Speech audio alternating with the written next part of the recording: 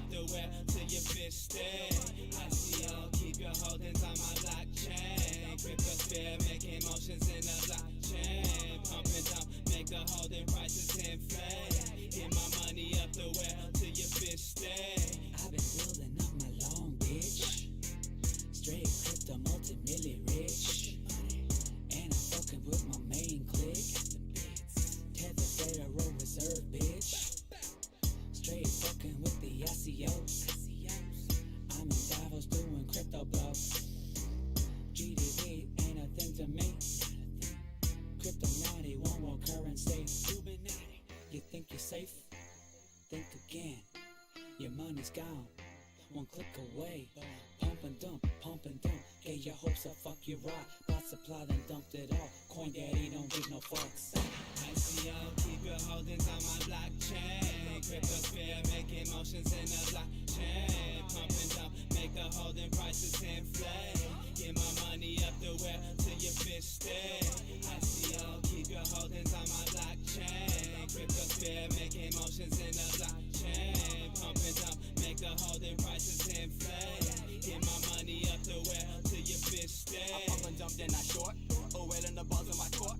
I play this game like a sport. Sick games and opposite resorts. From the bug, now I'm up in your wallet and taking your funds. And on the run, got 99 problems, but crypto ain't one. Taking your bitch to feel bad for you, son. Private info, private keys, throwing arrow offline overseas. Flow with Coin Daddy overbeats, making moves like Nova G. Love it when you call me Big Shill, rocking chin chill off that red pill. Looking at crypto like it's real, while fly blows in the wind like a pinwheel. T-Ho, tales from the blockchain. Coin Daddy, tales from the blockchain. I see y'all keep your holdings on my blockchain. Cryptosphere making motions in the blockchain. Pumping down, make the holding prices inflate. Get my money up the well till your fist stay. I see y'all keep your holdings on my blockchain. Cryptosphere making motions in the blockchain. Pumping down, make the holding prices inflate. Get my money up the well till your fist stay.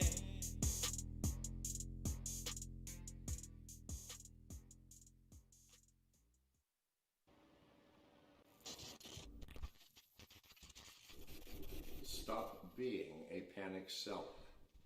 I'm John McAfee, and I approve this message. Every 10 seconds, someone panic sells at a new all-time low. Yeah, don't be this guy. I seen the market drop it, I don't think it's stopping. The voices in my head keep yelling. I guess I'm panic selling. Guess I'm panic selling. Why you panic selling? Why you panic selling? Every time the market crashing, why you always belling? You be selling all your shit like you garage selling. Always catching nails, dog, you need to check the spelling. Panic, panic, panic, panic. I thought I told you about a dip. Every time the market dropping, why you always jumping shit? You be buying at the highs and you never stick to script. Then you selling at the lows, dog, you wasn't built for this. I seen the market drop it, I don't think it's stopping. The voices in my head keep yelling. I guess I'm panic selling. Panic, panic, panic, panic. Guess I'm panic selling. All I see is weekends, weekends. Fuck, I need some money for the weekend. Why you panic selling? Why you panic selling? Why you panic selling? Why you panic selling? All I see is weekends, weekends. Fuck, I need some money for the weekend. Why you panic selling? Why you panic selling? Why you panic selling? Why you panic selling? Pussy. Panic sell, crypto crashing, no one laughing when it drops. Need to stop pulling stocks just to make up for the loss. I'm losing my mind, didn't see the signs. Crypto going down, got me feeling like a clown. What the fuck's happened now? Can't buy another round. I took a million now, had a panic sell. What the hell I'm gonna do now? What the fuck's happened now? Can't buy another round. I took a million now, had a panic sell. What the hell I'm gonna do now? I seen the market drop it, I don't think it's stopping. The voices in my head keep yelling. I guess I'm panic selling. Panic, panic, panic, panic. Guess I'm panic selling. All I see is weekends, weekends. Fuck, I need some money for the weekend. Why you panic selling? Why you panic selling? Why you panic selling? Why you panic selling? All I see is weekends, weekends. Fuck, I need some money for the weekend.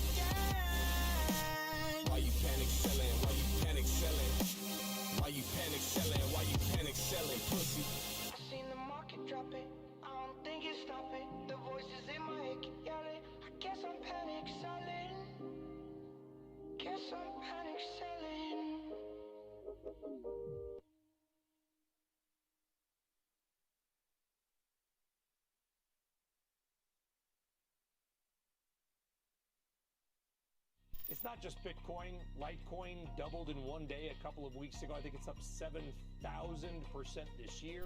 I'm going to call it a craze, and I don't mean that in a negative way. How do you think this all ends? Tell Khaled I got crypto keys. Investing money just to get more cheese. You paying taxes, I don't get no fee. Them coins stacking, I got chips on me. I got coin like Mario, up and turn up the audio. This that dollar flow, this the shit you just gotta know. You carry them knots, nigga, ain't what I prefer to do. Hot spitter, that ain't the currency I'm referring to. I'm talking Bitcoin, getting fast, top, yo, De Niro. Trap niggas, turn your stash spots to Monero.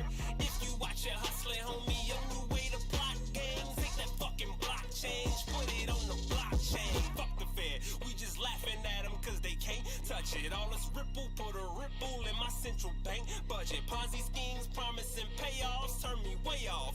We don't fuck with Big Connect, that's that Bernie Madoff. Sucker, tell Khaled I got crypto keys.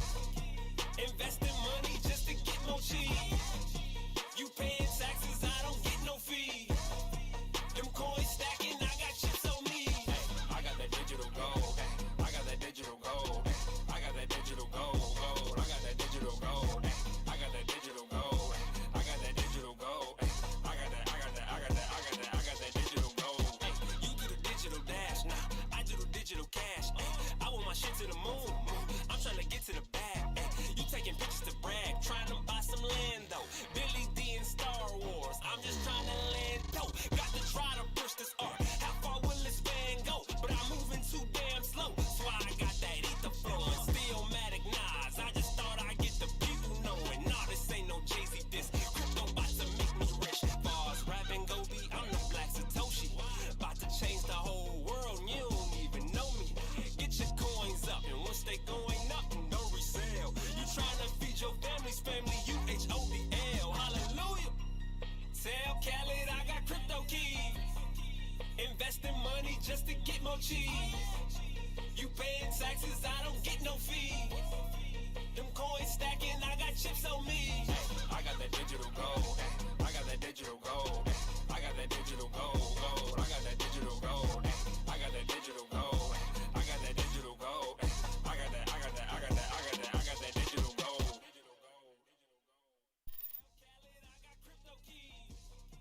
Investing money just to get more cheese. You paying taxes, I don't get no fee. Them coins stacking, I got chips on me. I got coin like Mario, up and turn up the audio. This that Last song, I want to move this into more of a learning thing for this early wake up portion of the day. Said he seek trend. Trading on the weekend. You got weekend. You wanna kill a streak, though.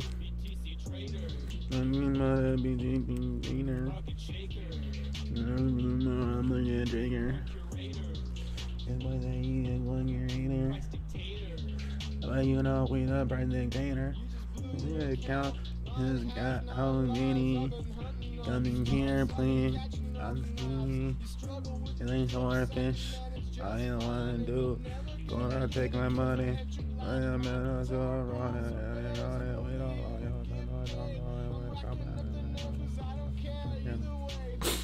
We can flow. We can flow.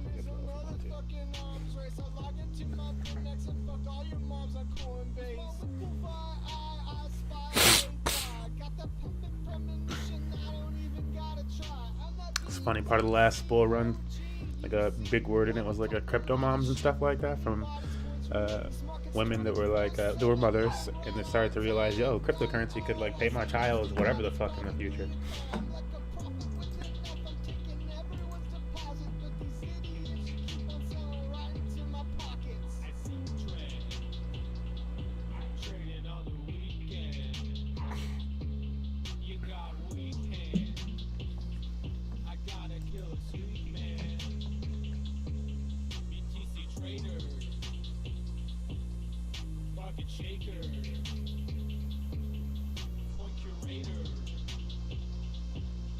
price dictator. After 9-month confirmation time, Quindaddy came to earth with thoughts of moon up in his mind. I was born in San Francisco with a treasure in my hand. Put my wealth into the bits and then I watch that shit expand.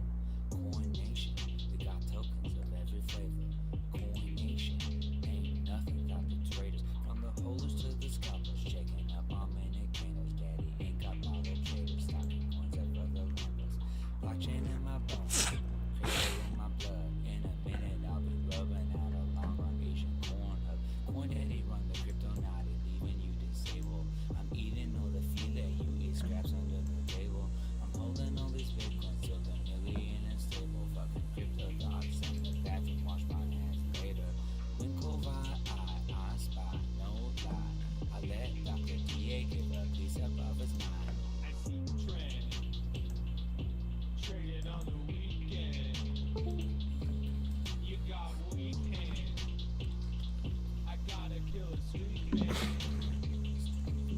BTC trader. Market shader. Coin curator. Price dictator.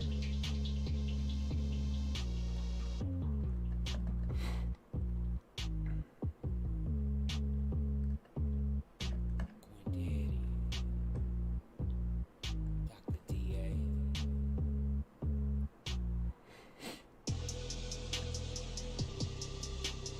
Yeah. Okay, Quindaddy. Dr. Difficulty Adjustment. Bitcoin is dead, no joke, even though it's kind of funny. Spoofy got bored, so now it's time to take your money. Didn't cash out already? Well, you just missed the off-ramp. Your stack won't be worth shit by the time it hits Bitstamp. Bearish. Down to the ground. Better close those logs. Red candles inbound. Even crypto mobs and moonboy lunatics know that it's about time to jump those tulips. Yeah, for all my players all across the world. What's going on, guys? It's your boy, man. Listen to this first for a second. In the slow mo, and then we're gonna speed it up. Another one. Another lit See if you play that video, music. baby. Hey, man. Please in a minute, so listen.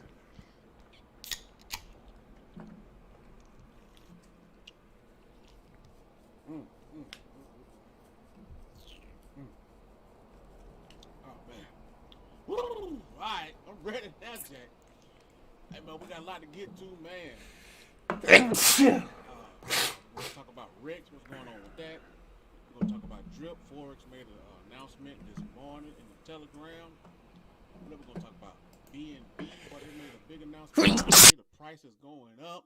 BNB going to $1,000, boy. I'm trying to tell you, CZ is not stopping. Boy, he got dead aim at Ethereum. I don't know what him and Vitalik got going on, boy, but he aiming dead for his eyes, boy. He ain't playing. So the price of BNB done broke away from Bitcoin. Don't count. But anyway, since we're talking about that, we got a new BNB miner. It's the same exact clone. That's what I was looking for, really. I just wanted the same exact clone, man. 3% as the regular. I just want to bookend it. That's all I'm doing. I'm just showing what I'm doing. You ain't got to do it. This one ain't even out yet. This, a dude in my Telegram sent this to me, but he the same one that sent me the cake one and the first, not the first BNB, the cake one, and what does he send me? The XRP one? One of them, but I trust him.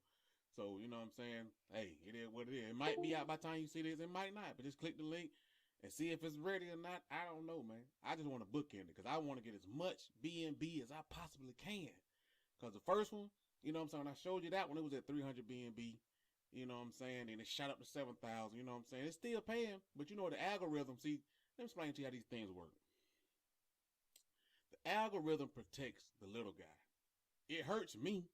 It hurts the whales, but it protects the little guy. If this was a regular ROI contract, they'd be drained by now because whales come in, bring in $1 million, and suck out all the damn money.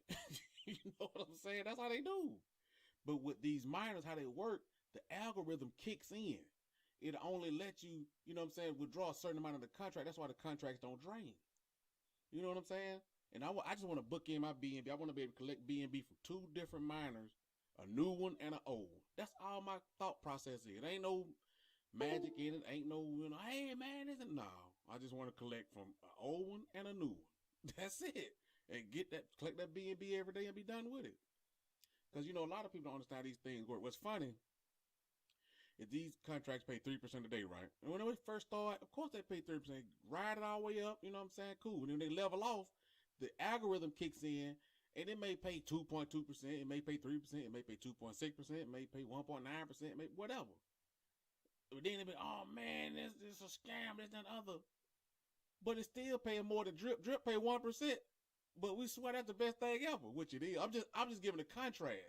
You see how people get complacent and they get greedy, and you know what I'm saying? I'm just showing you what I'm doing, bro. I'm just gonna be collecting. I don't care what it pay. I just collect. I ain't keeping up with it in no spreadsheet. Just as long as that withdrawal button is working every day, bro, I'm good. Because everything is rugged except these miners. That's a fact.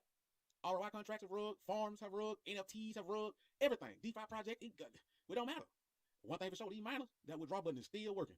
So, hey man, that's all I'm doing. But anyway, so that might be working, it might not, you know what I'm saying? Let's keep it moving, see what we got going on. Let's talk about this drip, baby. Forex made an announcement today, this morning. You see the price going back up, just went up again. The price was at, 15 something?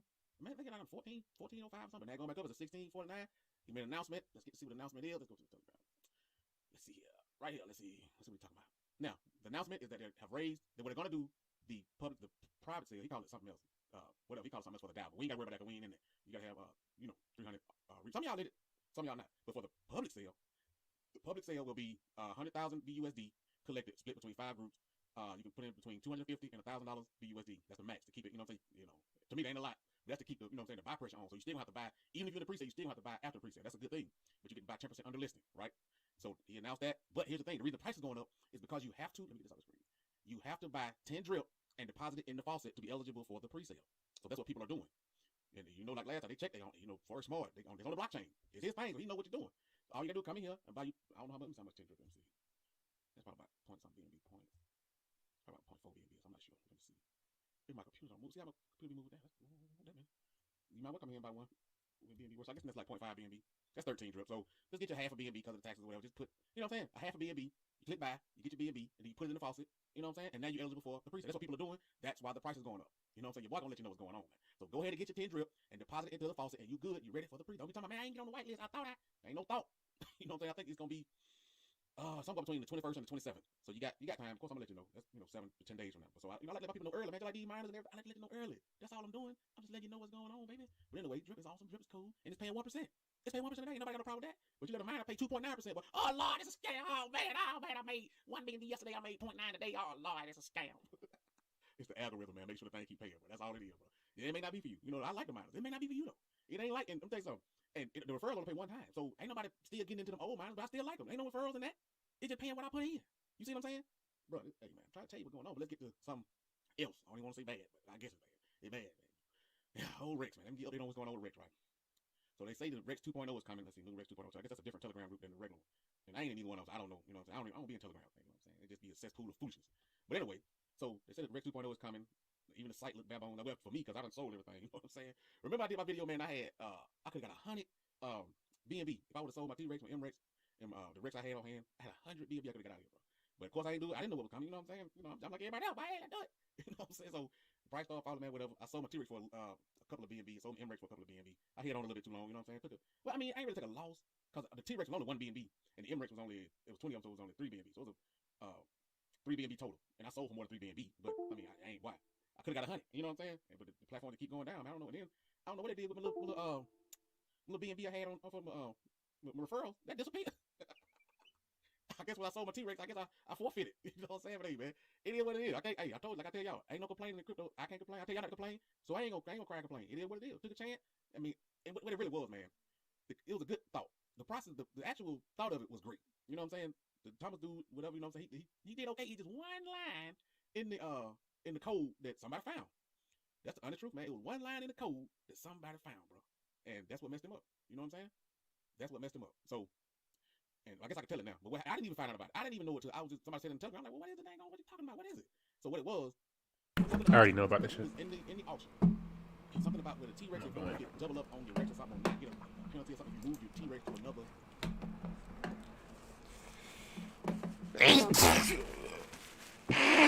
Guys,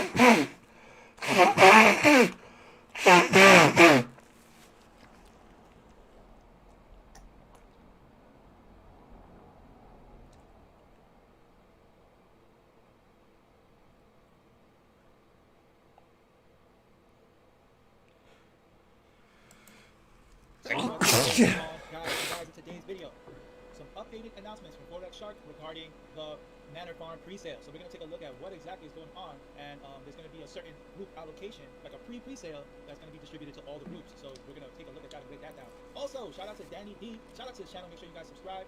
There was a leak regarding the NFT game that Forex Shark is developing on Solana. So we're going to take a look at what Forex Shark has in store and how that's going to be able to benefit Drip. So that detail and more. Oh, and also, guys, I'm also, speaking of Solana, I'm giving away the 2 ships. So I'll be able to drop 2 ships to yesterday's commenters. So stay tuned anyway, guys. We'll talk about it.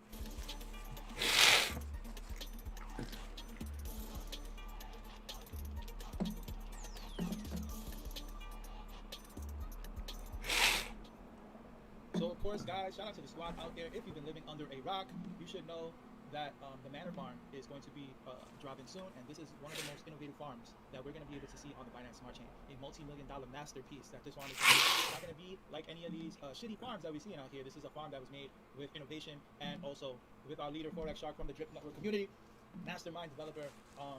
Definitely did a number on this. So we're going to take a look at the pre-sale allocation. Guys, if you're not familiar with Manor Farm, if you need more detailed information on the channel, I have an interview AMA with Forex Shark, so make sure you guys check that out. Also, we're going to take a look in a few minutes, the AMA that Danny D did with Forex, with Lucky. Shout out to these guys, man. Salute. You know, shout out to the crew. I believe that they're tied to our Drip Network Philippines crew. So, you know, that's what's up, man. International. Got my peoples out there, but I believe he's originally from Australia. I think he's from Canada. I forgot exactly. I think I'm correct on that. But shout out to my guys out there making Drip global. You know, that's what we got to do, guys, right? And I'm going to play a clip from my bro. He definitely mentioned that he's going to chop this up and make it more convenient for the community. But I think that it's a perfect and opportune time to be able to get more people to understand what Forex is doing with the NFT game. So I'm going to play some of this regarding the NFT game. But before we get into that, guys, we'll get into this. So, for those of you who watched last night's interview, link below, which is the interview that I just showed you, you already know about the announcement that I'm making today. We have decided to add an additional small 100,000 USD public pre-sale raise that we are going to that we are calling our promotional group raise. That's what they're going to call it. To be used as a promotional tool and to create hype in the various promotional groups purpose. So the same as we did with Drip, which turned out to be a massive influence on the initial promotion of the project at launch and caused a lot more demand for the token at launch due to the excitement of the whitelisting and raise caused in the groups, right? We will be working with 5 groups, providing $20,000 USD allocation to each. There will be a whitelisting process for those who enter the promotional group raise. This whitelisting requires that 10 Drip or more has been bought and staked in the faucet contract after this announcement was made by the person who is applying for the pre-sale whitelist, right? So if in order to participate in this at all, you have to at least make a 10 Drip deposit from right now, from the time of this announcement, okay? So those who are interested in participating, 10 Drip deposit is applying for the pre-sale whitelist, right? So if in order to participate in this at all, you have to at least make a 10 Drip deposit from right now.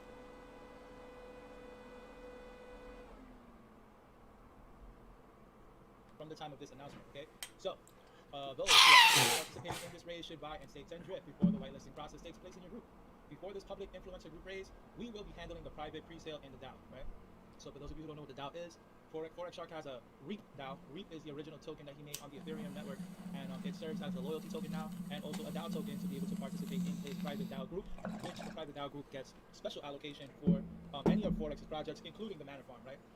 So you will have until Sunday. Oh wait. The form will be posted in the REAP DAO group and pinned. We want to give ample time for those who are in the DAO to fill out the form, so you will have until Sunday the 17th at 11 a.m. EST to submit the whitelist form. We will do the private raise in the DAO on Tuesday, the 19th at 11 a.m. EST.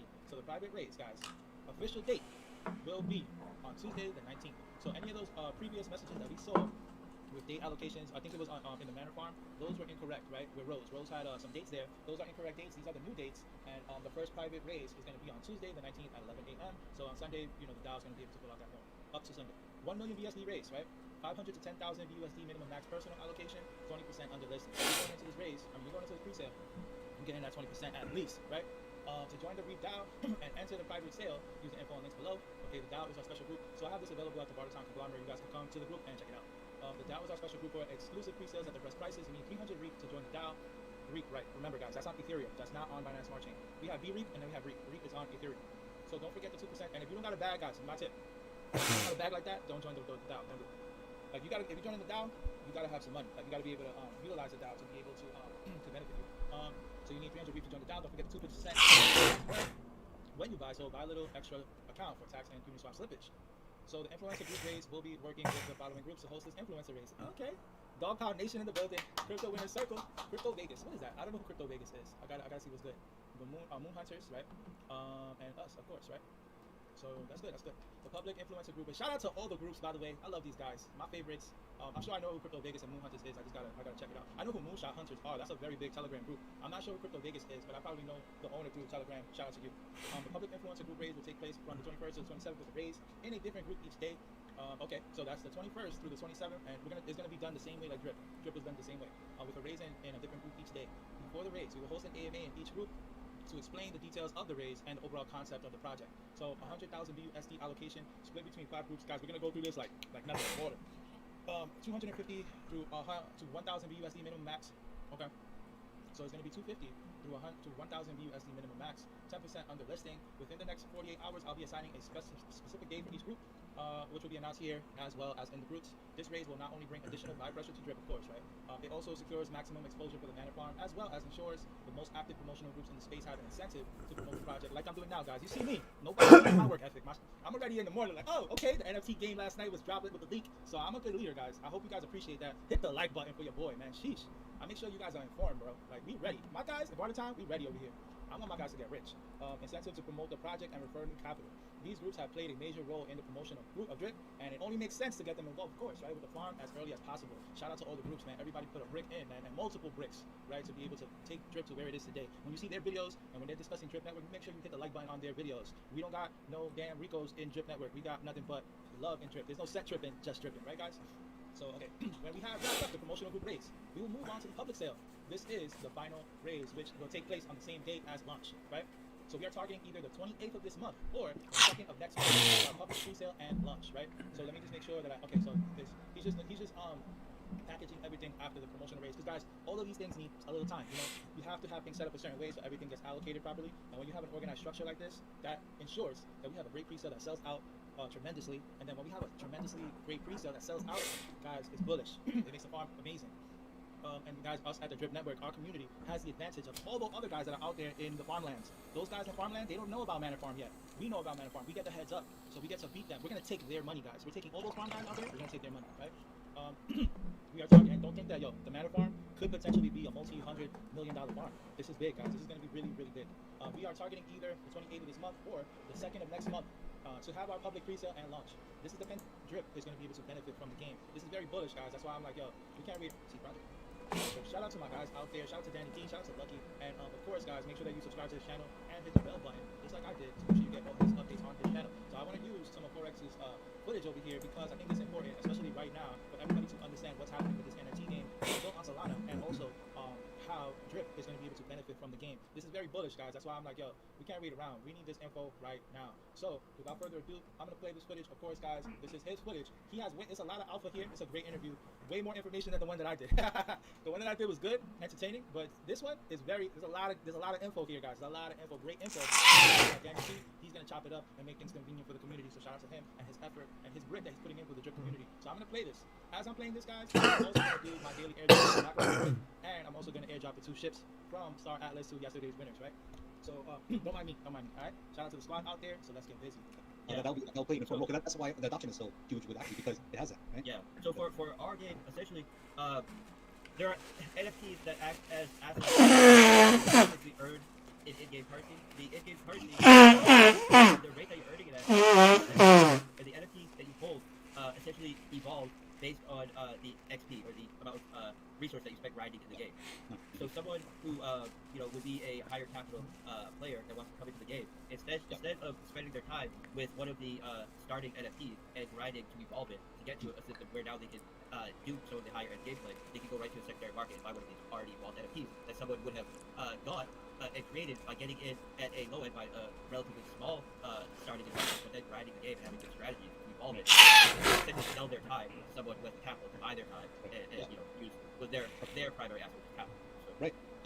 And scholars I had where we're ultimately trying to get into Drip, trying to get them in. However, because of their financial situation, this is a good starting point. So now you can earn with Axie or the game that we're going to launch. And then they could apply some of those earnings, or the earnings that I would put in my pocket. I'm actually giving them a bonus of setting up another drip account just for them. Right? Yeah. So you're really ultimately changing lives.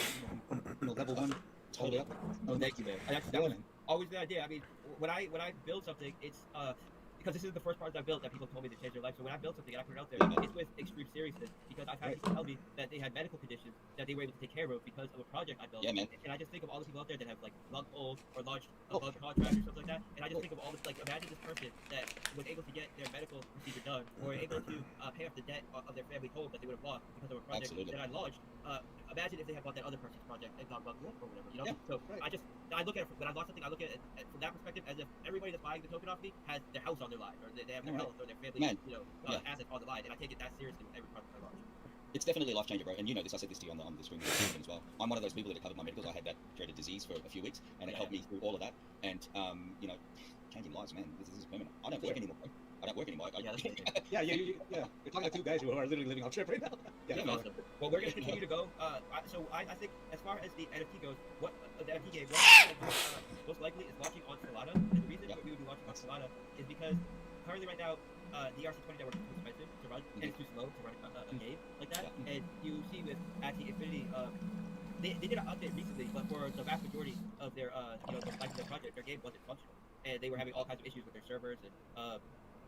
So partly it was due to just the fact that they grew so fast and they didn't have the servers necessarily to handle it, and part of it was just the slowness and cost of the ERC20 network that caused a lot of issues for them. So I don't want to launch on the ERC20 network, but the ERC20 network has the best infrastructure for an NFT project. Now I would say second to that is Solana, but Solana is very quickly building the infrastructure it needs to have a successful NFT game and NFT project. And currently they do have that infrastructure, it's just a bit newer than the ERC20 network, and they're cheap and fast enough to actually do it in a way that I want to do it. And the way we would incorporate that with Drip is what I'm leaning towards is because you can still launch NFTs on Binance Smart Chain. It just doesn't have a good secondary market, and it doesn't have some of the ways that it handles NFTs aren't ideal. But you can still buy, sell, and mint NFTs on Binance Smart Chain. So what will likely happen is the NFT game has multiple NFTs and some of the NFTs are items, in-game items. Some of them are tools, and essentially we set up all different kinds of conditions for these NFTs. For example, there's an NFT that there's only one of these NFTs in the game, and someone can buy it, and when they buy it off someone, the price of that NFT then becomes 40% higher than the price that person just paid for it, but every day it reduces the price by 1%. So it reduces the price by 1%, and then it could potentially get to lower than the price of that person that bought it off them, of these NFTs in the game, all different kinds of conditions for these NFTs. For example, there's an NFT that there's only one of these NFTs in the game, and someone can buy it, and when they buy it off someone, the price of that NFT then becomes 40% higher than the price that person just paid for it, but every day it reduces the price by 1%. So it reduces the price by 1%, and then it could potentially get to lower than the price of that person that bought it off them, but likely if that person wanted it, they would just buy it at that rate again. Or someone choose to buy higher than them, but anyways, there's this mini game, and this NFT is an item in the game that gives you specific powers, a specific gameplay that people can take advantage of in the game. So there's that model, and then there are and that's just one. So there's several items that are one of one that have that type of bidding system. Then there is an NFT that is kind of like an NFT that everybody shares that is part of the game that you get when you first buy into the game, and that's kind of like the starter one that lets you start playing the game. And then there are in-game items that are not one of one, but they're one of a specific number, and these are items in the game. And it's possible to have one of these items be an NFT on the Binance Smart Chain that we use the front end and so a back-end contract to communicate with the rest of the game if this NFT is staked or burned or whatever we decide to do with it. So what we will the way we'll likely integrate Drip with the NFT game is having an NFT on the Binance Smart Chain that you can only buy with the Drip token, and it acts as an item that can be staked in the game on the front end of our game. Even though the majority of our game is running on Solidity, we would use a back-end contract that just communicates to the Solidity contract when this NFT is staked on Binance Smart Chain and who's staking it. Then that information, when it's communicated to the Solidity network, would be stored on the Solidity chain. That person owns it there. And let's say they unstake it, then the backend contract, which is controlled by the front end, would then update the Solidity chain that they just unstaked it. And it's a way to do cross-chain, and since it would just be the staking of an NFT, it'd be very easy to do that kind of cross-chain, because you're just updating one piece of information. And the code would be, that backend code would be open source as well. So, this is what I'm leaning towards, because we already have the contract built for the NFT game, and we could do it, the whole thing on Binance Smart Chain, but I just feel like it's going to be way more successful on Solidity. So now I have to think, all right, how am I going to integrate Drip in it in some way? Because I really want to do that, and I think that's the ideal way. Have an NFT on Binance Smart Chain that can be bought only with Drip, that can be staked on the front end of the game, and there's a backend contract that's updating the Solidity chain when you do this. So, it's just another thing. This is something that me and my partner are super excited about, because building a game can be a lot of fun, And the theming that we chose is extremely fun. And I brought on a developer that builds games. That's like he's not specifically a blockchain dev or Solidity dev or a Rust dev. He builds games, and he's built some mobile games and some tower defense games. And we brought him on specifically to ensure that the game was fun and balanced and actually took strategy. It wasn't like some of these other games where essentially it just comes down to who has the most money because there's no strategy. If you buy this one player because this one player is overpowered, you just buy as much as you can, hit that one player, and now you're gonna win the game. This game is very well balanced, so there's strategy. Capital, but more strategy and more strategic thinking, you have a bigger advantage. And someone who has less capital could have more advantage to someone who has the same amount of time and the same amount of capital because they have more strategy in their game. So I'm and just the theming. So we decided to go with a hacker theming. So essentially, I'll leak a little bit here. I don't want to give away too much, but essentially, with the game, you're essentially a hacker, and when you get into the game, the front end is like a terminal look, terminal slash like 90s hacker movie vibe feeling, like a fun type of hacking kind of simulator type of deal. And when you first buy into the game, you're buying a botnet virus, which is represented by an NFT. And this botnet virus is going around taking control of servers. That's crazy. And the servers act as your in-game currency. So as you're taking control of hacking servers, you can then trade control of those servers to buy these items on what looks like a darknet market. So you're trading control of servers for items, which are different hacking items, and we're naming all of the viruses after real viruses like WannaCry, like Deep Blue, the Deep Blue botnet, and WannaCry ransomware. So all I'm excited for this. Don't forget, I love you, bug. That's what it feels like. I love you. I can't wait. I do remember that one. That was the one spread by email way back in the day, like AOL. I remember that. Yeah. So anyways, so it has this kind of passive feature where you're running a botnet and trying to make the botnet more powerful, so you can take control over more servers passively as the botnet plays. While there's a more aggressive, active side of the gameplay where you're building up more like specifically red team targeted type of tools such as rat tools and other offensive tools that allow you to hack other players of the game and take control over their servers. So you're not just like passively mining them; you can also attack other players of the game and take control of their servers. And you can also build defenses. And, by buying, so essentially the more active NFTs have a rating and or have values, and it's broken into attack, defense, and looting essentially. So the NFTs, the active NFTs, depending on what they are, could have a high attack, high defense, or high looting rate. And for example, a high looting NFT is the WannaCry ransomware NFT. It's essentially all looting. So when there's someone else in the game, what you can do is you can attack them, and if your attack rating is higher than their defense rating, then you can take control over however many servers they have, depending on your loot rating. So if you have a high loot rating, you'll be able to take over control of more of their servers. If you have a low loot rating, you'll be able to take control over less of their servers. And then you can essentially buy firewall and buy different defense tools that help your defense against people. And then once a day, essentially, you can take those servers and cash them out on what looks like a darknet for, in this case, it will be sold because we're launching it on the Solidity chain. So this is essentially how you can cash out of the system for selling these servers that you've infected through your botnet or stolen from other players of the game through attacking them through different hacking tools. And this is essentially how you cash out of the game. And then there's like that. Actually, you can take those servers and cash them out on what looks like a darknet for over their servers. If you have a low loot rating, you'll be able to take over less of their servers. And then you can essentially buy firewall and buy different defense tools that help your defense against. And then once a day, essentially, you can take those servers and cash them out on what looks like a darknet for, in this case, it will be sold because we're launching it on the Solidity chain. So this is essentially how you can cash out of the system for selling these servers that you've infected through your botnet or stolen from other players of the game through attacking them through different hacking tools. And this is essentially how you cash out of the game. And then there's like that tool that only one person can have. This can give you special abilities. For example, you can only cash out at one period during the day, so you have to really strategize when you're going to attack someone. Because say you invest all of your capital into having a high attack, and you're not investing into your defense. If you have a high attack and a high loot rating, you can get away with this if you attack people right before it's a time to cash out, so they don't have time to attack you back. Brilliant, man. Yeah, well, see, I can't wait for this shit. Me and my partner came up with the theming as far as the gameplay, like the hard gameplay, and like keeping balance and all that stuff. That a lot of that is due to the person that I brought on who designed the game. So like I have to attribute a lot of that to him, and we'll see if he. I'm sure he'll be on the documentation and stuff, but I'll see if he wants to do stuff. I'm not sure. Yeah, that would be really awesome, man. Yeah, hopefully, but awesome. Anyways, the game has so many elements, and then so we wanted to have essentially NFTs that are also procedurally generated and randomized with specific assets that have different rarity value, like pups. So our version of pups is spies. We have spies in our game, which goes with the hacking theme, right? So and they play a role in the game, and they're procedurally generated with specific assets that give a different rarity rating, and there's a specific amount of them that are minted at the start and never minted again, and you can buy them on a secondary market. This is how you get them after watching the game, by trading and buying them in a secondary market, same as pubs and those things are traded. All of this has been built and ready to go, but we have.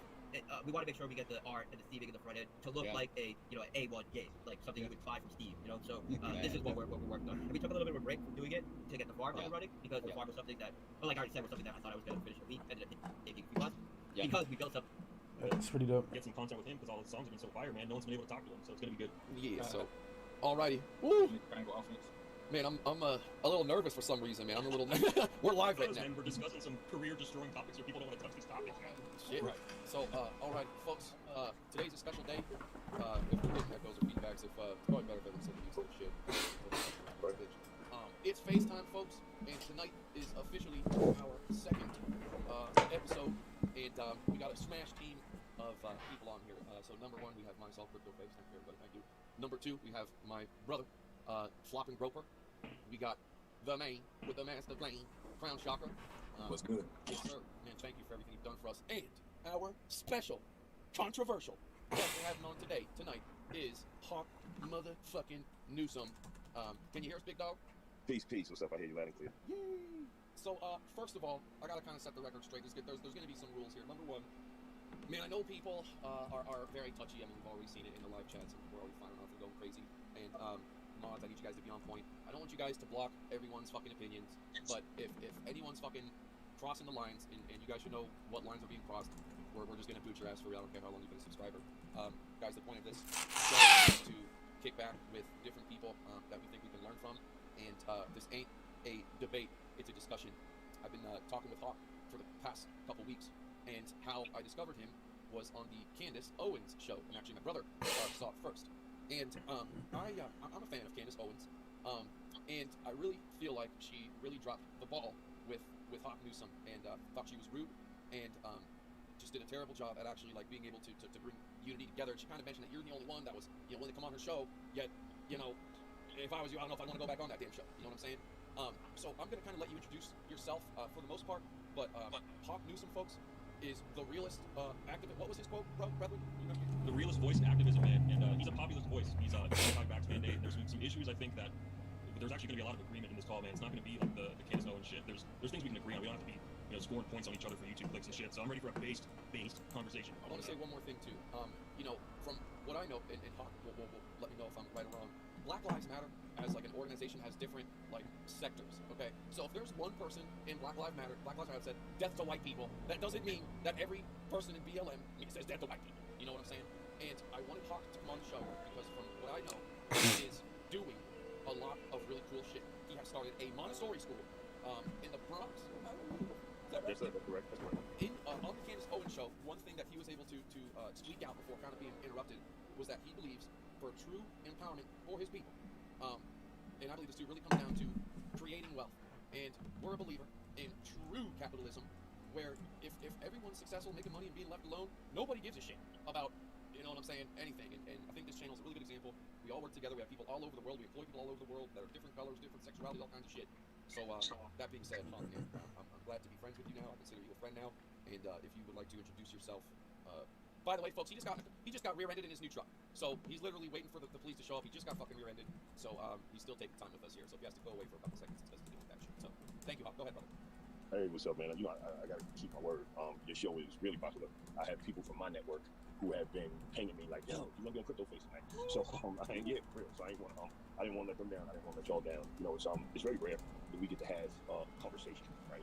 When you deal with Fox News, I've been on there. Megan, I've dealt with Tommy Loren, Candace Owens. What they try and do is they spin you. They ask you a question while you're in the process answering that question effectively. They throw another question at you. This is a tactic. It's a distraction. If y'all folks don't get nothing else from me tonight, just know that I am not one of those talking heads. Okay, I'm not just somebody out here on TV making statements to push you. The only narrative that I really care about is black liberation, right? And when we start talking about things like systemic oppression, people yes.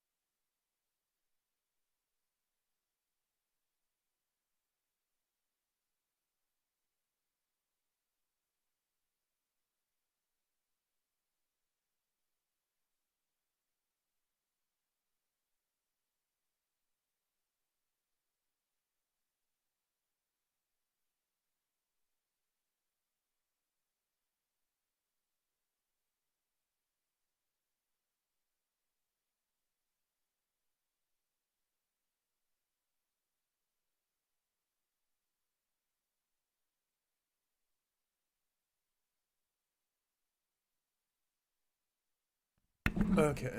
Conservatives As a and minority, I just have to share it with my girlfriend as a topic, a partner, as a topic. Because I don't know, you don't hear about a lot of other black folks in cryptocurrency, and then especially that are like actually trying to not just make money themselves, but redistribute it and teach others. versus the politicians and the corporations that so I'm happy to be here. I mean, you want a little background on me. I'm born and raised in the South Bronx. I'm here doing a lot of work in my community. We fed about 15,000 people last year. We started a school. We help kids with toys around Christmas. We always do work in our community to empower our people. Yeah. Okay, yeah, that's what's the name of the, if you don't mind me asking, the Montessori school that you started? Say that one more time, I'm sorry. The name of the school that you started? Oh, it's the Wildflower Charter School here in the South Bronx. It's the only Montessori school in the Bronx. What people don't understand is there are cultural differences. Like a kid dealing with the institution of education in Idaho somewhere has a different set of circumstances that conditions the way that they learn and sets them apart from a kid in the South Bronx. So we believe that to make kids learn effectively and have an impactful education, then they have to be taught in a way that's geared toward their needs.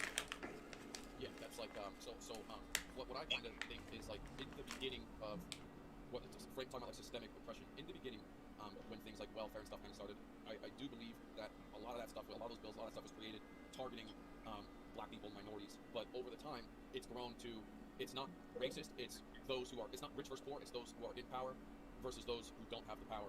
And that's what I think the main issue is. Like today, it's like all the talking about. Like, man, have you heard of Kensington Street in Philadelphia? Have you seen like the training videos of that shit? Man, listen, I went to Kensington in Allegheny and I gave out food to people. We marched from New York to DC and we stopped there on that corner about 2 years ago. Gave out fresh fruit, nuts, just fed people, gave them water, showed those people love. Like this is what I do. Like I'm here to help you. You know what I mean? And it was black, white, Spanish, whatever. Everybody was out there. But yeah, it's like Night of the Living Dead out there, bro. It's like zombies for real. Yeah, for those of you who don't know, it's Kensington. You can like look it up on YouTube, and it's just a drug-ridden, terrible place. Literally, people walking around like zombies and shit. So we kind of have a lot of different subjects, and we probably won't be able to get to them all. Brethren, do you want to like fire off one of the subjects? Maybe we can I'm sorry, brethren. Before you start, I just want to say one thing. I'm sorry. Yeah. Welfare at its inception was for white people, right? White people were getting breaks on homes. They were getting people from different countries were coming here. They were getting land deals, and black people was excluded from that process. While President Ronald Reagan was running around here talking about welfare, talking about welfare queens, right? Talking about welfare queens. These when he was talking about welfare queens, the majority of people on welfare were white. When you look at a program like Section 8 in New York City, that's when the government gives you stipends for houses, right? The majority of those people receiving those were Jewish people. But what the news will give you is an image of a welfare queen, right? Some black woman with a lot of kids having too many kids to take care of, and that's the narrative that they push on people. And this is Googleable. You know what I mean? These are the facts. When did the welfare shit start? Like what time period? My bro might know. You probably know. Like when did that start? And then maybe kind of change towards like I know me and my brother talking, and like our kind of view on welfare is like they give the single mothers checks, and it like makes them motivated to not have a father figure in the house. You know what I'm saying? Brother, you want to chime in here? Help my ass out. I kind of want to like tie it into crypto, like because we're right at the beginning, and like there's a lot of topics we could go in on, but like for instance, he was talking about systemic oppression and how like both sides of the political arena actually agree on it, and I mean I agree that systemic oppression is very real, like or else crypto wouldn't be exploding. We have a monetary system. Inflation. I would say, by the definition that the left has of what a systemically racist system is, I would say inflation is a systemically racist and is systemically oppressive. It's oppressive to all people, but obviously since a higher percentage of the black community is impoverished, it's going to disproportionately affect them. But this is where crypto comes in because it's not going to be the kindness of people's hearts that liberates people. It's going to be the technology, right? And so I think that recognizing that a lot of the systems that we have in our society are corrupt and are oppressive is how we innovate and get better. And I don't really like the whole group thing, like my people versus your people and stuff, because at the end of the day, I feel like if this revolution is going to happen, all forms of populism have to unite. So I'm going to give Hawk Newsom a thumbs up on the fact that we do live in a systemically oppressed society. I just may have a little bit of differences as to like if he thinks it's directly targeting black people. I think it's just targeting everybody. And since they have like they're higher disproportionately impoverished, it's going to affect them more. But so yeah, leftists would say it's systemically racist. I would say it's systemically oppressive. Apples and oranges. And yeah, I guess that's my general take. Crypto might be the answer we're looking for here. I think it's important that we not overlook other people's experience. You know what I mean? Like, you made valid points, and you said it, right? It's because black people are poor, it affects them at a disproportionate rate, right? But you have to look at the root cause of that impact, right? And it's because of programs set in place by the government, right? It's because of racism in banking, right? It's because of the judiciary system. Black guy and white guy, age, upbringing, criminal record. Black guy gets a harsher sentence than a white guy. These are facts. This is what happens across the board. And it's not like you're giving a victory to someone by saying, hey, it's fucked up. and they are targeting black people. I would go as far as to say is they're still targeting black people, even if it's indirect.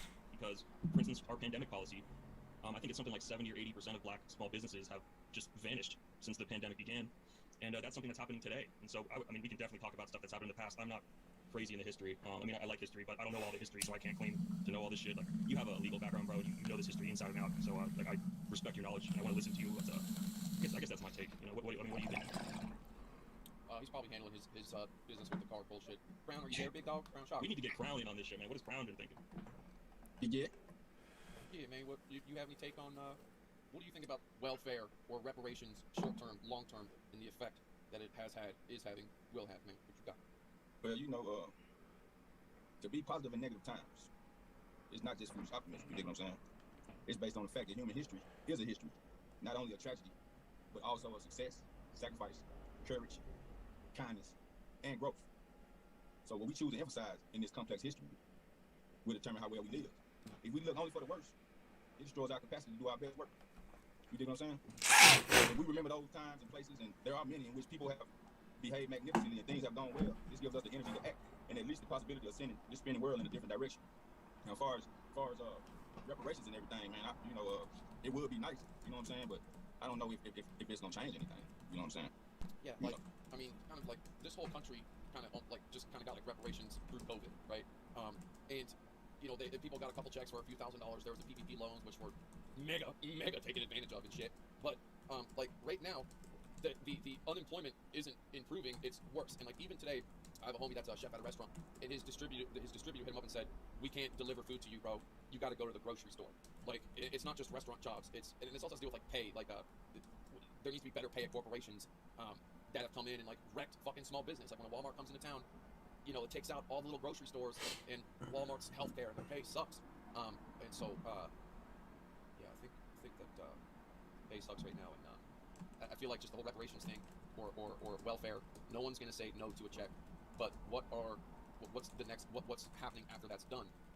Do people get lazy off it? Taxes go higher? You know, for example, like I know with myself, man, like it's more taxes for me. And honestly, not only am I scared to spend money, I'm scared to hire. I'm scared to help my friends and family more than I would if I didn't have that shit to deal with. So that being said, I'm kind of interested to hear what maybe Hawk's ideas maybe on taxes. For me, I think there should be just a straight up flat 10 or even say 15% tax across the board. The numbers I think work out. I just think there should be a 5% tax on a corporation, a single asshole, or a business. Yeah, what do you think about taxes, Hawk? Can I talk about reparations a little bit before taxes? Yes, sir. Okay. Nothing is reparations other than reparations. You understand what I'm saying? Like nothing is reparations other than reparations. You understand what I'm saying? So when you're dealing with this, you have to be cognizant of it. Because if you look at Hiroshima, reparations were paid. You look at the Holocaust, reparations were paid. You look at the theft of the property of the indigenous people here in America, reparations were paid. I mean, they gave black people whole countries, bro. Whether it solves the problem, which it doesn't take away the pain. They gave them a whole country. The response from the Holocaust was, "Here is Israel." Seriously, that's how Israel came about, bro. All these Jews got displaced.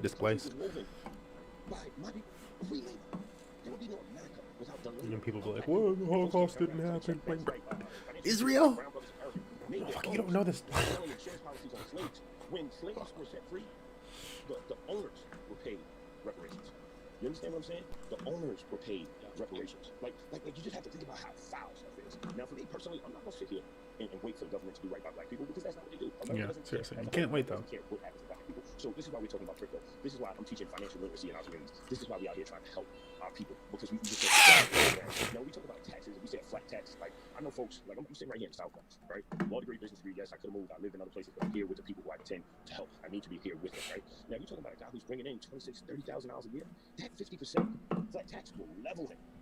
Will destroy their family. People can barely afford to, like, based on minimum wage, the majority of people who make minimum wage can't afford to pay rent in America, right? So if you do that with the taxes, then you absolutely can't. And I'll sum up quickly. It just wouldn't be fair. Now, you know, a lot of people talk about socialism and stuff like that. I say I'm a champagne socialist, right? I like my Jordans, I like my Balenciaga sneakers, I like fly ass clothes, right? And I drive a really nice car, right? Not off profiting from black people, but off my own hustle and hard work. But with that being said, I think people should be able to own an island. They should be able to own whatever the hell they want to. But it shouldn't be homeless people. And everybody should have free healthcare, right? If we are Christians, everybody's a Christian, we Bible thumpers here in America, then be that good Samaritan and just say, hey, you know what? If I make a little more, I'll pay a little more to make sure everybody's straight. Okay. Couple of some good points to digest there. Number one, let me correct my maybe tax thoughts. That's how I feel, honestly. When I make more, let me pause it on there. 60,000 or Whenever I'm making more, I'm in a situation of prosperity over some months or something like that, are the times where if I see a homeless person on the street or something like that, like pretty much give my money every single time then, because I have more money to give away. And the way that I think I'm not going to have that money to give away, spare change really. And like, yeah, you could stack up spare change and have an extra $100 or $1,000 at the end of whatever the heck. But I'm like, I'd rather give that extra $100 or $1,000 to people that are in need for whatever reason, because they're in need for whatever reason. yeah, like 60 or 70,000. Maybe they don't have to have an income tax. We'll take away the 15%, or maybe even lower it to 5. That I'd be cool with. But as far as I just don't think I know when it comes to taxes, everyone says anyone above me should be taxed more. Like whatever I make, I could have 50 million, 100 million. I think everyone who makes more than me should be taxed more, right? As far as reparations. The reparations, though, because we started with the reparation conversation. Yeah. So my thoughts on reparations. There are reparations that are real life today. For example, in a couple states, Indians are the only ones who can start casinos, right? And I almost feel like in reality, that reparations would be the lazy way to patch up a problem. Where instead of, it's like, what would be better for your people? Giving them, let's say, $1,000 check, like once every 2 months, or $500 a month, or actually providing like the education in schools that matter, how to do your taxes, how to do real estate shit. You know what I mean? Like I feel like if reparations were used and do become real, it's really just a patch of the problem, and then it creates more inflation bullshit. And at the end of the day, it's more of used just like as hush money. I have something to add on the reparations. I'm kind of with you, bro. Like when it comes to reparations, like the thing is like it's like Hawk said, like it doesn't heal the pain, because like what is everyone supposed to be like? Oh, okay, we're cool now. Like it's just not going to happen like that. Like there's feelings that no check cut, for any amount of money is going to like heal the kind of wounds that a lot of people have in their hearts over these issues. And another thing I would like to add is people tend to vote wherever like the government handouts are. And if one party says, oh, we're just going to pay for your vote, basically, what kind of other systemically oppressive policies does that party want to put forward? Because then at that point it becomes, you have to weigh. It's like, do I want these reparations and runaway inflation and a welfare system that disincentivizes fatherhood? Like things like that. Like there's all these other things that come in. Like, you can't just have one part of the salad. Like, if you're voting for a party that's going to offer reparations, you kind of got to take the whole, you know what I mean? That's how these political parties are these days, is you can't just like one thing about a party. You got to swallow the whole goddamn spiel. You know what I mean? And so I think reparations might actually be bait. I think it might actually contribute to the division in America. I don't think it would solve the animosity in people's hearts. But I do actually think Hawk has a good point where, our country has issued reparations in the past. And I guess as my brother says, they continue to do so. So it might happen, but those are my concerns with it, just as an American citizen. There is, this country, America, used to be profitable and not have a deficit. I believe it was Bill Clinton was the last president. I think when he ended his term, we had a, what's the word for when we're positive and not a deficit? Surplus. We had a surplus of money, and America was officially like profitable. And now we are deep shit in debt, and like we're not letting the economy have like that little recession, that natural recession, and we're just pumping out fucking money, overpaying for everything, whether it's war shit, healthcare. Like with healthcare, as far as like back in the day, like in the 80s or 70s, capitalism, like the competition, created much better healthcare for a way lower cost than we have today. And like there's a lot of things that go into the system of why it's terrible. Number one is, if you're a medical supply company and you're negotiating with someone in the government of how much shit costs, on average, I'm going to charge the government 5 times more than I would a private business because I can get away with it, and that person doesn't care. And so I feel like that just. Yeah, we can definitely steer I say we go into welfare, and they're not welfare, healthcare. Crown Chakra. What do you think about like healthcare for all? Like, do you think that's welfare? Do you think that's big government, or like what do you think, Crown, about healthcare for all? I guess like. Well, me personally, man, you see all these. I'm gonna push through some of these topics. Maybe, I know what you're saying. What I'm saying. Let them do their introduction and stuff like that. It's a long talk. And the insurance told them that, listen, like, I prevent that. Well-regulated folks to build at a roof, and by doing that, he pointed his weapon at a federal officer. It still happens. Like it still happens. I got there's an article in the Village Voice about maybe a month ago, right? And they talked about how I'm being surveilled by NYPD counterterrorism.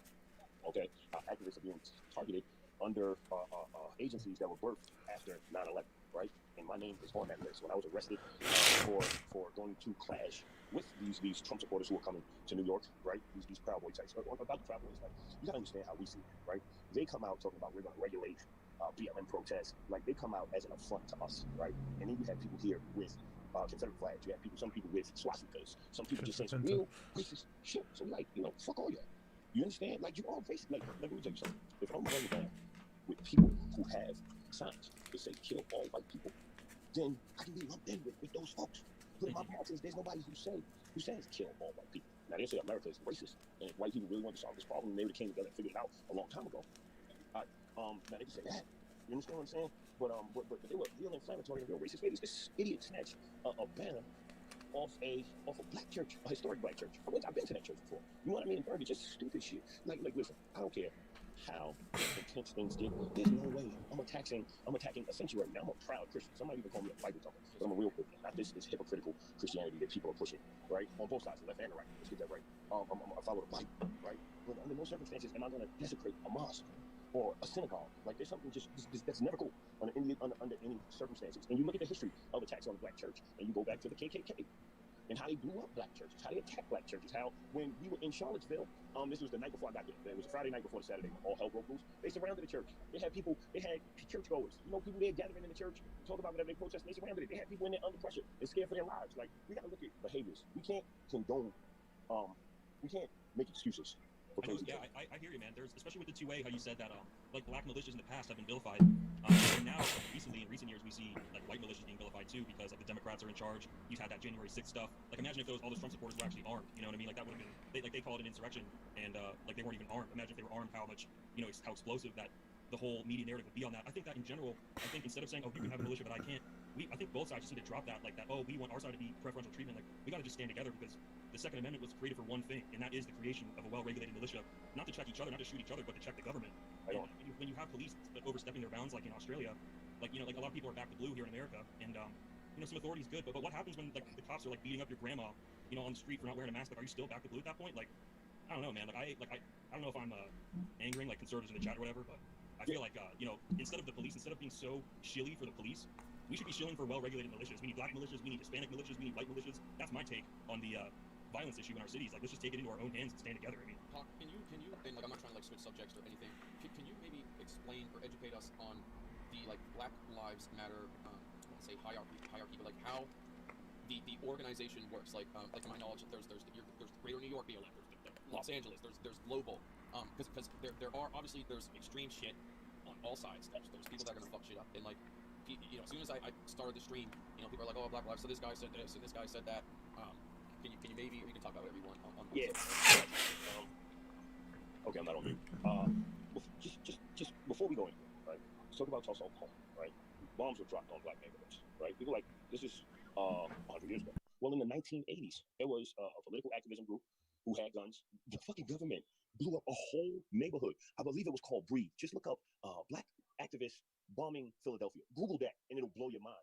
Like, and the thing is, I never said that the police are only bad to black people, right? That's when you start talking about classism, because they run around kicking the crap out of poor white people too. Police are out of control in this country, okay? And the thing is, folks are talking about back to blue, but they're beating the crap out of cops on January 6th, right?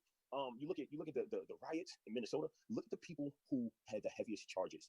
Those were Boogaloo boys who came in under the guise of BLM activists. One killed a Fed, the other did something crazy in the precinct. Like, the information is really, really out there. And what you said is right. Everybody should have a right to bear arms, right? Like, and the left might hate me for this.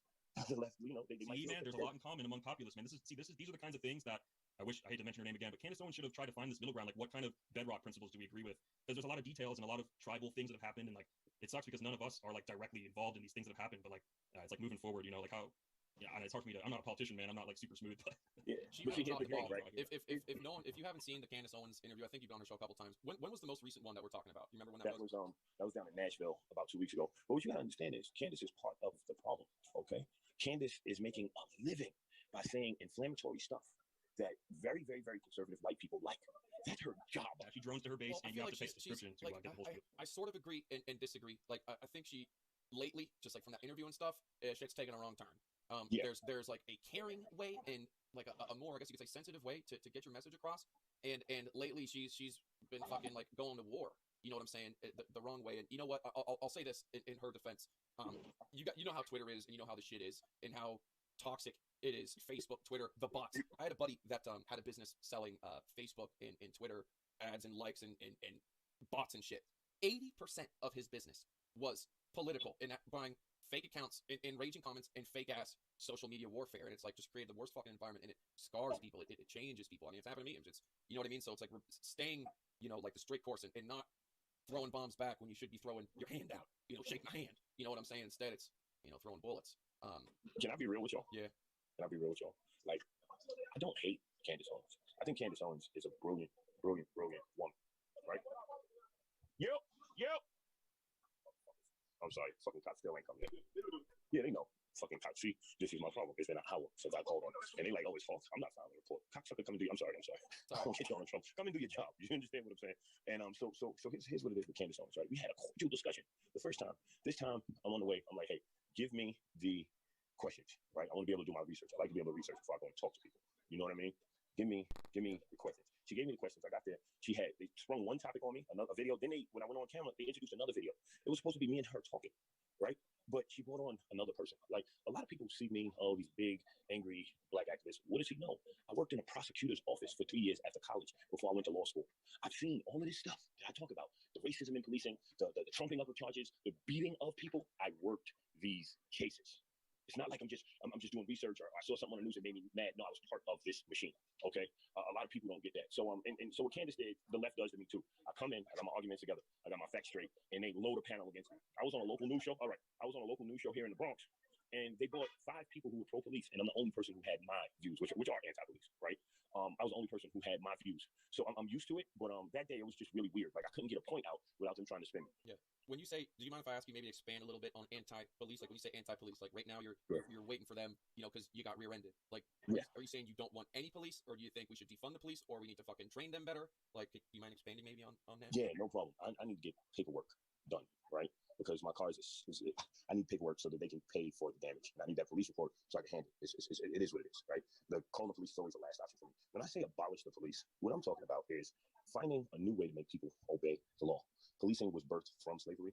You had the slave catchers, right? Everybody knows this. Whether you want to argue or not, Google is your friend. Okay, so what we think about this, right?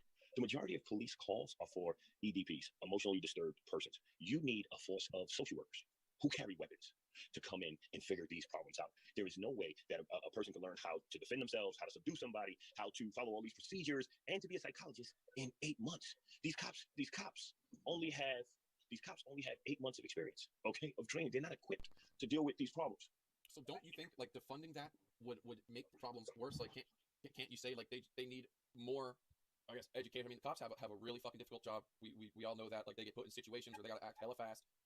Like, you don't sound insane. It just sounds like you're saying like reform the police, not like defund or get rid of or abolish or whatever. Okay. Honestly, man, I'm like a militia guy, kind of. Like, I wouldn't abolish the police, but I think you're right that like there should be other entities, possibly birthed from like populism, like the people themselves, like a grassroots kind of thing to protect the communities. Like better policing. Like, my sign would say we need better police. Like, one thing, for example, is like there's been a lot more body cam shit on police. I'm huge on body cams, bro. I think politicians should wear body cams. I think if you work for the government or anything, if you're a public protector, you gotta wear a camera on your ass. The DMV, yeah, I think I'd have to agree with that, even though it's it's like camera shape. Yeah, I'd agree with that. Hey, anyone want to expand? I just want to jump in, bruh. We have been saying reform the police since the 1960s. None of their reforms work because policing is inherently racist. Like, I don't know if I can agree with that, man. Like, I don't know if I can say policing just came from slavery. Like, every community all the time forever had some police brutality. What about other races that are affected by police brutality? Like, do we exclude them from the conversation? Like, no, I would love to have an honest, non-racial conversation about police brutality. I'm saying if you want to keep it all the way 100, you call it power, I call it classism, right? The police are here to keep poor people in check and to make rich people feel safe. Right now, I'm not going to argue something that we could do our research on, like where was policing in America, where its origins come from. Like, what we're doing with Black Opportunities is we're teaching people how to police themselves. There's organizations in New York called they're called violence interrupters, where they take people who are in jail, people who are in gangs, right? And the city funds them, and they go out and they squash beefs, meaning they mediate hostile situations in our communities. Some of those communities where murders were rampant, they reduced it and they would go like 5-6 months without a shooting, right? So what we're doing is we're training people to police themselves, training people to police themselves. Like, I don't want to keep going in circles, but this policing in America sucks. Like, it literally sucks, and it doesn't work. You look at the era of mass incarceration, something that Democrats and Republicans agree on. Who fed those bodies to the system? Who sent them people to jail? I mean, it was a bipartisan effort. A lot of Democrats too. Like, I mean, that's happened throughout history. Like, especially with things like gay marriage. Like, all Democrats opposed it, and now they're all for it. And yeah, I mean, it's been both parties, right? A lot of people, right? When we talk about gay marriage, right? A lot of people think America had this great awakening. No, gave money. Gave people with money, members of the LGBTQ plus community with money, got together, put pressure on politicians, bought the politicians they needed, and that's when we saw change.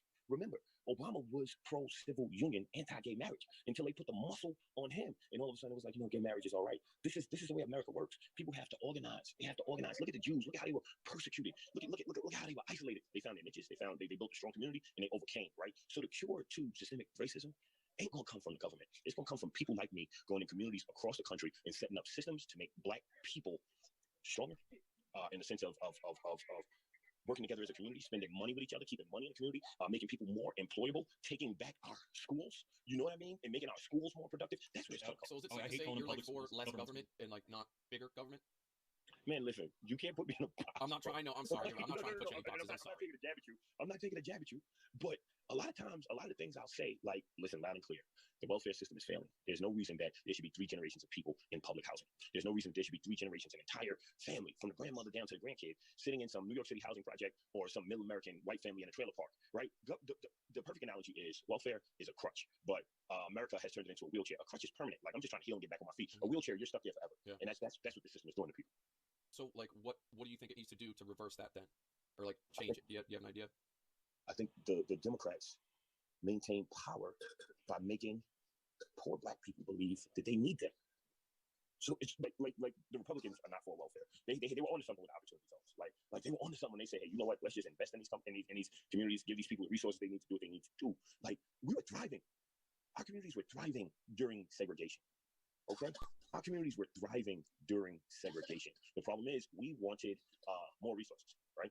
We wanted more resources. So, and then you had Dr. King come along with his integration. We had Black doctors, Black plumbers, Black engineers. Everybody's living in the same community. And then once, the world opened up, Black people left all the poor Black people behind. Instead of staying there to help them, they left and moved into communities that did not want them there, to burn crosses in front of their lawns and did all this crazy stuff, right? Like, I want the Black community to be strong. And there's nothing wrong with that. Like, New York, people call New York a melting pot, but it's not. It's really segregated. You have the Hasidic Jews who have a community. You have the Asians who have a community. Everybody has a tight-knit community. I dare a Black man to try and go and open up a store in Chinatown. See how many people go in there. On the Hasidic community, see how many people go in there. But I'm standing in the middle of 163rd and Sheridan Avenue. And the majority of the stores around me are owned by Yemenis people. The buildings are owned mostly by Jewish people. Like, we don't own shit in our communities, right? But nobody will teach that to us.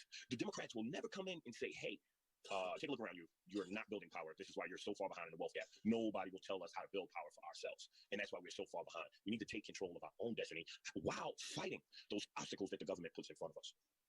Man, that was powerful, man. That was powerful. I think there's something really powerful to be said about opposing government schooling. Like, clearly the education system has failed everybody. And it's like people need to take like the self-education and the self-autonomy into their own hands. And that was like crypto for me, is like being my own bank. And it was like crypto to me is like financial freedom and like my privacy, and like I've become like a big believer in like decentralization of power. And like when I look at the Black Lives Matter movement, it's almost like those are all the things that they want too. And I'm like we want the same things. We just need to talk about our experiences, and like you've got these stories that you know about that don't sit well in your heart, and like people in the chat got stories they know. Everyone's got their own little facts that they want to add to the conversation to lend credence to their side, but like we're all on the same side, right? Like public schools are bad, like police brutality is real, like inflation affects everybody. Like it's at the end of the day, it's not the good in people's hearts that's going to liberate us. It's technology and innovation, and it's going to be things like crypto that's eliminate poverty in the world. It's not going to be the goodness in some politician's heart, that's for sure. That's a fact. I met Andrew Yang about 3 years ago, and I wouldn't call us friends, but we had a few conversations over the years, and he told me about the automation of the workplace, right? So I look around at all these cab drivers in my neighborhood, looking around at the truck drivers. I'm looking at all these people who work in these restaurants. I was in an airport in Indiana yesterday, early this morning, and the McDonald's had no employees. Like, for the most part, there was no like real cash register. Everybody was ordering on the automated system, ordering on the computers. Like, these jobs are leaving. People are shopping online. Malls are going to close. There's not going to be any more truck drivers, cab drivers. So what I want to do is teach young Black kids how to program and how to write codes. Like, give me money to do that. New economy shit. Yeah, like it's like our schools are built to make everyone fail and be a freaking retard. Sorry. Yeah, no, we definitely need to like rush the factory. And this is something that's like really, there's been like a lot of new light shed on like the directors, the education directors from like the local ones and some California places like across the board. Definitely something that needs to be like attacked, as far as we need some new some new people up in there to make the education curriculums have more real life shit and more challenging shit. Like, even me, like, how many years are you gonna take the same damn algebra class? You know what I mean?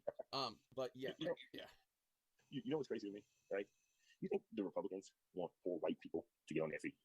Like, really? You think they want to split that pie? You think the corporations who fund them want the lower class to rise up and they have to split this pie. No. Let's be realistic here. The only people stopping folks like us with vast political views, right, who might not agree on everything, right, who don't agree on everything, the only thing stopping us from having these conversations is them. Like, I'd rather sit down and talk to you. I'd rather sit down and talk to Candace than to have Chuck Schumer and Nancy Pelosi walk into Donald Trump's office and have all of them discuss our fates. I'd rather the people work it out amongst themselves. Why? Because all of those people are friends. They all have been socializing in the same circles for 20, 30 years. And folks believe this dog and pony show they see on TV. Meanwhile, behind the scenes, they're all still friends. They like, it's man, I just wish people would wake up. Like, and you had a quick question about BLM. I just want to run through that A to Z really quickly. Black Lives Matter started out as a thought, as a hashtag, right? And it started out as a hashtag. Once the women who founded it figured out what it was, they tried to institute and implement all of these rules and say, hey, this is what the organization is. We're trying to do X, Y, and Z, right? A lot of people who are already out there marching, right, were like, I'm down with the movement, but I'm not down with everything you're saying. So it became like this power struggle about who's in control of the Black Lives Matter movement. But that's very much internal, right? This is a relatively new movement. You can't compare it to the NAACP. You can't compare it to other organizations. We've accomplished a lot as a collective in the last few years. But the majority of the people in the Black Lives Matter movement are people who are just pissed off at racism in America, who just grab a sign and go outside and march, right? So folks talk about rioting and looting. I really don't give a fuck. Okay, because if I'm sitting at home and I'm watching murder after murder and cops are just walking away, okay, and getting away with murder, I understand how people can get mad and go outside and say, I'm gonna tear stuff up. Now, you're gonna say, Hawk, how could you say that, right? I'm gonna tell you why it's bullshit, because I smoke cigars, right? And it's like this thing when you're in the cigar lounge, you're all gentlemen, you leave the politics out. And I've had union reps from the NYPD walk up to me and I'm like, man, listen, you know this dude killed Eric Garner. He was like, oh man, Daniel Pantaleo's a piece of shit. We all hate him. You get black cops who approach me in the street. One black cop is some inspector somewhere. We were cleaning up the projects, like junkies and drunks were urinating and defecating in the hallways, and the city wasn't cleaning it up. So me and my team got cleaning supplies. When we cleaned it up, we cleaned the playground, wiped it all down, did all the good stuff, gave away book bags and school supplies. And this cop came up in street clothes like, I just want to talk to you to see where your heart is. Like, whatever, man. What you want? What do you want to talk about? Yeah, well, to comment on like the riots and stuff. Like if you're gonna riot and mess a bunch of shit up, I feel like you should be rioting and tearing the shit up of the people who put us in that fucking situation. You know what I'm saying? Like, yeah, like if a Starbucks or some shit, you know, gets fucked up, like I could say I don't really care. If a small business does, then that sucks. Not, you know what I mean? But even like corporate, I'm not anti-corporation by any means, but it's what happened is like they've been empowered by the government. And just instead of tearing up random businesses, like fucking tear up the people that are screwing shit up. I'm trying to really choose my words carefully because I don't want to condone violence. But you know, yeah, yeah. I mean, I'll tell you this, right? And we'll get. It's a deeper conversation. I know I gotta wrap up. I gotta take care of stuff. But here's what it is, right? These corporations, these Gucci's, these Louis Vuittons, in this weird, demented form of capitalism that we're living in right now. This is not capitalism. This is corporatism, bro. This is something that is purely evil. That's like destroy everybody, destroy the planet, get money, grab, and forget everybody else, right? So here you have these brands and these logos, and they're like, if you don't have this, then you aren't shit in life, right? So people get mad. They feel like they're worthless. The government is telling them they're worthless because when their lives are lost, they don't do anything about it. So they go out and they do things to make them feel better about themselves. Now, a lot of people will be like, oh, that's wrong. I'm just telling you the psychology of it. Right? You got poor people out there grabbing shit because they're tired of being poor and they're frustrated. So they're going outside and they're tearing shit up. Same way you might get bad news, shit might not go your way. You smash your cell phone up against a wall, you punch a wall. Imagine, just imagine seeing shit how we see it. Like when those folks stormed the Capitol because they felt like shat upon them. See, imagine feeling like that for decades. Imagine. I'm like, I don't think it's intentional. It's just like it's hard for people to like distinguish the two. And they're like, oh, I have a similar. Like, you know, I understand some of this, and it's like, okay, some of it. Your parents and your grandparents, stuff like that. You will go out there and fuck shit up too. Now, I know not everybody's gonna agree with this. Some people sitting at home and this was a light bulb moment. Yeah, I hear you. I will say, like, you know, everyone that's come to the country, I know you gotta go soon, everyone, Irish has had it rough. But the you know, the blacks were slaves, and had the worst shit happen to them. So, you know, I have so many people messaging me, bro. I have so many people messaging me, and dude, if you'd be down for another time, maybe like a part 2, you know what I'm saying? We can. I would love to have you back on. Man, thank you for coming on, and you know, just kind of educating us a little bit on kind of where you're at. Your Montessori school, it was called Wildflower Charter School. Wildflower Charter School. Yeah. And hopefully you can get a crypto ad or something. Exactly. That's why I was like so surprised. I'm like, oh, I mean, I like crypto base, so not like really surprised, but like. As I have here on screen, I was gonna push this. We're good. Listen.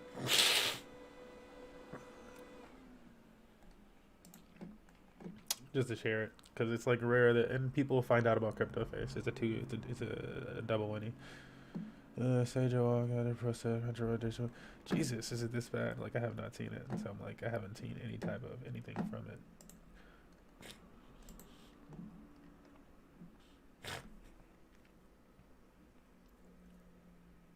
I'm like, the jokes are that bad? Because I'm like, I watch South Park. Like, comedy is. That's for black opportunities, right? So if people want to support a movement that is really going We'll to see, go though. to I the gotta find communities out. and make better people, make more productive people, then they can support what we're doing. Yeah, there's my brother. There's some things I don't want to give up. This is 2xp, that's crazy. I feel like that was super slow. With Plina here, just gonna do a little talk about Toto Wolff of F1 in a little bit, and then we have Isaiah Jackson, the author of Bitcoin and Black America, coming on the show as well. Just looking cool as shit in this graphic right here. Isaiah Jackson, Bitcoin Zay, some of you know him. He'll be coming in live in watch studio. their Yeah, podcast. just swag. I'm telling you, 19 years thing. Sucks. The only countries that are doing better from an inflation standpoint are Let's look under what on a whatchamacallit. relative basis. If we look around the Oh, let's first we'll start with the consumer price index. okay. I do like Pomp's show, his new show, just because they go through so much of the world, like economic BS, which you can look up and get from different places in small bits. But it's nice that he just has like this. It's like it's almost like a Twitter wrap up of the day or something. Core CPI up 4% for the year. We'll get to core in a second. And then Along with like your crypto and like Wall Street Journal and other articles. Is it not? Well, let's look on a relative basis. If we look around the world at all of the different and then he like digs into shit. Change, what we find is that the U.S. sucks. Simple. Just real simple. The U.S. sucks. The only countries that are doing better from an inflation standpoint are Venezuela, Argentina, Turkey, Brazil, Russia, Mexico, and Poland. The United States sucks. Our inflation is higher than places like the Philippines or India, maybe even Australia, New Zealand, Sweden, Finland, Hong Kong, Portugal, Indonesia, Saudi Arabia, and Japan. The U.S. inflation is absolutely absurd. Over 5.4%. People in the Philippines and South Africa are better off than they are here in the United States when it comes to CPI. So Japan over here kicking it. And we look at CPI over 5% like this. What we see is that for 4 months in a row, CPI has now been over 5%.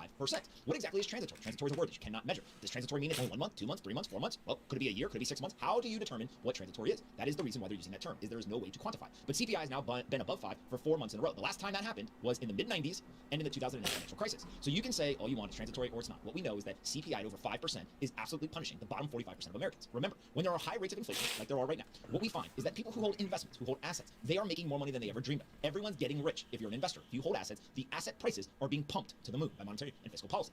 The people who hold no investments, those that live paycheck to paycheck or have 100% of their net worth in cash, which is the bottom 45% of Americans, they get punished by this. Not only are they experiencing the same high levels of inflation of over 5% or 5.4%, but they also usually make a majority of the purchases of their monthly like budget a stuffy, like my allergies. It's not even sick. It's just allergies. Things that they purchase on a monthly basis, and those happen to be some of the most inflationary goods. So if you are in the bottom 45%, you have no investments. I get like hay fever and politicians and central who continue to go on television and in front of different hearings, etc. And they parrot the talking points of, don't worry, inflation's not bad. Don't worry, it's so like I'll wake up and I'll have like a hair in my throat or some shit, and then it'll just fuck me up. It's only in rent. Okay, no, the everyday American feels this. They're watching everything around them get more and more and more expensive. And it's not transitory. It's now been going on for 4 months. We're talking about a situation that, remember, only started in March of 2020.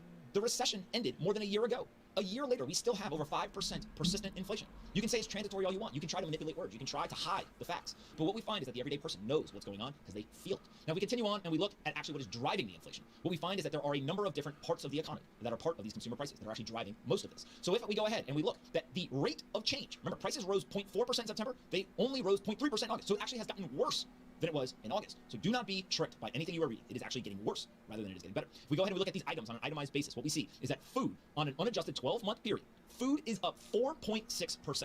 That means that if you go and you buy food, it now costs you 4.6% more. If you did not receive a bump in pay, whether to a salary or to your hourly rate of more than 4%, literally, they are stealing from you because the food that you need to eat to survive, to be a human, now costs more than it did 12 months ago. And that is ultimately why inflation is that. And so if we go ahead and we look here, the food at home is up 4.6%. Food away from home is up 4.5%. Doesn't matter where you're eating, food is up. If we then look at the really big ones, energy is up significantly, up almost 25%. If we look at things around gasoline, the gasoline is up 42%, coming in with just massive, massive numbers. If we then go down and we look at used cars, up 24.4%, new vehicles up 8%, and all commodities minus food and energy up 7%. Absolutely nuts. Transportation up 4.4%. Doesn't matter if you're buying a new car, a used car, or using other modes of transportation, it is all up significantly. And so what we are watching is we are watching the death of the middle class, and we are also watching the punishment of anyone who is not educated enough to actually buy assets. If you do not have the financial education that is necessary to understand, to spend less money than you make, to take the leftover reserves, make some sort of kind of cash safety net, to create 1, 2, 3, 4, 5, 6 months of a safety net, and then take every single dollar that you possibly have and get it invested in the market, you are actually becoming poor over time. The cash that is sitting in your bank account is being eroded away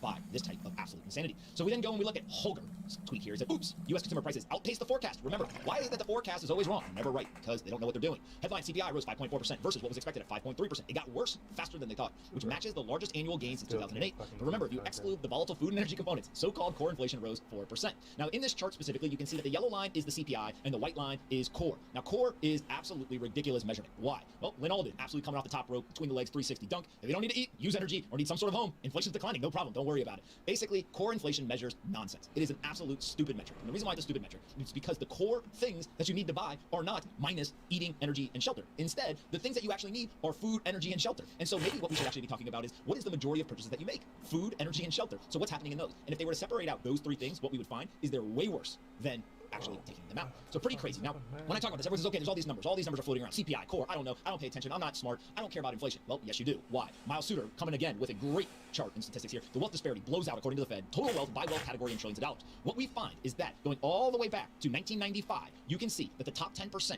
their wealth has exploded. And the bottom 50% has basically stayed the same. They've been pushed down unnecessarily. Now, why is that occurring? You see the top 10% exploding after 2008, and you see that bottom 50% just staying flat to down. Why is that happening? It's simply because they're devaluing the currency, and the people who own assets, their wealth is not being devalued. Instead, it's actually being increased in value. So if I have a piece of real estate, and the dollar is being devalued, and I bought it in 2008 for, let's say, $100,000, and they continue to devalue the currency, if I do nothing to the property, I make no improvements, I do nothing to it, I simply hold it, all of a sudden, in 2020, I could actually just sell it for $150,000. I mean, 50% on the real estate. I did nothing. I simply just held it. I was out of dollars, and the dollar got devalued. Now somebody else needs 50% more dollars to buy that same piece of property that I bought years ago. This is what the wealthy know that those who are not wealthy do not. It is not anything to do taxes and all this nonsense. You can turn a good situation into a great situation. But if you do not have the basic knowledge to understand, you cannot hold cash because they will devalue the hell out of it. And that you must get invested in markets. Again, the market that you invest in doesn't even matter. Everything goes up over time as long as they continue to devalue the currency. Whether you are holding equities or stocks, whether you're holding commodities, real estate, Bitcoin, it all goes up and to the right over long periods of time because they continue to devalue the currency. And they have only accelerated. It is devaluing at an absolutely historic rate. Now, as if anyone doesn't believe that inflation is high, the Social Security Department has decided that they are going to increase what they are going to pay to Social Security recipients. They are going to increase it 5.9% in 2022 as the Fed effectively caps that mortgage rate at about 3%. So when we start to think about this, you can actually look and say, wait a minute, why is it that the official inflation numbers are coming in at 5.4% or 4% core, all these other numbers that make it look like they can argue, oh, it's transitory, don't worry. But the Social Security Department is going to pay you more than that. Sure, that's a good thing for those people. But the truth is that the actual inflation is not 5.4%. There is nobody who works at the Federal Reserve, nobody who's an economist, nobody who works on Wall Street, nor anybody who works in the mainstream media who actually believes the official inflation number is 5.4%. They know that the actual inflation is 5.4%. The official number is 5.4. But we have heard over and over and over, whether it's economists, whether it's Jerome Powell and others, talk about the unofficial inflation rate. And the reason is because they are taking bad data, they're using bad actual analysis of that data to get to that 5.4%. You cannot manipulate the data and actually think that it represents what's actually occurring. Remember, when you look at things like the rent increase, they still are trying to explain to us that the rent increases in America are around 2% year over year. But yet we have the actual data platforms like Zillow or Apartment.com telling us that they are 8 to 14%. And so today, what we are seeing is, again, a reminder that the only thing crypto investing. I mean, a lot of people in my life aren't deep into crypto investing. The vast majority are. You just step back and think about it for a moment. There's so I many got my things mom to that start people buying complain some about on a daily Bitcoin. basis. Various things, but this should be talked about everyone, in my opinion, right? When you look at that wealth inequality chart, So she does like talk little about buy-ins. I don't know what she it's set up making on her me stuff, mad, but like, look how vertical that went for the top 10%, the bottom 50%. partner, it's just terrible. And when you think about why it's she being has happening, some right? Like, these are things that they are crypto knowingly and willingly doing. They're devaluing the currency, they're printing money. but other than the two women closest to me, some of my closest homies. Are bottom 1%, bottom 5%, bottom 10%. Spend an inordinate amount of their income on these goods. Look, if you just look at the charts, gas is up 42% year over year, bacon 19%, hotels 18%, the close 18%, circle. 13%, eggs 13%, furniture 11%, restaurant 5%, right? These are all the things that people are buying, normal ordinary people are buying, and no one's talking about, right? These are the things that people should be frustrated about for lower income people, because at the end of the day, they're the ones that are getting hurt the most. And this is what the show tries to do, right? It's trying to educate people on how you can get out of this stuff, right? You got to buy assets, you got to own assets, you got to do all that. But ultimately, Jerome Powell doesn't care, right? Because he said no one's coming to his office. What was it, 3 months ago? No one's coming to my office to tell me that they're seeing their purchasing power diminish. Well, we're telling you, Jerome, it's being diminished. Even worse is Jerome Powell said that there's no impact from the Fed's decisions on the wealth inequality gap because nobody's coming to his office and told him that there's a wealth inequality gap. It's a little circle. Maybe we should just send him that chart because that chart does a pretty good job explaining. I mean, Stanley Druckenmiller, one of the best investors on Wall And Street, then like the closest people in the MMG community. It's It's like anybody who gets close enough to me. Number one driver of the wealth inequality gap. So I don't know what they're listening. I don't know if they put on noise canceling headphones or something. But literally, hey, wake up, Federal Reserve. You guys are responsible for the wealth inequality gap. Literally, you are basing all of your decisions on theory. It's not how the real world works. What we are watching is 45% of Americans hold no investments. So you pump asset prices, and half of your Fed presidents are day trading and enriching themselves to the tune of millions of dollars over the last 12 to 18 months. You've punished 45 million Americans, which is literally about 150 million people are worse off because you guys are making stupid decisions while you've literally enriched yourself. So ultimately, that's what ends up happening. That's why people are pissed off. It's because 150 million people are worse off today than they were 12 months ago. But the people who get to make the decisions, the insiders, the wealthy, the elites, they're better off than they've ever been. They're literally the richest they've ever been, and the bottom 150 million people in this country are worse off. What do you think they're pissed about? It's because they don't understand what actually is the truth on the ground. Name to me the last time that Jerome Powell or any Federal Reserve member went into a local community in an average American town and actually talked to people and said, hey, explain to me what's happening with the local prices. I would bet they've never done that. I challenge you to let me know the last time they did that. They're still talking about, hey, nobody's ever come in my office. Nobody can get in the building, literally. You're behind so much security that you might as well be the president. You don't talk to anybody. If nobody can tell you, then, and you don't want to look at the data, what's anyone supposed to do? John, what do you think? I think core inflation is a ridiculous metric that shouldn't even be talked about. How are you going to take out the main things that people use every single day? You mean the core things? It's just because it doesn't matter. Energy's up 24%. To be honest, I don't believe that inflation is 5.4%. I believe that they believe inflation is 5.4%, but I don't necessarily think that's the number. They're using bad data and bad models to get to that figure. And look, it's really, really hard. I don't think I can do it. I'm not sure who can, and I know they're trying their best, but the average person, these prices are not coming down. Do everything you can to protect your purchasing power because they are stealing from you using inflation. Facts. That's ultimately what this is. What you have to understand is that when there's high levels of inflation, it's stealing your purchasing power, and so if you're sitting in cash, you're literally losing. And so don't be mad about it because there's nothing you can do. No matter how much I talk about it, my brothers, my wife, anybody talks about it, nobody's going to change their mind. They're going to keep doing this asinine stuff. So the only thing that you can do is you can position yourself to benefit just like they are. If the rich people are going to buy assets and benefit from inflation, then guess what you should do? You should buy assets and benefit from inflation. Do not sit there and be some kind of hero. Say, you know what? I am going to fight the good fight. I'm going to hold cash and I'm going to yell about it. No. Go buy assets. Play the game. Play the same At some game. point, you have to wonder if they're intentionally not only manipulating the data, but being intentionally trying to deceive people about this, right? Because now they're saying it's transitory. They've been saying that for months, right? 4, 5, 6 months now. They've been saying transitory. I don't know the full definition on transitory, but I think it's probably around 6 months. Now they're admitting that's going to go for another 6 months while still calling it transitory. Newsflash: a year isn't transitory anymore. That's a full-on year. They're saying 5.4%. Core's a little lower. Inflation is much, much higher than that. Like if everyone just went out and started recording prices of what they were doing in their daily life, we go to get lunch, we go to get food, gas is up 40% this year. Who drives a car? A lot of people drive cars. So like, yeah, so that's not 5%. It's almost laughable to some point that people are still believing this, right? And people are saying, hey, look, that's the data that they're showing. It's clearly manipulated. And the problem is when you're using bad data in the models and you're projecting on other people, sure, you can claim that they're not doing anything wrong necessarily because that's what the model's spitting out. But at the end of the day, they know that data is bad. They're aware that data is bad. So they're being intellectually dishonest, in my opinion. Plano, what do you think? Yeah, I think it's crazy. And going off of what Joe said, is like, at what point is there an uproar and people are in the streets like upset at this? I just think it's been so gradual. And I mean, it says that data shows inflation is spiking at the fastest rate in 30 years. Like that should scare some people, but I feel like not enough of the people who are buying food, using energy, and buying homes are pissed about it. I just looked it up. McDonald's Big Mac, how much do you think it goes for right now? McDonald's Big Mac. $2. $4.50? $2. Maybe if it was 1970. Hold on, he said one Big Mac, not the meal, Not right? the meal, not the meal. No. I'm still saying $4.50. $5.50. It's $4. $3.99 for one sandwich. You got to be rich in America to eat. We don't care about you. You literally got to be rich to get a good meal. And I'm not saying McDonald's is even a good meal. If McDonald's is $4 for one sandwich, you try going somewhere that's actually healthy, might as well just empty out your wallet. No problem. They literally, how much money do you have to spend to eat? Oh wait, we take that out of inflation. How much money do you have to pay to get to work? Oh, we take the gas out of inflation. Oh, how much money do you need for your home? Oh wait, no, we take that out of inflation too. Literally, the three things that people spend the most amount of time on. You know why this show is dangerous? Because they don't want people to know that stuff. Oh, of course. Listen, that's fine. Where it hits these people the most, the people that are getting most affected by this aren't necessarily the people I think watching CNBC every day that are getting that information, and the local news definitely not talking about inflation. The people watching this show. The people watching the show are getting educated, and that's the biggest problem is people don't even probably realize that it's happening. They just see, oh, look, it went up a buck, whatever, they pay it, and they go on about their life. The people who get hurt by inflation don't even know what inflation is. That's ultimately what it comes down to, right? The people who get hurt by inflation do not know what inflation is. They literally could not describe it to you. And that's where it goes back to. This is not a wealthy versus a poor thing. This is not a right versus a left thing. This is literally an education thing. If you don't know what inflation is, you got to learn what it is. If you don't understand how to benefit from inflation, you got to learn how to do it. What? But I will say, I think that the people who are affected by it, they see that the prices are going up. They know that, like when they go to the grocery store, it's higher than what they normally buy. Yeah, He's not paying attention to what I'm saying right now. Yes, I am. I agree. I'll take a spot here. I agree. I think that they feel it. I think that they understand it. I think that they just don't understand the drivers that are causing it. Right? So they know things are getting more expensive. My grocery bill used to be $100, now it's $150, whatever it is, right? They know that things are getting more expensive and they can explain that, but I don't think they understand the drivers of what's causing it and what's impacting. Judge just hit an absolute fire line in the chat. He said the poor spend, the middle class save, and the rich invest. The poor spend, the middle class saves, and the rich invest. So guess what? The middle class is the poor now. Literally the middle class, No, the saving, down. yeah, the saving ends up killing it. So it's basically the poor, they spend and save now, right? And the rich invest. Absolutely, completely true. All right, we're at 700 likes. I'm giving out $500 of Bitcoin right here live on the show. What we need is we need to get to 1,000 likes. Ready? You guys thought I forgot. I didn't forget. I'll wait to see what effort. I told you I did a big effort out of you guys today. 1,000 likes. I'm gonna give out $500 worth of Bitcoin right here on the spot. Can you say no problem real quick? No problem. Yeah, people in the chat were saying they said they love when you say no problem. No problem. No problem. You don't want to fully enunciate all of the systems. No problem. I mean, it's like you gotta be lazy, right? Like why would you say no problem and say no problem? No problem. Yeah, no problem. All right, here we go. Ready? 1, 2, 3. Smash the like button. Let's go. We're gonna give out $500 worth of Bitcoin right here. The only place in the world where you come to learn, laugh, and earn. What do they love? They love no problem. No problem. But $500 Bitcoin. No problem. $500 of Bitcoin. Joe's gonna pay for this one. No problem. No problem. No, 1K. Let's go. Here we go. All right, Polina is going to end up picking the winner. She doesn't know that yet, but she's gonna pick the winner. His wife's such a mic. No problem. That's my thing. I tease him about that. When you went to buy it, the price had increased over the last year or so. When you went to buy something, what's the thing you went to buy? Oh shit, how much does that cost? What is that one thing that you went and tried to buy that absolutely blew you away? How much the price had increased? Polina is going to end up picking the winner. You better hurry up. Oh, right now. Right now, live. Boom. Oh, rental cars. Oh, John, what's your guys' answer? So thanks for that follow. I can go to buy a used car, but I know someone that did, and they were just like, it's an absolute ridiculous. Mine's coffee. I got oat milk. I don't know if it's the oat milk doing it, but I got oat milk. That's like a you get oat milk. Yeah, that's like a splurge thing. You know what I mean? But the oat milk went up in price. I think. I don't know. And you're only putting a splash in. Like, come on. You hit him with just give me a splash of oat milk. Yeah, I can't afford the whole thing. All right, what do you got? I got Jimmy Rawlings because I like his name. He said my dog's food. Ooh, dog food going up. Congrats, Jimmy. Here we go. $500 BTC coming to you. Jimmy Rawlings, leave your Twitter account right now. Let's go. Drop your Twitter. Tag me, Jimmy. And you guys all better be nice. I like when I see look at everyone. Oh, Jimmy, good job. Nice, Jimmy. Nice. I like it. That's what. That actually might increase your chances. That definitely increases your chances. Back to you. If you being nice, if you continue to be nice to people, then it definitely increases your chances. That's what we're talking about. Now I see we're talking. Jimmy. All right, no problem, Jimmy. All right, ready? Keep smashing the like button. When we get to 1.5K, I'll give out a little bit more. I don't actually want to give out more Bitcoin today. I want to like buy some stuff. So let's think of a good thing that we could buy for somebody. AirPods. Who needs AirPods? Dude, AirPods. Let's get it. You're just gonna buy somebody AirPods? Yeah, AirPods. Who needs AirPods? Who wants AirPods? This show has gone from the best business show to the most dangerous business show to now it's just QVC. Literally, we're just gonna give out AirPods. No problem. Joe didn't get it. Oh my God, that was so loud. It's all right. No problem. All right, someone said Apple sucks. What, you want Beats? Sure, Beats. Well, like not the $500 ones. AirPods. We're getting out AirPods when we get to 1.5K. Like, keep smashing the like button. All right, this morning, Barry Sternlicht, one of the most famous, well-respected investors in America, went on CNBC, and Andrew Ross Sorkin asked him about Bitcoin and gold. And so here is what Barry said when he was asked. The dichotomy, though, on the Kathy Woods view, which is that she believes that there's going to be deflation. At the same time, she's a proponent of crypto. Where are you right now? We have a whole screen of all the different cryptocurrencies, effectively, to your left.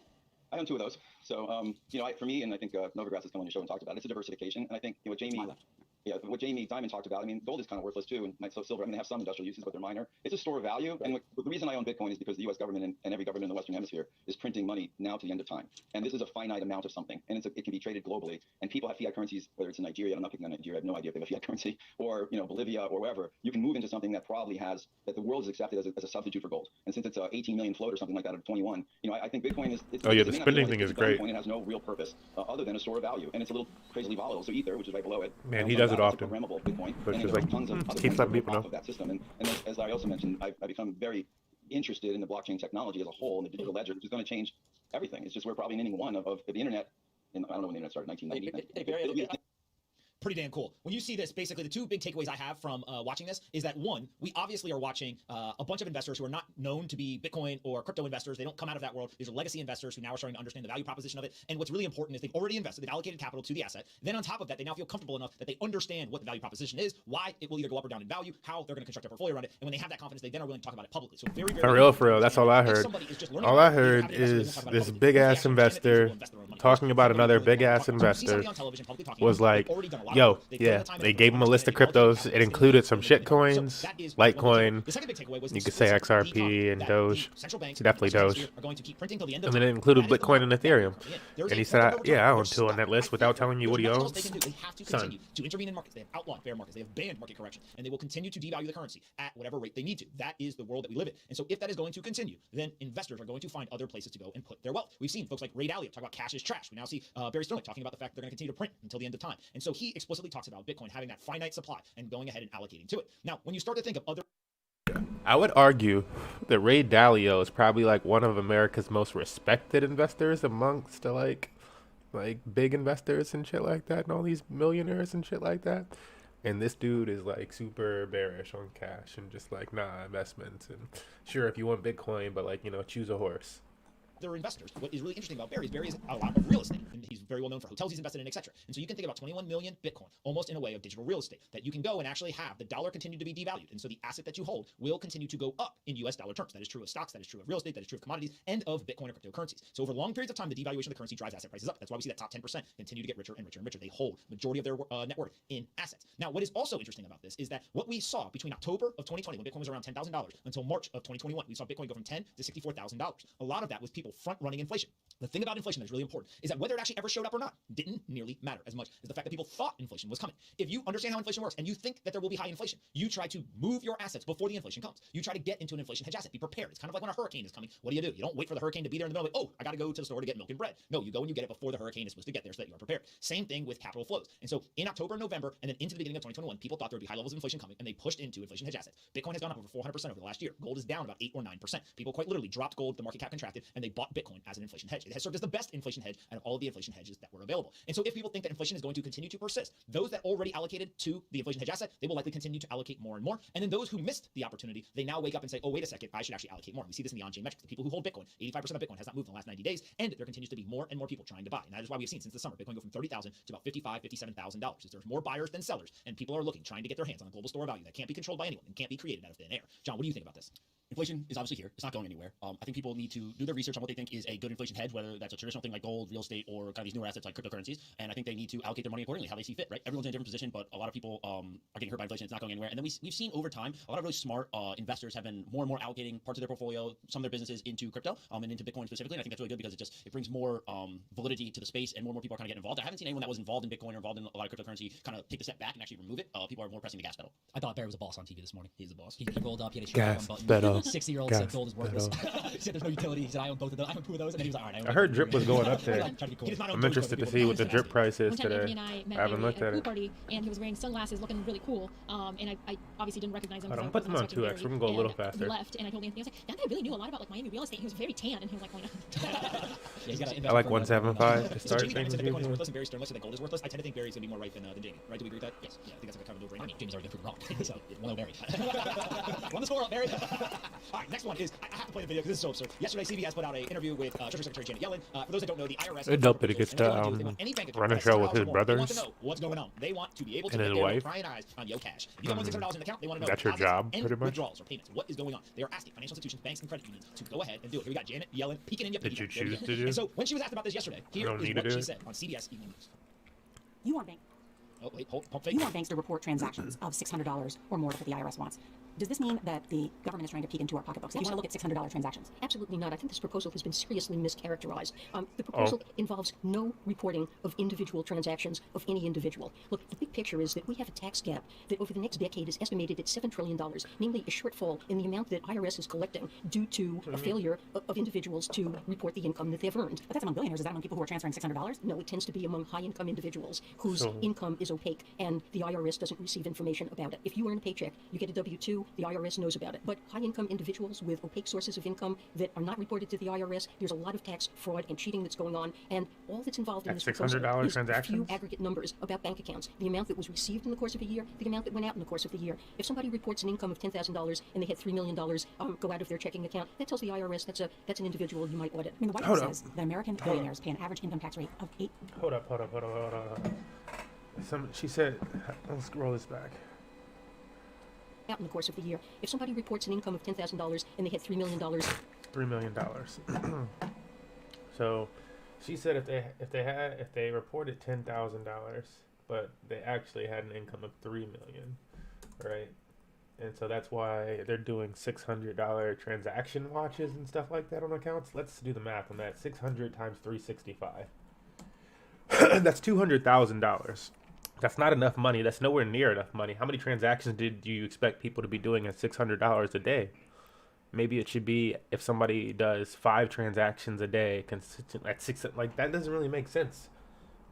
That doesn't wrap up in a year worth of money. Why would you be doing that? Like let's just straight up math to you guys, to the Fed Reserve and this fucking. I'm just curious though. Seriously, what she just said. Said it's to catch people that are like, laundering millions. You can't launder millions of dollars at $600 a day. is that among people who are transferring $600? No, it tends to be among high-income individuals whose income is opaque and the IRS doesn't receive information about it. If you earn a paycheck, you get a W-2, the IRS knows about it. But high-income individuals with opaque sources of income that are not reported to the IRS, there's a lot of tax fraud and cheating that's going on, and all that's involved in this proposal is few aggregate numbers about bank accounts. The amount that was received in the course of a year, the amount that went out in the course of the year. If somebody reports an income of $10,000 and they had $3 million go out of their checking account, that tells the IRS. And let's see what it would be to get $10,000. $10,000 is what she's saying. Divide it by 12. If somebody had an income of $10,000 is what they're reporting. That would be somehow living off of $833 a month. So at $650 would somehow pay your rent, and it just doesn't make the numbers that she's presenting don't make sense. It doesn't add up to anything that you could actually do and survive in real life. Like she should play Monopoly with actual United States dollars values. That's an individual you might audit. I mean, the White House says. And this is the woman who's in charge of this shit. Like what the fuck? Maybe if she wasn't 70 something and actually lived in the real world. That American billionaires pay an average income tax rate of 8.2%. Yes, it's extremely low. That's lower than teachers, and cops, and a lot of people. It's unfair, and it's something that we need to remedy. All right, babe. All right.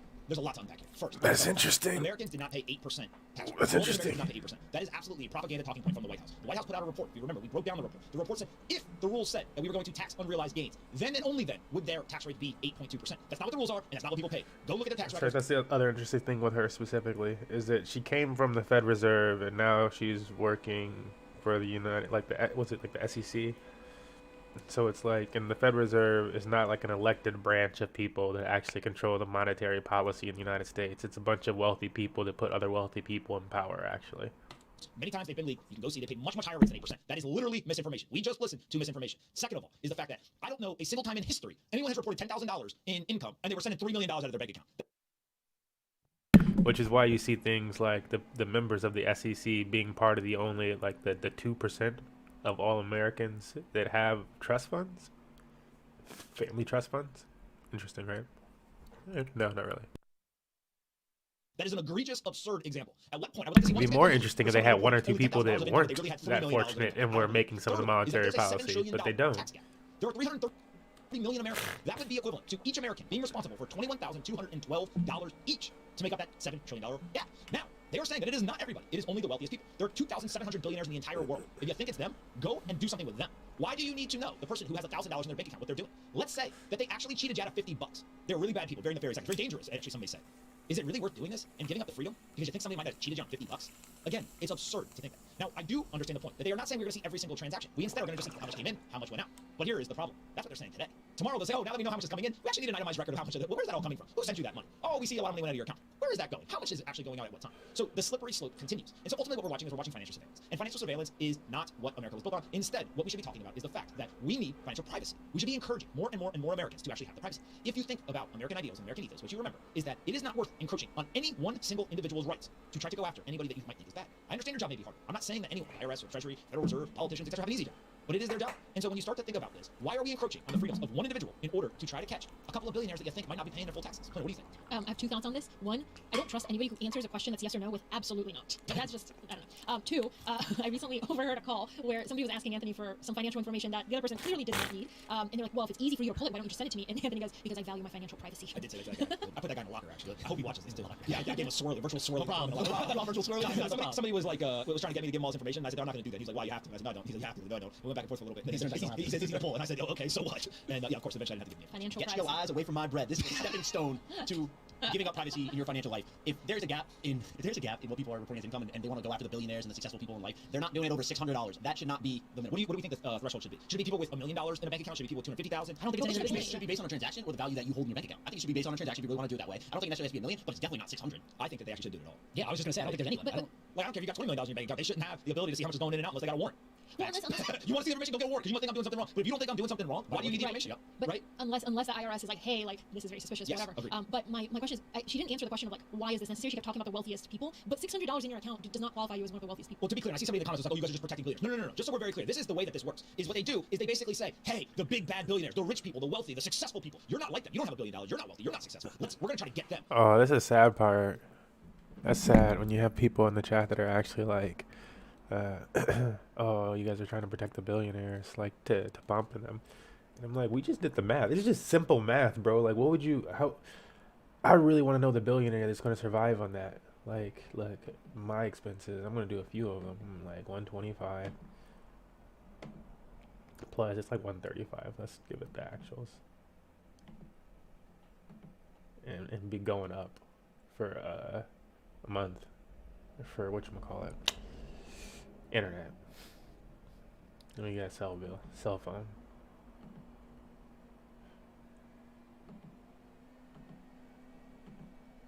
You got food expenses. Just random shit.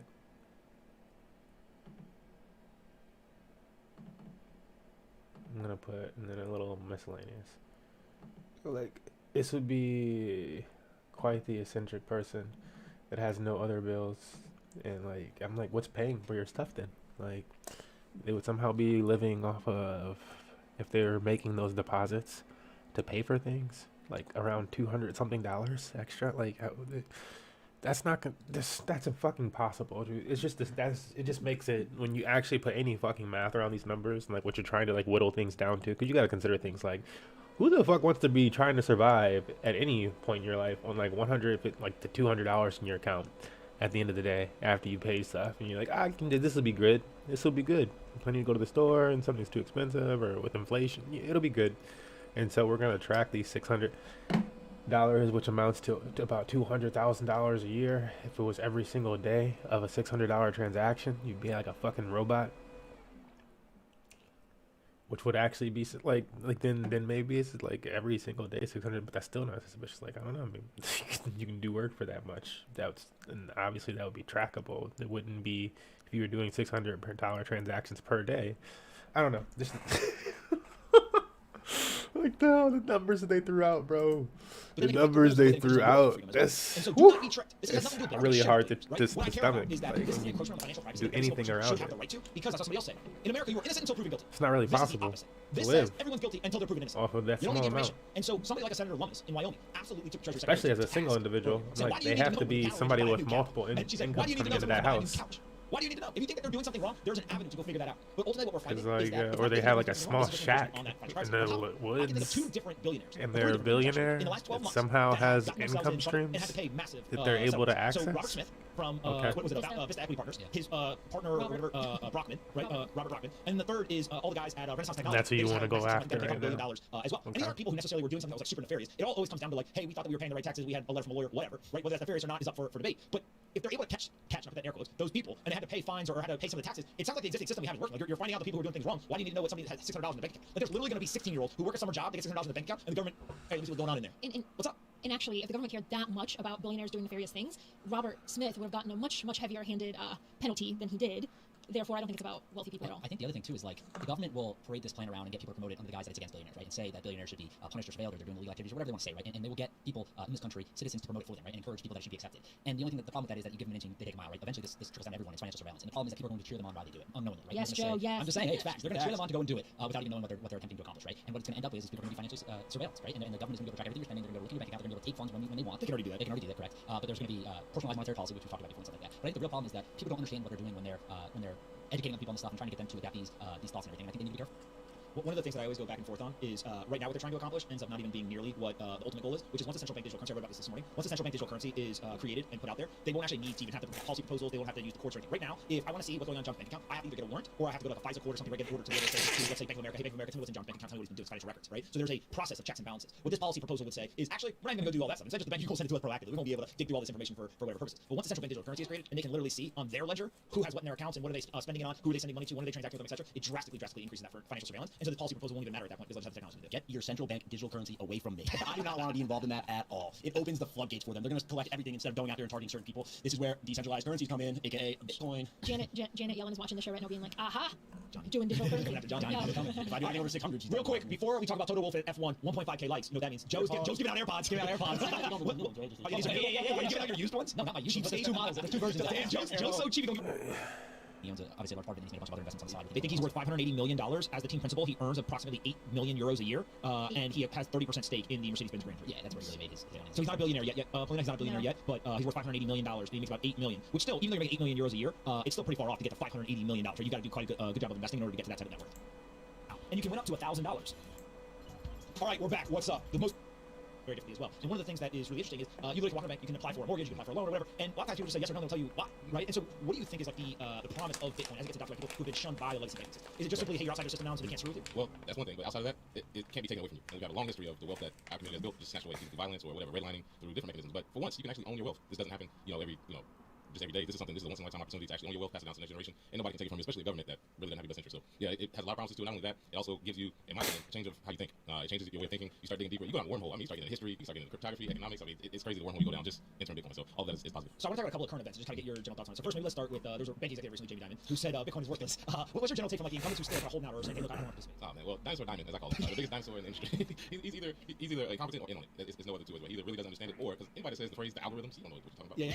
The algorithms. But again, he's They might have tried to manipulate the price like they did in 2017, drive it down a bit, scoop up some more cheap, and then get it for itself. So I think Diamond is just like other people. They have a script, they have people behind them telling them what to say. To me, most of these bankers aren't even that powerful. It's the person behind them that's telling them, go out here and say this, big old boy, go out there. To me, it's like they just go out and say whatever message is told to them. So I don't really take what they say full scale. I think people are ignoring it now. People don't care anymore. Yeah, Bitcoin was up when he said it. Exactly. Right. Diamond said that in 2017 it went down what 30% in one day. Yeah. Doesn't matter now. Yeah. So when you think about him, he's still holding out. But then there's other people who, from the first time I met you till now, they're all in now. Right now they're all buying, they're talking about it, they're ready to rock and roll. They're like, hey, I got laser eyes, I mean the whole thing. What's your take in terms of the people from the legacy world that now kind of capitulated and actually start to participate? They don't have a choice. Okay, I've always told people this, even years ago, that it doesn't matter what they say now. At some point, you have to go with demand. If you're an actual business person and you want to make money in business, you have to go with demand. Demand's turning towards we want Bitcoin. Even institutional investors who may not understand it, they're like, well, this is digital gold and gold is outdated. Down what 7% this year, down 2% over the last 10 years. Why am I gold? I'm going to Bitcoin. So yeah, I think a lot of people that didn't understand it, don't get it. They see where we're going, so they don't have a choice. Everybody's going to capitulate at some point. Yeah. Even countries. I mean, El Salvador's first, but maybe how long ago? A lot of countries will have to do it. What do you think about the way El Salvador's doing it? Like in terms of giving out. Now it seems like they're executing on this. Yeah, I love the fact that of course the Chivo wallet that they're using, the airdrop and everybody got $30 free. So it's going to be now people learn from their mistakes and then like Brazil, they're looking to put it into their economies legal terms. So any country I think that gets sanctioned, Venezuela, Iran, any of these countries, they're probably going to look towards Bitcoin in some capacity. We are definitely going to have countries buying Bitcoin. Yeah. So you've been on this kind of world tour for the book, and you talked to a lot of people. So now people have to become investors, and so that switch is actually a pretty big switch, right? Like basically, save as much as you can, versus now actually you're going to spend it on assets versus some sort of consumptive action. Do you find that to be like a hard transition for people? To an extent, I think some people understand that I should be doing something with this money, but I think once you start seeing people like Gary Gensler say, hey, save $5 a week at 8%, and you can have 130K when you're 60, and people are like, that's what it takes to save? Oh, that's bullshit. I'm definitely going the other way. I'm going to put it in assets. I think people understand they need that. They just don't know how. And once you kind of explain that, I think people will start to see that's what rich people have to have your money in assets to be. You got to go on offense here. So on a net, if we keep crazy, I've noticed a lot of hiring signs. I've noticed a lot of new people working at a lot of places that I've used to frequent. It's a lot of new employees. So it is it's a weird dynamic right now where it's like nobody.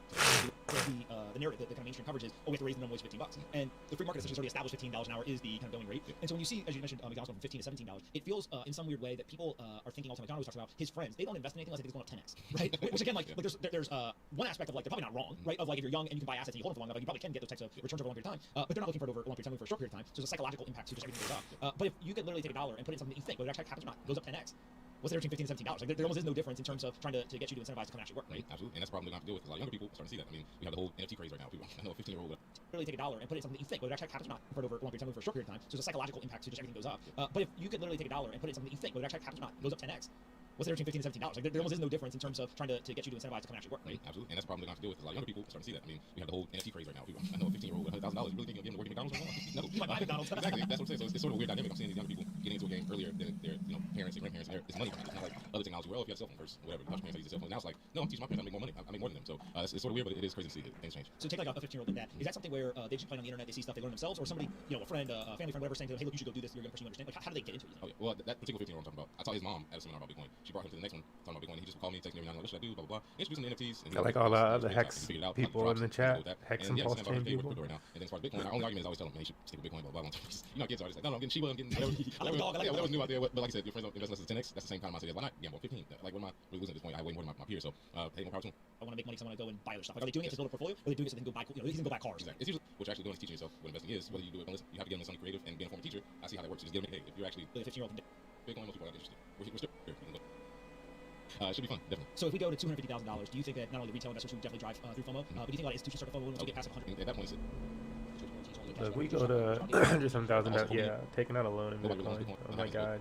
Cash, he bought an eighth a week. Eighth for so fucking much. And we're at $1 trillion market cap. Not much more evidence than that. Yeah, just go right to it. It's just always. He did it. Russell Kung took half of his salary in Bitcoin. Yeah. Crazy. Awesome. Trevor Lawrence, the quarterback for Jacksonville. He took like some crypto. FTX. Did Dominic Sue didn't do anything? Not that I know, but Tom Brady owns it. Oh, we got to get Dominic. Come on, man. Sean Colkin, Sean Colkin, yes. There's another one. And then what? We've got Brady. We also have who is that? There was a recent professional soccer player, right? That he's getting paid in Bitcoin. But he's getting paid his soccer, right? Yeah. So everybody tweet Jack right now. The idea is that they're going to take the 500 Bitcoin over time. I'm assuming that it'll appreciate, and they're going to give it to develop. Well, in other countries, they're like, this is a yesterday thing. And I also wonder. Right? If we were talking about this 10, 15 years ago, we probably don't have the internet coverage with smartphone penetration to actually be able to pull this off. Now, I think we do. And, I think I told you a story before. I went to Nigeria in 2016, I believe. I think it was 2016 or 2015. And I went to a place called Computer Village, right outside of or in Lagos. And I was blown away. I walked through that place, and I literally was like, "This is the future." I think I actually wrote a piece when I came back from that is the future of the consumer internet. Is just people who they got smartphones, they understand the internet, they're digitally native, and everything they were doing was completely different. And the best example I have is.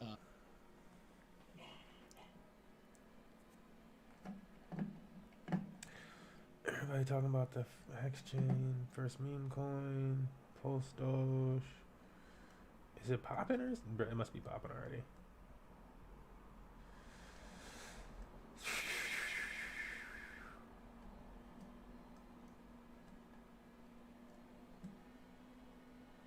Like the gains on that coin are going to be made on Binance Smart Chain.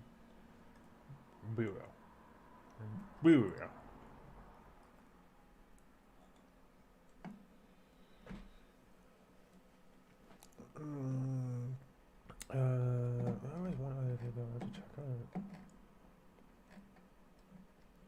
barter? Okay, I remember. So many things. Let me see what they say. Oh, that's right. I want to. You know, A1 gig, like something you would buy from Steam. Oh, You know, we so didn't cover drip today. It's just this shit.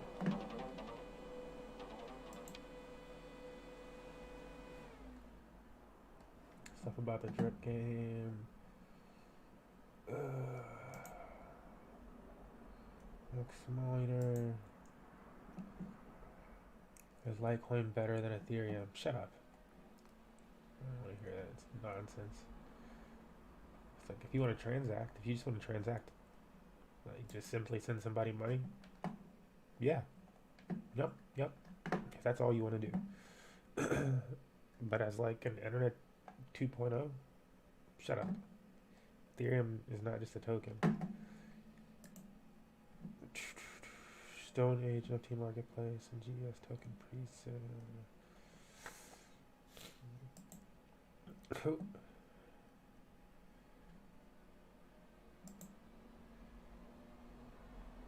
Bitcoin check out before biggest Q4 bull. I feel like most people are saying that. What's Kagi doing in the gaming space? Founder seal. Illuvium leak. Can't do. When I can do something with Illuvium, I'll do something with Illuvium. Alt/BCTs and bounce now. Last dip. I like this channel. I feel like it's pretty underrated. Mantis Creek.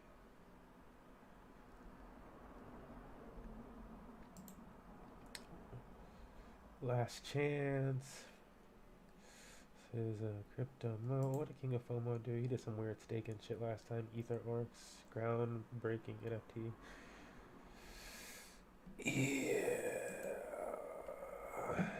Genopet's move to earn fitness NFT game. Solana NFT game. Shit. I wonder if it's a VR one. This is your last chance for huge ... says Carl from the Moon. Passive income investments. Just looking through the charts, looking through the folks. What Izzy posted lately? New challenger approaching. I think I was part of that stream. Hero Arena, Mutant Cats, DAO, Treasury. What does that mean? What the heck is a blue chip NFT? Well, there's a bunch of different examples. CryptoCats, Yacht Club, or two that come to mind for most people that have been collecting. And recently, Cybercoins, which has been on a crazy run-up. And Cool Cats. Now, Cool Cats is probably the most affordable for all of these blue chip NFTs mentioned. And to say affordable is not quite an accurate description, because if we take a look at Cool Cats right now, the buy now, the least expensive one on the market is 9.65 Ethereum. Even if Ethereum was running at $3,000 a token, which it's a little bit higher than that right now, you're still looking at 27,000.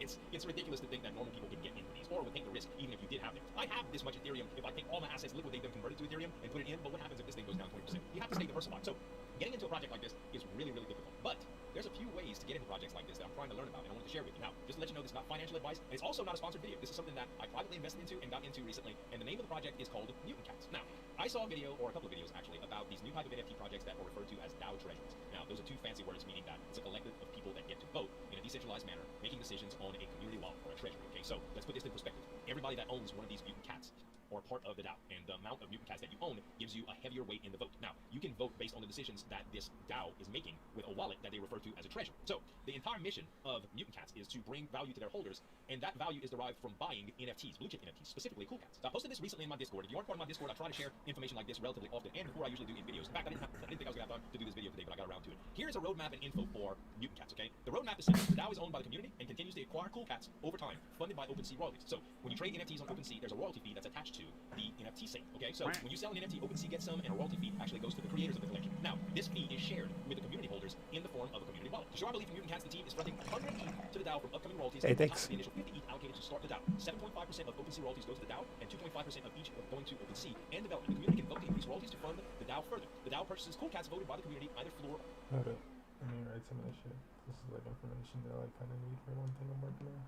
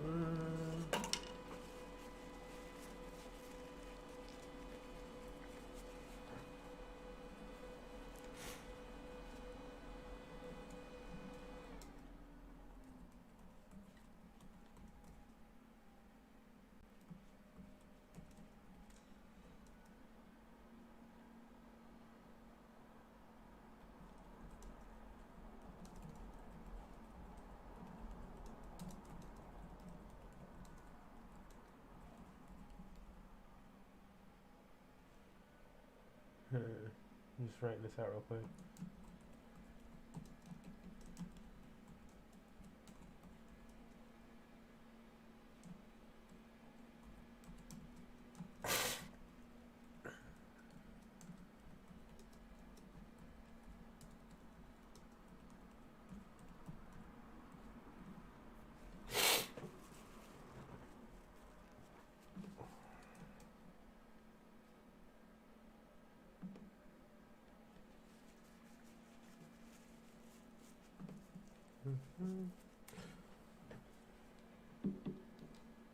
Or rare and placed into a fractional art vault. Now, fractional art basically means one NFT can be subdivided into a bunch of different tokens, and the collection of that tokens can be used to buy back that NFT. So if you owned 100% of those tokens, you would own that NFT, but you can also sell a fraction of it away if it's fractionalized. This creates a fish token, which can be distributed to holders via staking. Staked mutant cats can earn 10 fish a day in passive rewards, and holders have the governance voting rights over the DAO's total assets. So that's a lot of big words, but essentially what that means is the utility of owning one of these mutant cats allows you to be given a token on a daily basis for every mutant cat that you own. In my case, I own 2. Now, I bought these at 0.6 and 0.64 when they already had kind of a run-up from a stealth launch that they had. And now, well, you can see, if I hit buy now, we're looking at the most expensive mutant cat at 1.49 Ethereum. Now, most of the time when a project does this type of growth, I sell it. Okay, but there's some of them I'm holding because of the holder rewards and because of upcoming things that I believe in. One of these things, one of these collections, I should say, is CryptoDats. I've been holding CryptoDats for quite a while now, and Boxies for quite a while now, that have both done very, very well, and I'm looking forward to the things that are coming up in their different roadmaps. Mutant cats are kind of the same. I haven't made a decision on whether or not I'm going to sell any of my mutant cats yet, but I'm kind of riding the wave, so to speak. But I want to share this information with you because there's been a lot of talk about projects like these being shut down because of different things relating to securities trading. Now, as soon as I posted this in my Discord, I had somebody that reached out to me about a couple of projects that recently got pulled from OpenSea. One of them being Zombie Cats and one of them being DAO Turtles. So,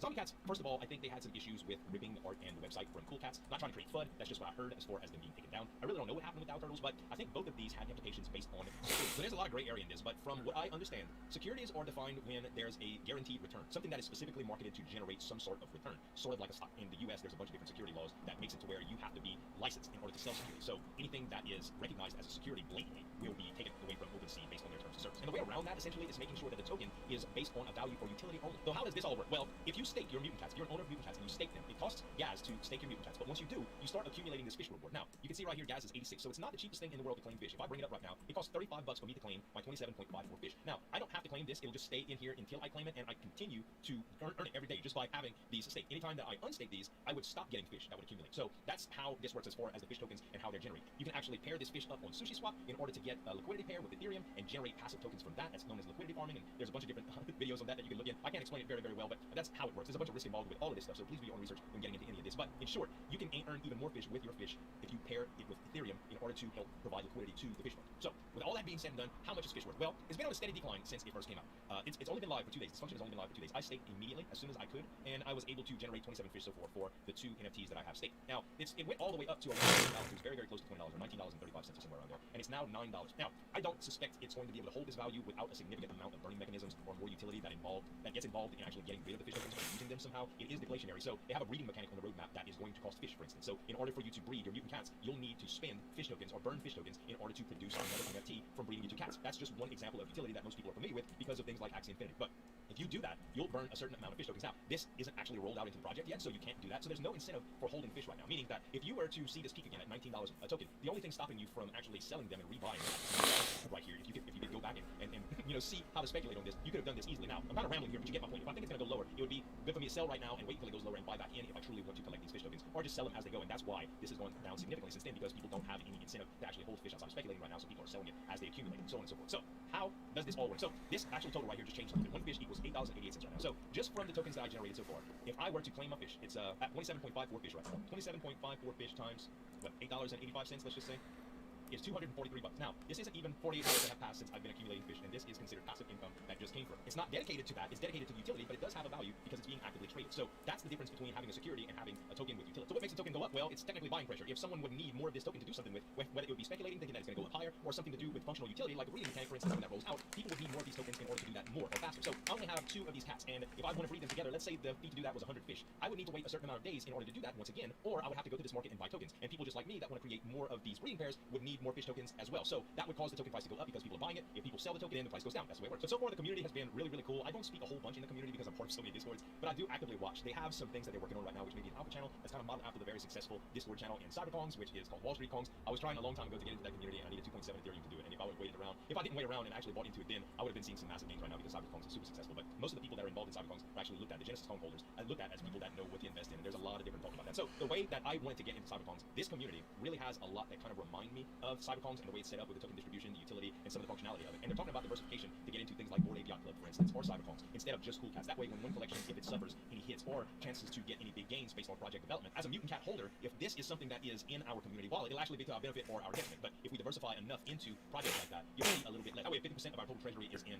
Cyberkongs, for instance, and 50% was in cool cats, and Cyberkongs did an outrageously cool thing that made everybody flock to it and the price doubled overnight, we would see a significant increase in that. If all of our revenue is in cool cats and cool cats doesn't have any new developments, we may not be subject to those type of increases. And it could also come out to a loss. If something happens in the world of cool cats that make the value go significantly down, we would have to suffer through that as well. So there's some speculation in this as well, but I think Mutated Fur put this in a very, very cool way that really opened my eyes to the whole project and said, let's see how fast we can get the rest of the mutant cats. I think we have a lot of surprises in stock which help catapult the mutant now into one massive, unstoppable, community-owned NFT wave. When you think about whales in the NFT market or in crypto in general, it's these wallets. It's these people that own these wallets that buy into these NFTs or buy into these crypto projects in massive, massive amounts. The type of Ethereum that some of these wallets possess are able to change the way the market is. When whales buy or sell Bitcoin, for instance, the price of Bitcoin goes up and down because it's such a large market cap, it's really hard to move. Whales are pretty much the only people that can move that through price action. But things like this DAO, this community that puts together this huge treasury of NFT can actually move some markets and get the profits from it. And I think this type of concept is something that's going to be really, really interesting going forward into these DAO treasury type NFTs. There's a few different NFT projects that have done things similar to this, and I encourage you to take a look around and check out different projects like this. And I'd love to hear your recommendations in the comments on projects like this as well. I'm looking forward to your opinions on mutant cats as well as checking you out on my Discord and my Discord. We talk about stuff like this in NFT land all day long. I try to drop a lot of alpha there as much as I get it because I'm involved in a lot of different communities and I get a lot of this information. And when I find stuff like this, I like to share it because I think it's really, really interesting and it could also be profitable. So that's it for me today, guys. Thanks so much for watching. I hope you enjoyed the video and got some information from it. As always, this is Luke signing off, and we'll see you next time.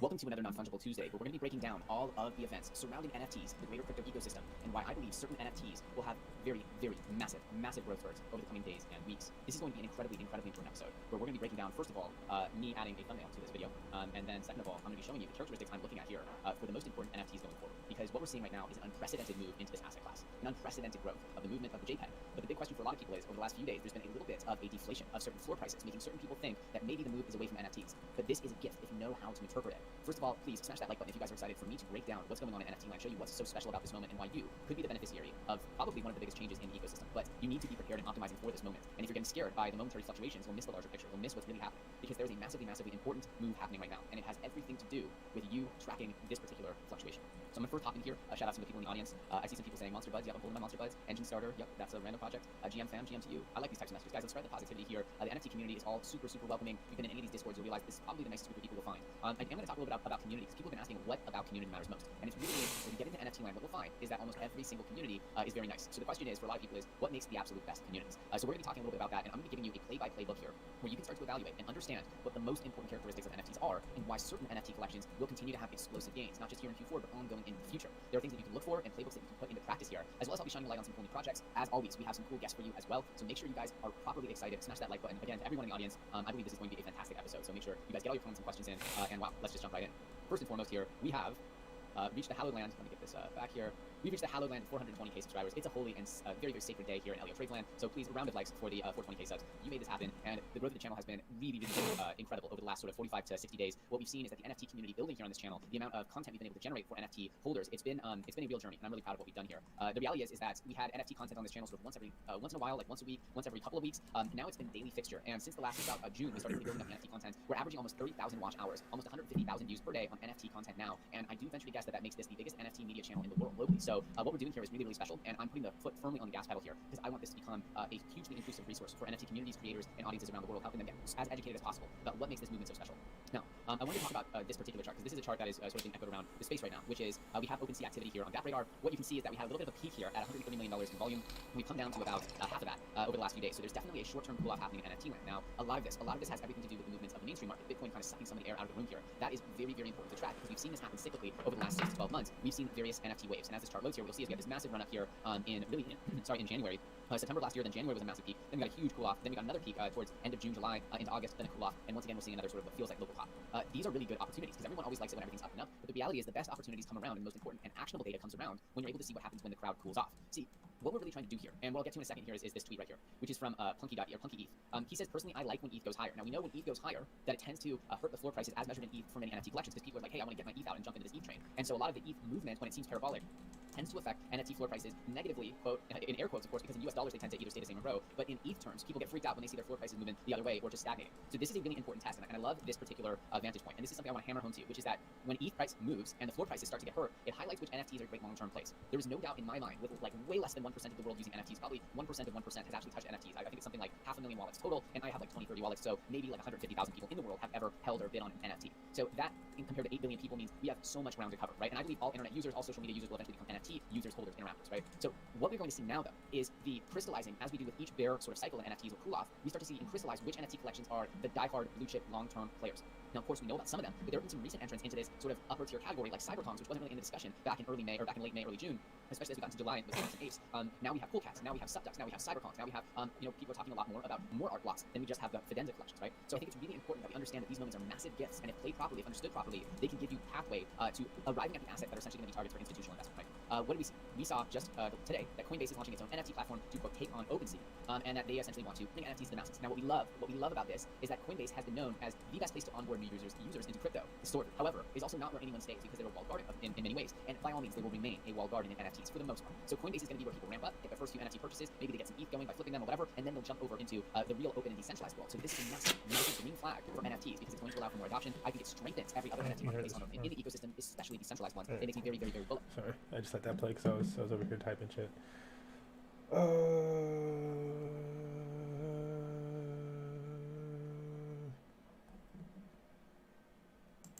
on, just because I've never seen this guy before and his name popped up and now I've seen this video. Is he all about drip? His whole channel is about drip. This guy must have a lot of drip. 446. Again, just a little account, but hey, these little accounts will end up being big accounts as well. Obviously, we're hyper compounding every day, so that's awesome. That's absolutely awesome. So while we're here, look, the price of drip did go down quite a bit while I was. How things have been. So I'm going to share that. We're able to do it because of my passive income. My wife, the main, really not good at all. You know, headaches, body ache. $7.70, and when I first got in on day one, it was $7.07 when I got it. Waiting. Okay, compound successful. That's awesome. So now that's going to take my available over there and put it into my deposit. Okay, it'll also add to the claim. So you'll see that the claim has gone up 47 and the deposits is now 58.446. Again, just a little account, but hey, these little accounts will end up being big accounts as well. Obviously, we're hyper compounding every day, so that's awesome. That's absolutely awesome. So while we're here, look, the price of drip did go down quite a bit while I was sick, all the way down to $6.86 as far as I know. I wasn't watching it too much, but that's the beauty about drip is that, you know, it doesn't. Alright, so he hasn't been active lately. Let's look at his stuff from a month ago. Is that going to be the same wallet? You know, people tend to think of it as network marketing, etc., which it is not. In fact, there's no obligation to create teams, but creating teams is of great benefit to you. All right. Sip of the blue drink. So that's where we'd be after 1 year. Now let's go to the next level. So, oops, let's see what he says here. Taking that out every single day. Let me just bring up my calculator. Oh, okay, this is. There's no breaks at Christmas, no breaks on any holiday. Right, so let's say you started with 100 tokens, okay? Drip tokens, which you have to have BNB to buy drip, but we'll go into that another time, okay? So you have 100 tokens. Your interest is 1%, but we calculated at 0.95% because there's a 5% tax every time you compound. So we just keep it at 0.95%. It's daily, okay? We'll do it over 1 year, starting again with 100 coins, and daily compounding, so it's daily 365 days. Now this works all the time, okay? This is there's no breaks at Christmas, no breaks on any holidays, nothing like that, okay? So you've got 365 days of compounding there. Again, it's entirely up to you how you do it. So basically, we calculate that out, and over 1 year, all right, your investment capital, your investment amount in coins will be 3,153.61 coins, and you only started with 100, so it's pretty amazing. It gives you about 3,053 percent for the year. All right, so again, super awesome. So based on that 3,153, let me just bring up my calculator here, drag it over to the screen so you can see. All right. So 3,153.61 points, and what did we say is $23.70? So times $23.70, that's $74,740 US. Okay, that's the size of your investment capital. And what you are earning from that is 1% per day. So times 1% is $747 per day. All right. Now this is based on, again, you're starting with 100, you're compounding every day for a whole year, and that's what you end up with, $745 a day, which is much better than a kick in the ass. And I think that deserves another shot of the blue drinks. Ooh, yeah, I love it. I love it. Love it. Love it. Love it. Love it. So yeah, $747 a day now. You don't want to be taking that out every single day. Obviously, if you take that out all the time, you take it all the time, you're going to cut down your tree that I mentioned earlier. So what I like to do is, I generally stick with the 20% rule, right? You can do it differently, but for me, I try to stick with the 20% rule, which means that I would either compound 5 days, claim 1, compound 5 days, claim 1, etc., etc., etc., okay? Which would actually give you a bigger amount than this. But if you wanted to also do it as, okay, for the start of the month, for 6 days, you're just going to claim, you're not going to compound, all right? And that's what some people do. And then for the rest of the month, you would recompound. So in doing that, what you would have is like $747 for that first day after 1 year, and you would multiply that by 6. And that's going to give you an additional $4,484 US per month, passively. What? Okay, for the start of the month, for 6 days, etc. Okay, which would actually give you a bigger amount than this. But if you wanted to also do it as, okay, for the start of the month, for 6 days, you're just going to claim, you're not going to compound, all right? And that's what some people do. And then for the rest of the month, you would recompound. So in doing that, what you would have is like $747 for that first day after 1 year, and you would multiply that by 6. And that's going to give you an additional $4,484 US per month, passively. That's basically what I do. This is going to give you a rough idea, because obviously there's also taxes for claiming and taxes for converting back to BNB, which again we'll cover in future videos. I'm sure when you guys are watching, you're going to ask me questions, and again that deserves another blue drink. Sip of the blue drink. So that's what it would be after 1 year. Now let's go to the next level, and let's just add it in for another 6 months. Okay. So as you can see here, we're already at 3,153 coins. You've only invested 100. So let's do it for 1 year and 6 months, and the difference is actually quite amazing. So we'll do a calculation of that. So from 3,153 coins, you've now gone, after the next 6 months after that, after compounding, that's 17,709 coins. Again, you're starting with 100. 17,709 coins. Let's bring up the old calculator and we'll work that out again. 17,709 coins times 23.7, and you're now looking at $419,703, of which you are earning 1% per day, approximately. Okay, so that's $4,197 a day, which again deserves another shot of the blue drinks. Probably finish that by the time I've done this video. But anyway, so there you go. Guys, there are variables to it. I mean, obviously the price of the coin can go up and the price of the coin can come down, but if you just base it on the price staying the same today, which we know it won't, that would be your average, okay? It's pretty interesting stuff. I'm sure you're interested in that. So, again, I'm not going to go into too much detail with that, but that just gives you a rough idea. If you want to know more about it, hey, feel free, ask questions, message me, check the other YouTubers' pages, get onto the Telegram, which I'll also include down in the description, and if you want to help support the channel and help support me, I'll also put a link down there so you can actually come on as part of my team. I always like to do a divided by 10 situation to any of those type of numbers. So using $4,000 a day, but if you divide it by 10, that's still $40 a day after a year. If everything decreased by 10% within a year and a half, which is pretty good. That's like, you got to think about think about the bear scenario. The bear scenario is if it went down 10% or 10x. And if it went down 10x, you thought you were gonna have 4,000 instead of having 4,000. You've been compounding the whole time. And what's 100 of that? Let's see, 100 times what he was saying.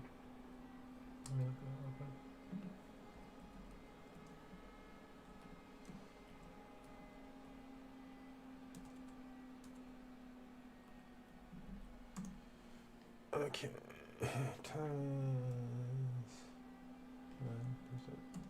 $23 divided by 10. So you went from making $2 a day to $40 a day if it goes down by 10x in a year.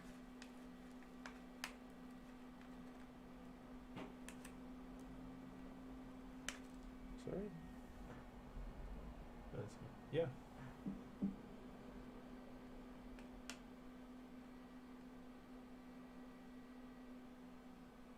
If you compound into the strategy. That's pretty fucking solid, bro. That's pretty fucking solid. Like, it's like really hard to beat that. And this is why I'm like looking at this for the esports DAO.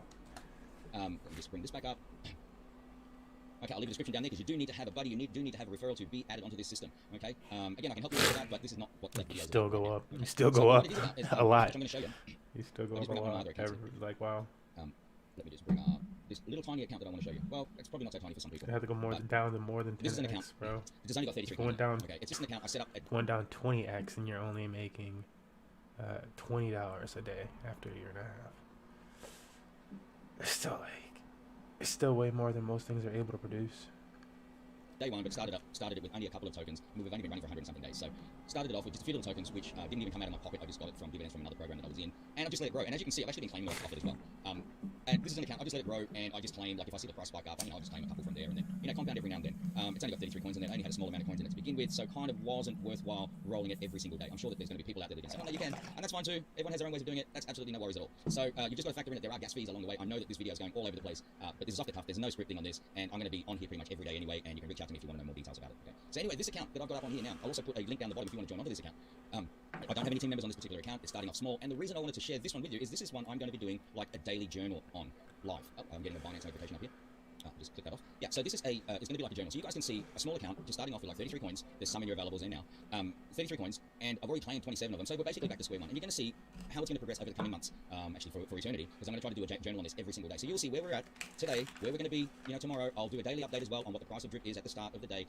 And then when I do the next video the following day, we'll look at the price of drip. Again, don't worry too much about the price of drip, just look at the process. Basically, what we're trying to do is we are trying to increase the amount of coins that we have every day. Okay. If you were able to, let me have another little sip of the blue drink. Exactly. If you are able to compound and recompound every single day. So I'm like, as long as you compound it. Within 70 days, you've doubled the amount of coins that you hold. Okay, so let's say we've got 33 here. If I was just to compound this on a daily basis, within 70 days, I would have 66 or 67 coins. Okay, double the 33.516. All right, so I would be able to double that. And then 66 coins, and then another 70 days, roughly, it's going to double again. All right, so that's what we've got to be focusing on, and that's what I'm going to show you in the daily journal on this account in the coming weeks, months, years, whatever. We may see some people joining up underneath this team here, but I'm just going to show you from scratch. So it's for you guys out there that can't come in and buy 100 coins straight away, or you can't come in and buy 1,000 coins or thousands of coins. Everyone's at different levels of, of economy and financial situation. So, I've got some people that I know that have started on 1 coin, and they're still going to work for them. It's just going to take them longer to get there, but it'll still work for them eventually. Okay, so yeah, so that's what we're going to be doing. I'm not going to go much longer with this video. I just wanted to.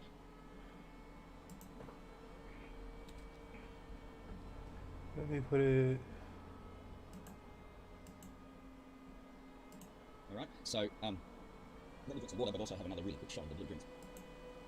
Okay, let's look at the current price today. Current price today, right now is $23.71. I'm gonna time set it. And we probably have like no. Do we have any non-freaky DMs? Somebody or something super spammy, so I know they won't respond.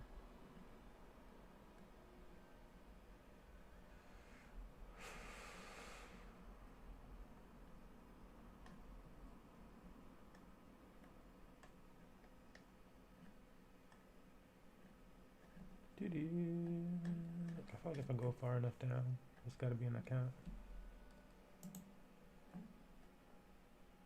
Yep.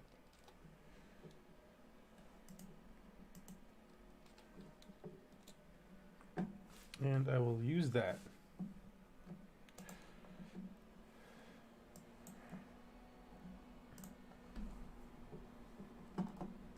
Okay. I'm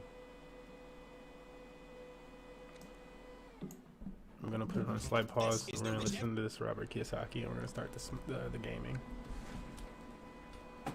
Check out Drip's price today.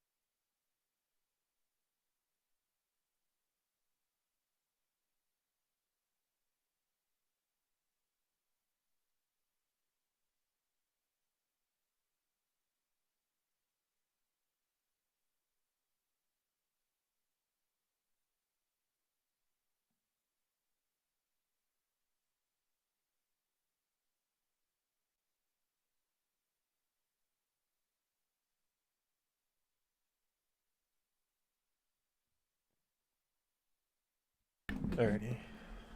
Here we go. Rich Dad Radio. Radio show. Rolling us into the gaming portion. I'll continue to claim and compound. I'm really compounding today. Today's a compound day. Because years and years ago, 25 years ago, when we had Rich Dad Poor Dad, we watched And like, and all this stuff. So you wonder why we compound so much. That dude was just talking about drip and how you can do that with drip, but we're in other things that earn 0.5% a day, 3% a day, well, whatever percent a day, whatever it is.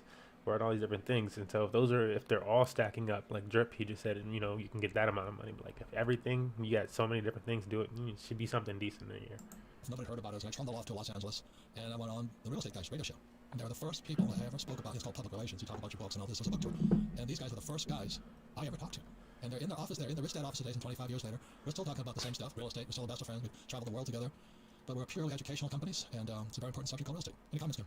Well, I always love having Robert and Russell on our show because they again, we always have real teachers, not fake teachers, and they talk, and they've got developments, and they've got real estate all over, and they're doing all sorts of things in the world of real estate. So I always learn a lot from them, and they're dear, dear friends, and just really happy to have them here on the program today. And you know you're real when you come back from the dead 3 times. because in those 25 years, I've seen all of us go through the ups and downs, and we're not academic teachers, you know, like this is just do this and your life will work. So these guys, we've all gone through the ups and downs of hell together in a very important asset class called real estate. So welcome to the program. Well, great to be back. Thanks for having us. Thank you. And Russell? It's always fun to spend time with you folks, and have treasured the relationship and just admired the work that you do. And so many people in our circle have found us because you have lit them up with Rich Dad Poor Dad, and they've realized they want to get out of paper assets, they want to get into real assets, they understand that they want to have passive income, they want to have debt, tax advantages, and real estate, of course, does all those things. So thank you for your contribution to our business over the years, and it's just been a great relationship. Yeah, and let's honor your dad, because he was the grandfather. Indeed. He invested in real estate in 7 different decades, and we lost Bob last year, but his book goes on. We just met a guy the other day. I said, how'd you find out about us? And usually it's, well, we saw, you know, we listened to your podcast, or we heard you on Rich Dad Radio, and he said, well, I bought a book from your dad, and he mentioned the show, and I listened to the show, and heard about your event that came out. So Dad's still done. Make another version of this where he's got like a different color background. The gray background's cool, but more color. Not too long ago for one of your events, but the last time we were in Belize, all there was this half-built cement house. I didn't know how to like, make it a white really background at the seriously. time. And this was years ago we saw it, and I always thought this was like your model to be. So this time when we went over there, you had a huge development, and it's expanding, and I was so impressed. And it's just gorgeous. It's a gorgeous place to stay, beautiful beach, and now you're I going was to like, this bro, next this should phase be of it. white. What the So, fuck is with these lights? It is a white background. It's just super dark. I did not any area lights. Well, it took a little more vision back then to see it, but... That's what I mean, we're real teachers. I mean, you go through hell, and then, you know, we went through the subprime real estate crash and the mortgage crash and all of that stuff. But that's what makes us real teachers, and we continue on and get smarter. Versus these academics who are in the Fed right now, who have no idea what reality is like. I just can't believe. But anyway, going back to your dad, why don't you give us a little history of the real estate guys and the original Bob Helms? Yeah, so my dad got invested in real estate at a young age, obviously, to have invested in 7 different decades. He got the bug early, and he Where was this state? This was in California. He moved to California When it was free. When it was free. From Oklahoma. My mom never let him forget that he was an Okie, even though he moved at 4 years of age to California. So he moved to California in 1938. So that was probably Grapes of Wrath and John. Very much so. Yep. My hero, my best friend. Steinbeck, right? Grapes of Wrath. Yep. And you know, little by little, he was an engineer by trade, but every time he got a few extra dollars, he'd buy a piece of real estate, and then he wanted to sell real estate. And when I was coming up, my first lesson from Bob is he said, if you want to earn some money, we have an apartment building that needs a lot of paint. And I would go one summer every day and paint rooms in this pretty rundown apartment building that he bought for $135,000 and sold for $2.5 million, $2.6 million. And I went, wow, this kind of stuff works. And that was my introduction to real estate. My sister bristled against it, no interest in real estate at all, and I just kind of got the bug and became licensed, and we worked together for 18 years selling real estate. And pretty much every commission I ever made, I bought a property with. And then with the real estate guys, you guys went on cruises before COVID and Belize. But you have a band. Your father played in a band, a rock and roll band. I'm going, holy moly, I can't play the radio. You guys are playing rock and roll instruments and drums and guitars. And so the real estate guys cruise was fantastic. Yeah, back when they had cruise ships, it was great. We did that for many, many years, 18 years, and then a funny thing happened. And with the shutdown, we pivoted a little bit and decided to have the event on land, and that went well. So, you know, hopefully one day we'll get back on a cruise ship. But, you know, it's that whole ever-changing landscape, and we had so much fun in those days. And, you know, Kenny and Garrett and Tom and everybody would hang out with us, and we'd spend, you know, more than a week together. Kids would too. Yeah, and the kids, Russ's kids, my kids have all been on that. My kids haven't missed one. They love it. And I guess that's part of it too, right? I'll tell you a great story. My 16-year-old said to me the other day, you know, Dad, I'm thinking, and he's worried, I can tell. He goes, I'm thinking I don't want to go to college. And I'm smiling inside, but I don't want to high five right away. I'm like, well, tell me about that. He goes, well, everybody we know in real estate, I'd be crazy if I didn't take advantage of that. I think I want to do real estate. Proud papa moment. And Russ, that was your son too, right? Yeah, I mean, I have a lot of children. So my oldest daughter went to work the day I met Robert Helms. We were at a seminar together, my daughter and I, and Bob and Robert asked the crowd if they knew anybody who would be interested in being an assistant. My daughter took that job. I had just started in the mortgage business, and so... What year would this been? 2001. 2001. In fact, I remember the date. You know, of course you do. Of course I do. Anyway, but so she went to work with them, and it kind of gave me a peek inside their business. And she said they make more money on their investing than they do selling real estate. And I said, oh, that's intriguing. And so I began to work with Robert kind of on a consulting basis as a business consultant because the door was already crowded. There was nobody way I was going to be able to go in there and become his mortgage guy because he had a long line of people in that category. So I took a different tact into getting into the relationship and just started helping him organize and market the business. We grew the educational side of the business, and we did that together for 2 or 3 years before I became the co-host of the show. So my relationship with Robert Helms started, you know, before I was really a real estate guy on the radio. That came later. And when we finally got on the radio together after 2 or 3 years of doing education, because that's how we marketed, we led through education, we call it education for effective action. We just had this mojo when we got on the microphones together because we just knew how to teach together because we've been doing it in the real world, and it translated into the media really well. Yeah, so next year is 25 years since I trundled off to San Francisco. And I'm just begging for this is before Zoom and all this other stuff, and I'm just begging to get on anybody's show. So it's a real estate guy show, and now here they are on the Rich Dad Radio show, and we become great friends. All the advisors travel with you guys. We all teach together because real estate's more than just real estate. You've got to know debt, you've got to know taxes, you've got to know all that stuff, asset protection. So we're kind of like this little family that runs around the world together. And it's been just a joyous 25 years, right, Kim? It has been. It has been. And so I'd like to ask Robert and Russell, because the landscape has changed so dramatically, and it's crazy what's going on. I mean, Robert and I had a condo in Portland. It was a Penny McElroy development deal many years ago, and Portland We've forgiven him for that one. We've forgiven him. Portland is so crazy, and so we're selling it, and we thought, well, for sure we're going to take a loss because the prices must be depressed up there, and the prices are skyrocketing. And local people are upgrading. It's crazy. So I'd like to know from Robert and Russell what you're seeing with real estate as you're in the middle of it. Could we say why we had to sell it was because this was like we went down to Brazil to Ipanema Beach and all that, and they had this thing called favelas. And a favela, it's the most shocking thing I've ever seen. These beautiful high-rise condos surrounded by homeless people. So you drive up to this spectacular multi-billion-dollar condo development, and they got tents all around us. I go, boy, that's Brazil. No, it's Portland, Oregon. Yeah. And so that's why Kim and I sold, because our tenants were complaining we can't get to our door. The price still went up. The regulations, everything is just crazy there. So what are you two seeing on the landscape? What's on the big picture, on the macro picture? What are you seeing? Well, we're seeing that exact thing everywhere. So prices are up, and people are like, wow, look how much my house is worth. Well, as we all know, the house isn't worth anymore. The dollar is worth less. And as we continue to print trillions and trillions of dollars, it shows up somewhere. And right now, one of the bubbles we see it showing up in is real estate prices everywhere. And yet we do have legitimate demand. What's happening this time around is we don't see a lot of speculators buying a house hoping to go up in value. Instead, we see owner occupants buying. We see people buying because there's a job there.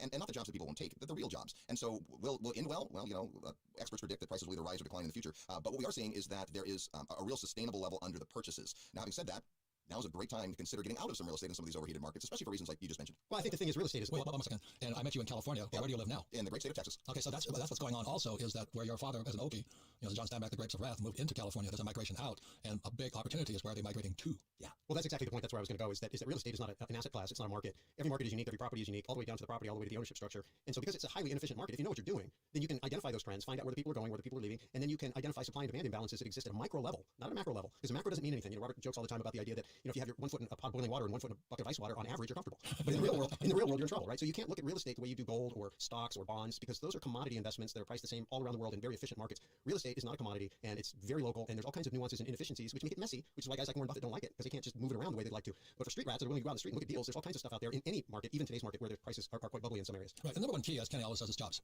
Real estate is a function of jobs, and when jobs move, when people move, real estate goes with it. So that's very important. There's so much to learn. Exactly what Russell's saying. It's not just you buy a 401k.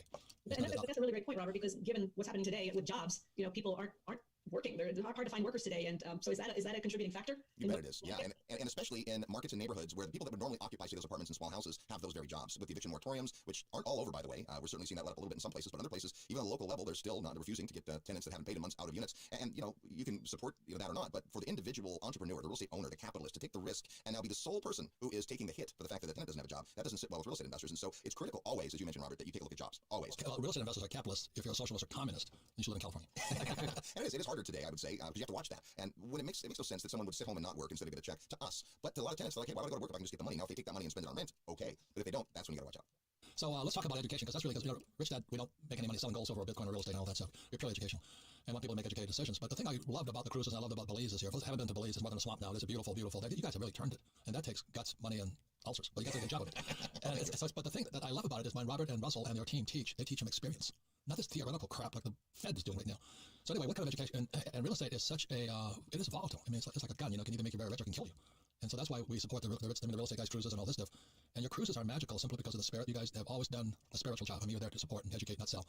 And your team is fantastic. I mean, you have your hardcore, like Beth, man, she is hardcore as they come, man. I tell you, I went across her path with a Sherman tank, she'd kill me. But anyway, you get real teachers. That's what I'm trying to say. There's so many lessons in life, but they come from when things go bad, and that's so people are not, focused on their mistakes, and I get that, but at the same time, that's when we learn the most. And as you said, having been friends all these years, we've seen lots of ups and downs, right? I thought you guys were gone with that mortgage crisis. I thought they're gone. We were gone for a little while. We were pretty close to gone, but you find out who you are when the crap hits the fan at that level. But that's what Kim was saying. You guys came roaring back. He turned the swamp into this resort. I'm going, why should they do that? Yeah, and the lesson was something that we instinctively did, but Chris Martinson really explained in his book Prosper. And we realized that what was really most important was social capital, and that we really went to work on our brand. We really went to work on our network. And rather than being the smartest guys in the room and being the teachers, we started assembling people who were much smarter than us. And then we also got out of the weeds, and we realized that teaching people how to investment, they had to first get inside their own head and figure out who they were as an investor. Like you talking rich dad, poor dad. There's two different mentalities. Somebody in the ES side really can't be in the BI side. They have to change who they are in order to get there. So that's number one. Well, let me tell you one more story, okay? Waikiki was a swamp. I don't want a shopping center, which is what it used to be, but it was the most prosperous shopping center in the world. It was a swamp. And my poor dad came up to me and he said, it's a swamp. And you look at Waikiki today and go, that was a swamp? Yeah. Well, it took somebody going in there to drain their fucking swamp. And then the shopping center is built in swamp in Waikiki. Yeah. But that was my poor dad. He couldn't see it. That's what you're talking about, right? Yeah, I see it. And vision. So the first thing you talk about is just getting a vision. You have to get a lay of the land and understand what's really going on, so you can see the nuances and the opportunity. You got to get a vision for yourself. We teach it as personal investment philosophy. Figure out who you are, and then you look for markets and team who can help you in that regard, that fit and align with who you are and what you're trying to do. And once you do that, the technical side is really easy. And a lot of people who teach real estate focus on the technical side of real estate, and we think that's a big mistake because it's easy to buy something that looks like a good deal on a piece of paper, based on a picture on the internet or looking up on a map where it is and the geography and all that, but without the relationships. And ultimately, I think what we're talking about, this decades-long friendship, the networks that we have, we travel in, the people we hang out with, the ecosystem that we do business in. It's all relationship-based. And we've all gone through hell with. Exactly. I mean, that's what happens. I never served in the military, but I played some football, and those 2 weeks, Hell Week, every summer is where the guys became a team. That's where we bonded, going through all that crap together and just throwing up together and hurting together. If I could give you guys a plug, you guys can make the real estate guys real estate. What do you have now? A summit and all this other stuff? Yeah, so today, we still educate. That's our primary thing. And I show up because they're magical. The reason they're magical is because they're spiritual. They're not here to hustle you to buy a 401k or something like this and all this. They're really there to teach. Your teachers are teachers. Yeah, it's such a key distinction because, the typical academic world is someone who learns something and then teaches what they learn from books. We just teach the stuff we've been through that put us through the ringer, and we live through, and there's just so much gold in that. And I want to get back to what Russell was saying too, because I thought it was a really, really important point, is that the mindset of a real estate investor is an entrepreneur, basically. It's the same mindset, and not everybody's cracked up to be an entrepreneur, but that's so much a part of it, because as we all know, our first property, and to this day our last properties, we all make a ton of mistakes, and we all have problems every day. And if we don't have that mindset of this mistake or this problem is something I'm going to learn from and make me smarter, and you got to pick yourself up off the ground when the mortgage thing collapses and when markets go south. And so it's a real, that personal development piece, I think, is crucial, and that mindset is such a crucial piece of the puzzle. I didn't want to overlook that, because I thought what Russell said was critical. Yeah, well, when you get together on your cruise or now in Belize or wherever you guys are going, we'll go. It's a team teaching. Like when somebody talks about collecting rent, we have Kenny McElroy, we have people about debt, we have Kenny, we have taxes, we have Tom Wheelwright. So everybody's a real teacher. And someone says, what should I do to invest in real estate? I'm glad you guys are on the Rich Dad Radio Show, because I can highly endorse what you guys do. The 25 years I go there, you let me curse and swear, which I appreciate. But anyway, I go to learn. Every time I sit there, these guys are in the trenches every day. They're not some academic panty waste at the Federal Reserve making decisions that they'll never pay for. We'll pay for it. And so that's why the real estate guys, they're education people like us, but their teachers are spectacular because they're in the trenches every single day. And real estate is not a 401k. If a 401k is too tough for you, then join the Boy Scouts. But if you want to come onto the real team, it's the real estate guys. We come back, we're talking more about what does it take to be a real estate investor. Because everybody says, well, what should I do about buying real estate? I go, God, pray. Tonight, pray. We'll be right back. Welcome back, Robert Kiyosaki, the Radio Show. The good news and bad news about money. And today we have... When you wake up and check the drip price, it's like, no, I shouldn't sell. It's at like $14, bro. I should hold it a few days, So And so, Sarah and I were just on with this real estate teacher the other day, and he wanted me to debate Dave Ramsey. Dave Ramsey is a friend of mine, and Dave Ramsey says live debt free. And for 99% of the idiots out there, live debt free. Because you don't understand debt. But if you're going to use debt as capital, as money, you've got to study 10 times more. If you think a 401k is tough, I'll pray for you tonight. I'll take laps around the rosary beads. But if you're going to play the game of real estate, you've got to have more education, much, much more, because you're in the swamp. And it's a frightening thing. So we have the real estate guys here. We're going to talk about education, where it's going. But where the money is really made. Now, like I said, I love Dave Ramsey. 99% of you should follow him, because you have no idea what debt is, and it's the most dangerous thing you can use. But if you like being billions in debt, we're your people. So we have Russell Gay and Robert Helms, been friends for over 25 years. They put on they set up a real estate guys cruise, and COVID shut them down, but now we go to their swamp that they drained, which is like Waikiki now. And I can't believe they just keep going. This is not 401k game, yo-yos out there. You think a 401k is interesting? Wake up, smell some coffee. So with that said, the biggest opportunities are in more education, but who do you get your education from? Not from Janet Yellen or Powell or the Fed, because those guys are criminals right now as far as I'm concerned, what they're doing with our money supply. But interest rates are zero bound. This is really good news for real estate guys, right? Oh, it's such good news. Debt is a two-edged sword. It's like a chainsaw. It's a great tool, but it also can cut out your hand. With debt, if you study it, it is the key to getting wealthy. It is. You know that. Debt and taxes, things people avoid and hate, we love. And, Russ, as a financial strategist, points this out all the time. Yeah, absolutely. You have to understand the environment we work in. In 1913, we got the Federal Reserve, the Federal Income Tax, we got the IRS, and it really changed the game. It was the beginning of a descent into a shift from real money, asset-based money, to debt. And if you look at the greenbacks that you carry around in your wallet, they say Federal Reserve note. Well, anybody that understands business knows that a note is an IOU. This is an irredeemable IOU because there's no way to cash it in for real money. You used to be able to do that. So when you understand that we live in a system of debt, it's like being a fish in an aquarium saying, you should breathe oxygen. Well, there's no oxygen in the tank. The entire thing is debt. When you understand that basic concept, and that the printing, all this expansion of the money supply is diluting the value of each individual dollar you own, then you have to find a way to go short. You have to find a way to buy things today while the dollar has value. Let me jump in here for a second. Let me talk about education. You're talking about education. So when I started in real estate in 1989, there were no financials, there were no real estate seminars. There were far and few between, but now there's so many, and that's why I want to just give a plug to Robert and Russell. Is you got to find the educators that are really doing the real thing and learn from them. And that is, if there's any shortcut, because there's so many components to real estate that you've got to get financially educated on real estate before you get into the game. And the beauty of Robert and Russell and your father Bob Helms was they brought real teachers together. They compressed them into a room. We'd sit there, magic would happen. People would see Jesus, Buddha, Muhammad. They find the religion of debt and taxes and realize, thank you, Fed. You screw everybody else, but you're making real estate guys rich. But you've got to do your part. You've got to get educated. I love debt. I love not paying taxes. And if you love paying taxes and you don't love debt, then who's that guy, Dave Ramsey? That's a good friend. Live debt free. But if you're going to go to the other side, go to the dark side, it's the real estate guys. Well, real estate provides the asset and the cash flow and the tax write-offs that allow you to control the debt. And then when you can control the debt for a long period of time, over time, the inflation reduces the cost of the debt. And that's where the wealth is. We wrote a book called Equity Happens because the thesis is that over time, real assets, real estate, gold, oil, anything denominated in dollars that are going down in value systematically over time are going to appreciate in price. But it's not real wealth unless you have secured it with debt, because as the debt shrinks, now you end up getting a discount on that asset that you purchased. The economic model for real estate is so simple. Someone lives in the house I own, they pay rent, which is derived from their job, and I take that rent check and I pay my mortgage and I pay my taxes, and the rest goes to me. And over time, the loan gets paid down by the tenant. And that's the great part about that. The challenge is when someone gets all enamored or they get talked into some, they want to flip a house or something. Yeah, exactly. And they get sold a big seminar package or something, and now they don't understand. No, but the point here is this, you guys. I'm the reason we have on here. We're an education program. Don't invest in real estate unless you want to get educated first. Yeah. Don't be freaking stupid. I've met so many stupid people. Like that guy wanted me to debate Dave Ramsey's a good guy, but he doesn't understand what he's teaching people. He's teaching the reason we're in real estate is debt, taxes, and lawsuits. Do you know what I mean? So that's why what Russell and Robert are talking about here is they are the guys with the scars on their backs. Okay, please hear what I'm saying. We just keep it simple here. It's get educated because you're now playing with fire. You're going into debt, taxes, and lawsuits. And it's going to get worse. And exactly as you guys were saying, real estate is migratory. You know, I mean, Robert's not living in California, and I'm flying to Hawaii this weekend. I'm going to sell Hawaii because Hawaii has gone Marxist. It's communist. Why would I want to live in a state where they want to take my real? You know, what is the theme of the Communist Manifesto? The abolition of private property. Yep. And that's Hawaii, that's California, that's New York, that's Oregon, that's Seattle, or Washington. Why would I want to live in a communist place? It's that simple. But if you're going to use debt, you better get educated because it's the most dangerous thing you can play with. It's also the best thing. You don't want to pay your taxes. It's fabulous, but do it legally because you don't want to go off to jail with your hands behind your back. So that's why we invest in real estate. Like, oh, it's going to flip this house. And I just take laps around the rosary bead. I'm going, you're a fucking idiot. You don't know what you're playing with. And when that guy wanted me to debate Dave Ramsey on debt, I'm saying, and you're a real estate advisor? You're a real estate advisor? You don't know why I'm in real estate? It's called debt, taxes, and lawsuits. It's that simple. So you better learn from real teachers. Okay, and that's what you guys teach. So you have a program teaching syndications. Right. And that's what I want to say. Yeah. Kim and I, once we graduated and we made enough money, we went into syndications. That's with Kenny. And Kenny McElroy, when he teaches property management real estate, and Tom Realway talks about taxes, well, it's syndications, which is called the fast track on the cash flow board game. Kim and I are on the fast track. We don't flip houses, do we, Kim? No, we don't. So it's a matter of graduation. So the reason I love you guys is in the syndication classes, people can understand more what you're talking about, the repo, reverse repo, risk ratios, and all that stuff. But the average guy right now has got to understand how you manage his debt and how you not pay taxes. So what about how your syndication class is doing? And would you define what syndication is, please? Yeah, so it's a pretty simple concept. The idea is most big real estate developments and projects and apartment buildings aren't owned by a single person. You have a general partner or promoter or syndicator who finds the deal and puts together the financing, and then you have passive investors who fund it. So certainly you still get bank debt. We love that. Some of the best debt available is on these larger assets. And then you bring private investors along. So two sides to play. The passive inside, where I'm just going to put $100,000 or $50,000 with someone who has experience and track record and good relationships and market knowledge. Or I'm going to be that person. And maybe I've done well in real estate. And the next level for me is I've deployed all my own personal resources, so I'm going to go find other deals and get participants. It's team investing is the way we look at it. And even though it is more complex, it's the natural evolution for many real estate investors. Correct. And what Kim and I did is that we need debt. As crazy as that sounds, because Kim and I make so much freaking money that if we just hold the cash, we pay taxes. Yeah. So I got to call guys like you guys up or Kenny up and say, what have you got? So if I give you guys $1 million, I need you to marry the $1 million with another $4 million in debt. And from that $4 million in marriage and debt through the syndication, I get to pass through $5 million tax depreciation. Yeah. So the reason people like Kim and I get richer is because we look for guys who are syndicators like Kenny, like you guys, who have so much money. Our job is to place the money with somebody who understands debt and taxes and management and lawsuits. So that's how the rich are getting rich. It's not, when these guys are up there, Armando and they're flipping houses, I'm going, what's a good start? I would never touch their stuff. And so the reason I support the real estate guys is if you want to get started understanding that real estate is not a 401k or an IRA or an RRSP or an REIT. So the reason I'm going to support these guys here is that they have the package from beginner to syndicator. So what does a syndicator do?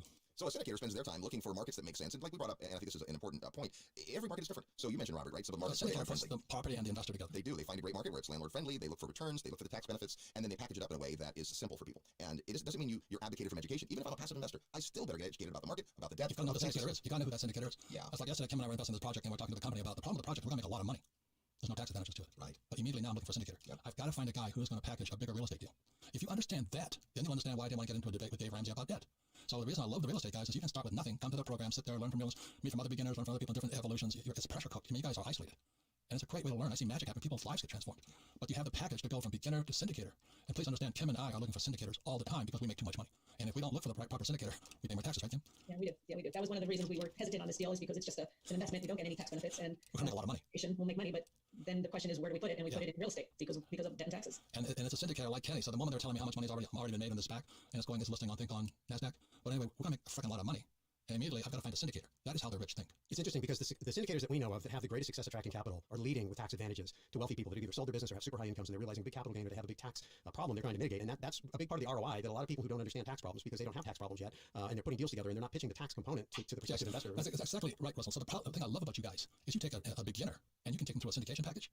And then they access what I call infinite money. There's so much money floating out there right now. But in the meantime, why the Rich Dad Company was formed was if you want to get rich, you better invest in your financial education first, and it's debt and taxes. And that's why the real estate guys, when I ran into it, said, I'm at home, I understand this stuff. Because my poor dad wanted a job, and Rich Dad wanted debt. And he understood the swamp. Because, Rich Dad started with nothing, and he owns the Hyatt Regency Waikiki Beach, which is a swamp. So that's how real estate guys think. And my poor dad wanted me to become a pilot, so I can get a high-paying job. I'm going, Jesus, why would I do that? So the reason the real estate guys are fantastic, and I love your syndication program, not that I would ever enroll in it because I don't want to do that stuff, but they have the whole package. You guys have the package. That's why so many people come back to your programs.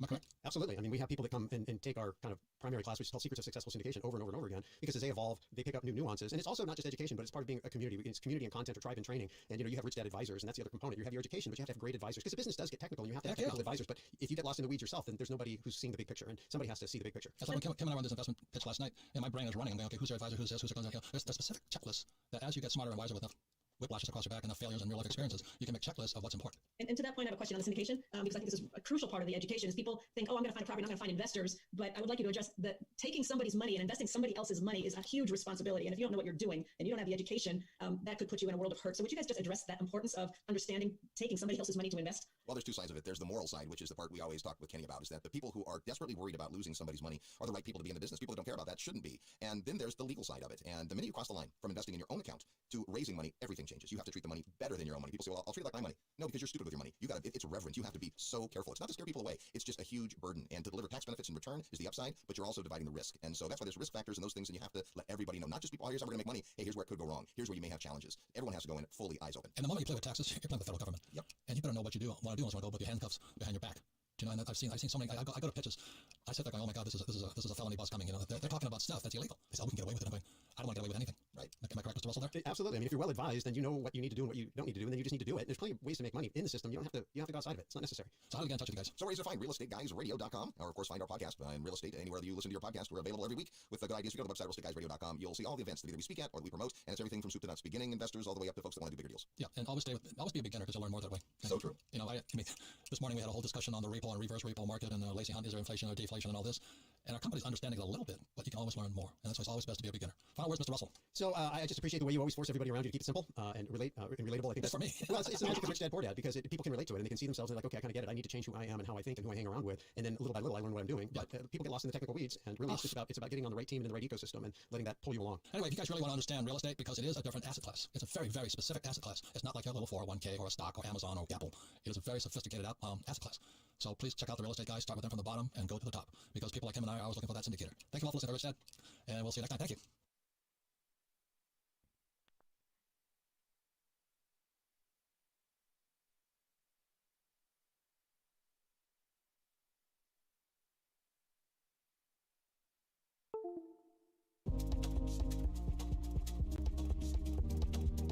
Hey yo, how's it hodling with a vast number of 280,000 plus members of the Chico Army? I want to personally thank each and every one of you for tuning in to this special video today, because it contains some altcoin alpha like never before, aka Omega Alpha.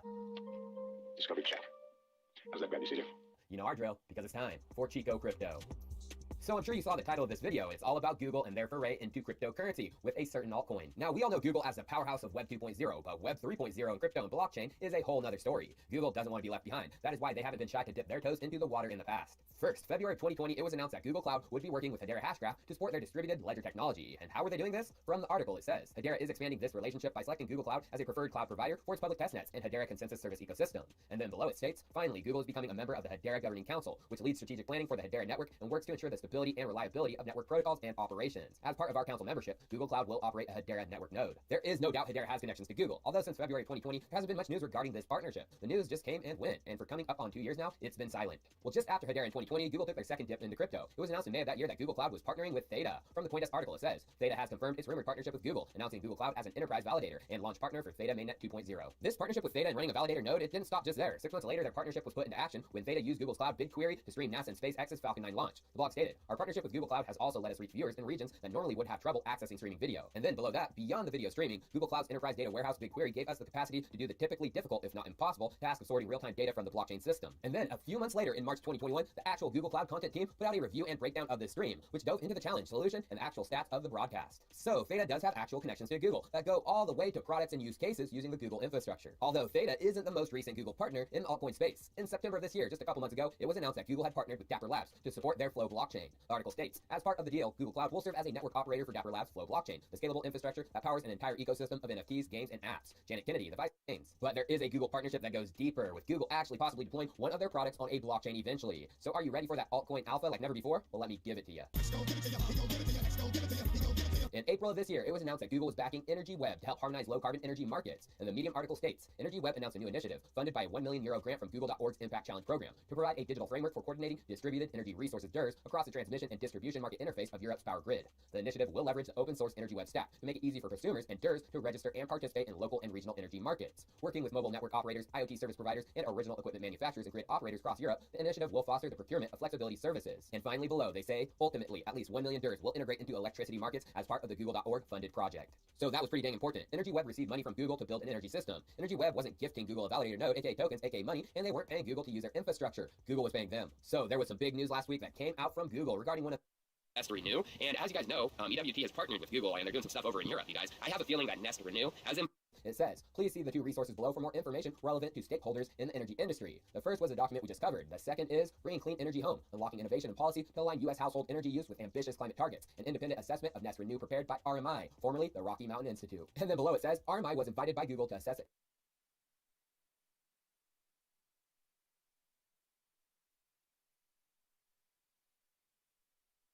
One of the things that blew my mind, probably the most ridiculous statistic we've ever uncovered, is that 80% of American workers get paid more than $15 an hour. Because the narrative, the kind of mainstream coverage is, oh, we have to raise the minimum wage to $15.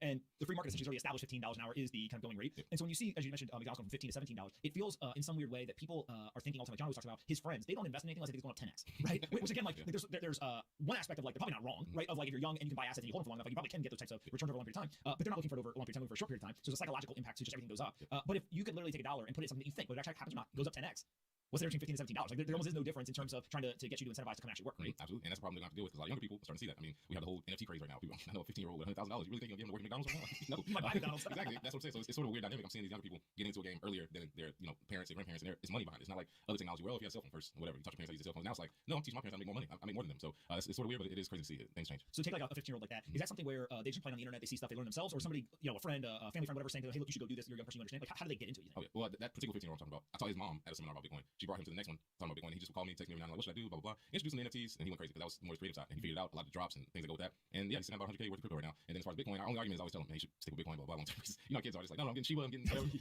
Whatever's new out there. But like I said, your friends don't invest unless it's 10x. That's the same time I say, why not gamble on 15? Like, what am I really losing at this point? I weigh more than my peers. So, hey, more power to them. Yeah. When you talk to like a 15-year-old like that, how much of it is around they're trying to actually learn investing and kind of explain markets versus they're actually just saying, hey, look, I want to make money, so I want to go and buy other stuff? Like, are they doing it to build a portfolio, or are they doing it so they can go buy, they can go buy cars? Exactly. It's usually the latter. But the good thing I always say is, at least their foot is in the door. At least they saw it's sort of the medicine in the candy. If I can get you with NFTs, I can get you with, oh, you're making a lot of money. What you're actually doing is teaching yourself what investing is, whether you do it well or not. You're still teaching yourself, and then sort of guiding them to that way. Because again, kids, you can't hit them with the hard facts. Federal Reserve's doing this. Get them to Bitcoin. Say they're not gonna listen. You have to get them in some way creative. And being a former teacher, I see how that works. You just get them in there, and then once they're in, you teach them what they need to know. So it's usually the latter. I mean, when I was 15, I was going about shoes and dumb shit too. So I understand that, but just trying to shift it a little bit to where it's like, hey, if you're actually thinking long term, you can be pretty wealthy if you know what you're doing. Yeah, because it's almost like you're teaching them the skill set of investing, and now the barrier to entry to invest has come down so significantly that literally a 15-year-old can do it. And then you add in these like super asymmetric opportunities, whether they're sustainable or not, and you take a couple $1,000 or a couple $100 in some cases, and then next thing you know, you're like, hey, I'm sitting on a real portfolio that other folks would spend years working. And I'm 15, I'm 16, I'm 20, and there's plenty of people at 25 years old, and they're just like, wait, what just happened? Exactly. I mean, wealth we've never seen before. And again, some of the people who are around our age, 30s, 40s, whatever, most of them have never seen this before, but they lived during a time where technology took, so they understand it's coming. It's sort of the boom generation.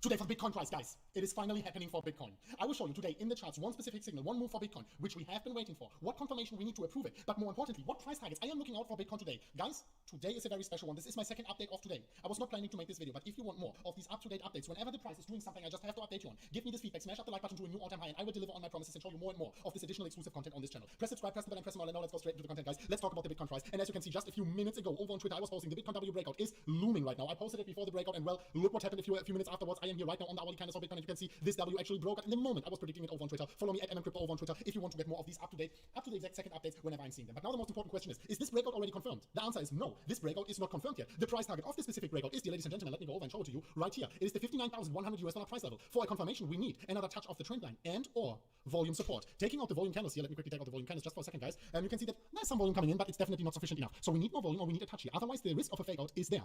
But I want to zoom more out. This is the 4-hourly candles. Actually, this is the hourly candles. Sorry, this is the hourly candles for Bitcoin. Let's zoom a little bit further out and let's go over to the 4-hourly candles because, well, it's all about some overview about what's happening in the market in total. Let's talk about this one here. And by the way, guys, maybe you saw already here on the right-hand side. Do you know what this is? This is a CryptoPunk. And you know what? Let me, before I go into it, let me show you here what I'm actually talking about. This is the CryptoPunk. I actually bought it for like $425,000. Of course, I'm just buying it because it's prestigious. Every big Bitcoin next should have a CryptoPunk. It is like from 2016 or 2017. And obviously, it's very high. Maybe I'm joining here on top of the NFT bubble. Well, I just wanted to own one. And there you go. Now you have a nice background in the picture. So don't laugh at me, guys. Who knows? Maybe I'm the one laughing last. Let's see. So here you can see on the 4-hourly candles, the Bitcoin price is once again back. And this is a very, very, very bullish event back in the ascending triangle. This is one of the reasons why I'm still sticking to my trade. Here you can see my trade over on Phoenix right there. $4.3 million, actually slightly scaling it up. As I said, I am going to scale it up. The more we are breaking resistance, the more I'm scaling up my trade. This trade right now being $756,000 in a profit. I am keeping this trade open, guys. And the question is, should I scale it up right now? Because I was talking about a $20 million trade. The answer is not yet. We are here not on resistance. We are here breaking resistance. But the higher you go on the time frame, the more you can see hourly, 4-hourly, and this is the daily. On the daily, you can see we are still having massive resistance coming in here. We are not going crazy long before we are not breaking the resistance. Let me show you here. Let me quickly take out the brush. Let me show you. As long as we are not breaking this resistance, number one, guys, and let me show you a little bit more.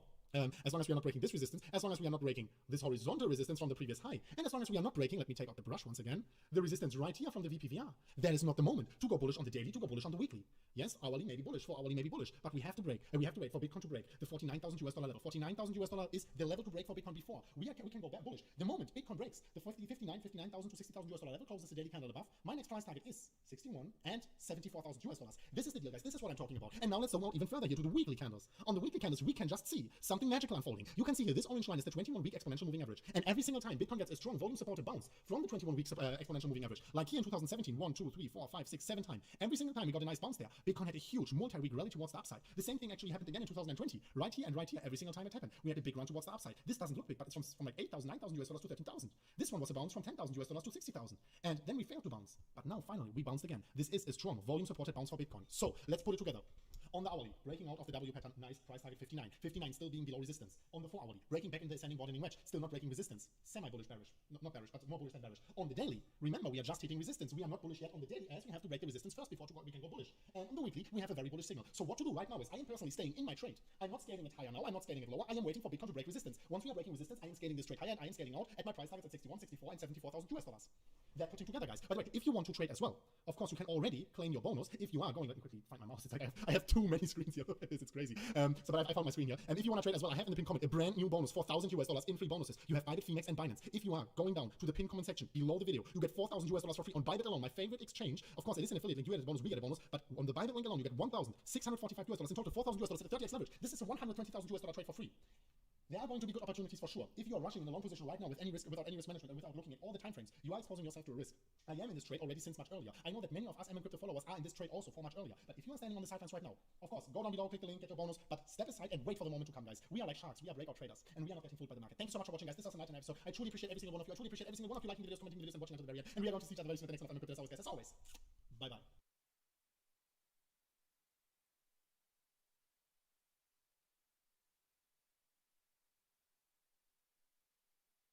Because I can't find the other one, but they did send us a bunch to give away to you guys. So big shout out to them. We've had a lot of collections sending us stuff. G-Ride Finance with a $100 super chat. Thank you for that. Can you look at my NFT mechanics and tell me what you think they will release on Cardano? Yeah, man, send me an what is the NFT mechanics? Alrighty, there he goes. That was that portion.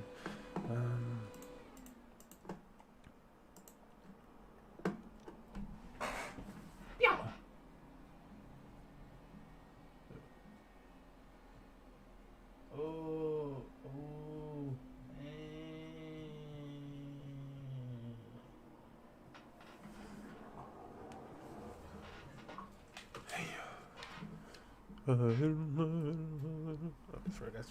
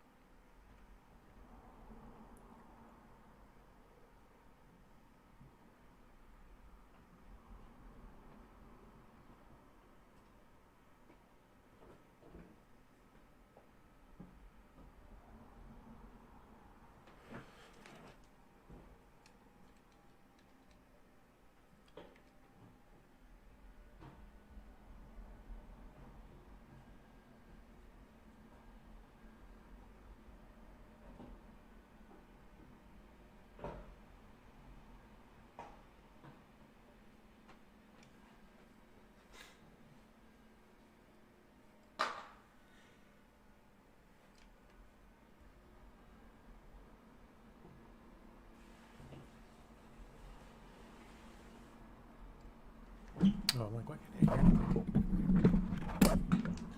Yeah, it's that time of day when people walk around and throw stuff in directions. And nothing changes. Open profile. It's, oh my goodness. People's names on this shit are so ridiculous.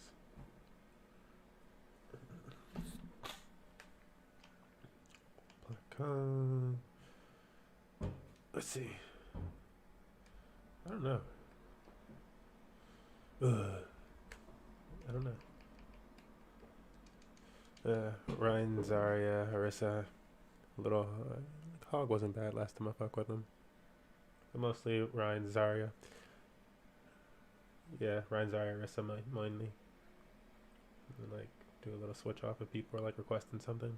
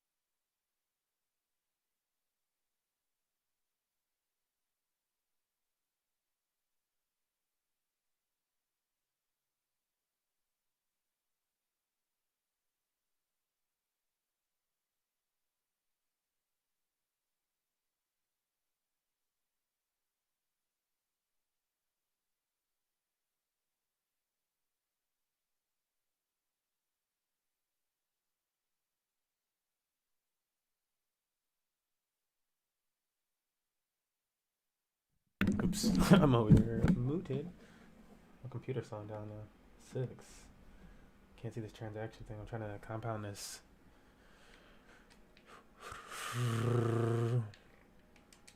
Can't wait to have bot developments paid for. So I can.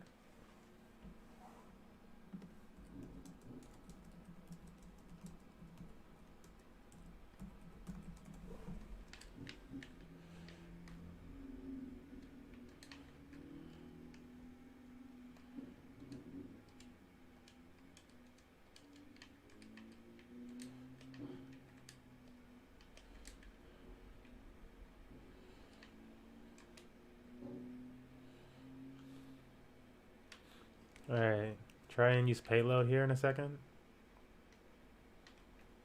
Payload time. Really? Wow, I'm big bodied.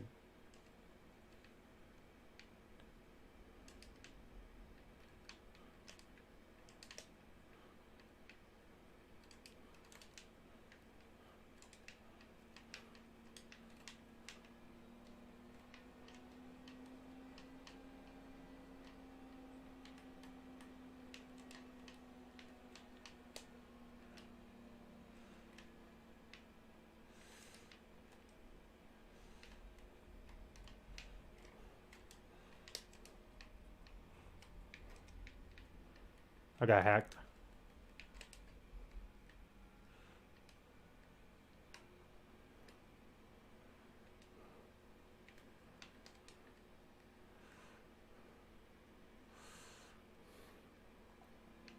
Watch Widow and main gate.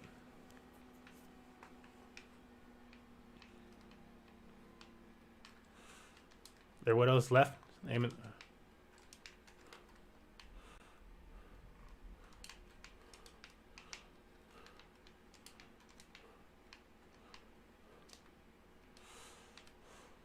Coming, Zari.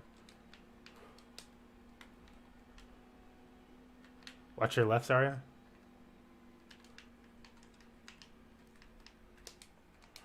Totally.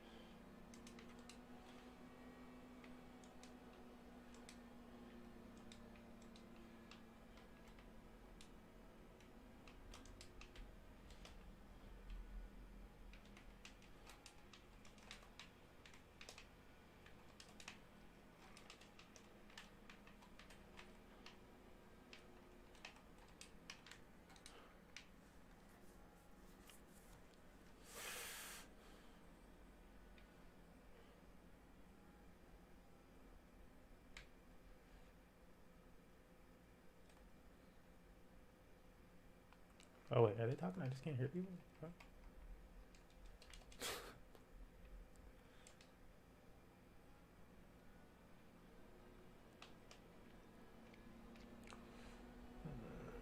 Pretty sure there's Sombras to the right here.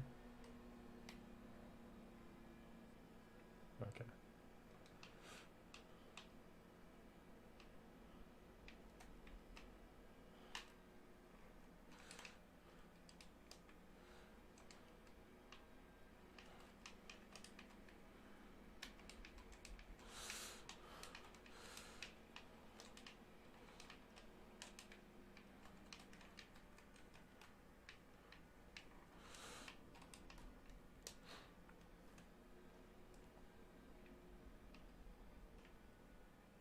Reaper's up top right now, above payload.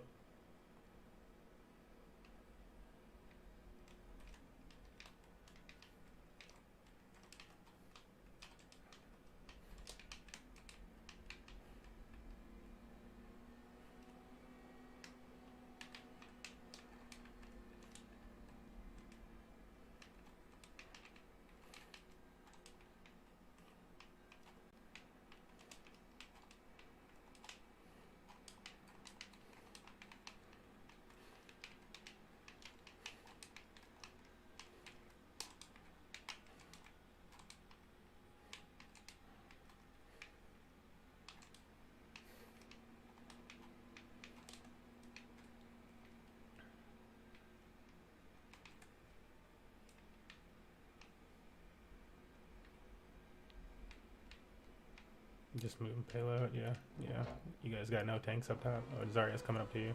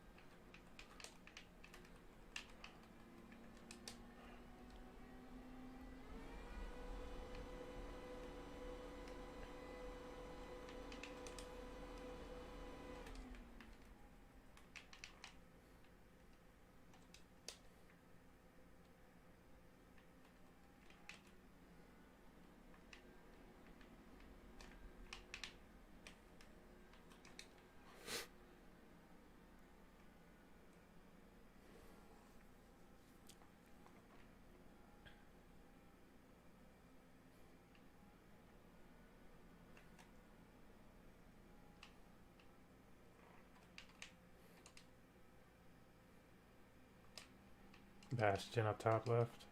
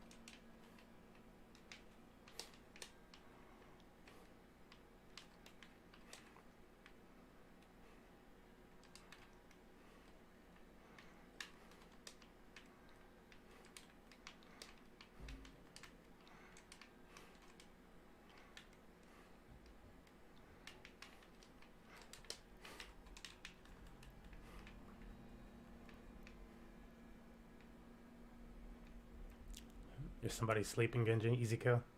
Oh. Sombra's going to the spawn right now. He's coming after whoever that is.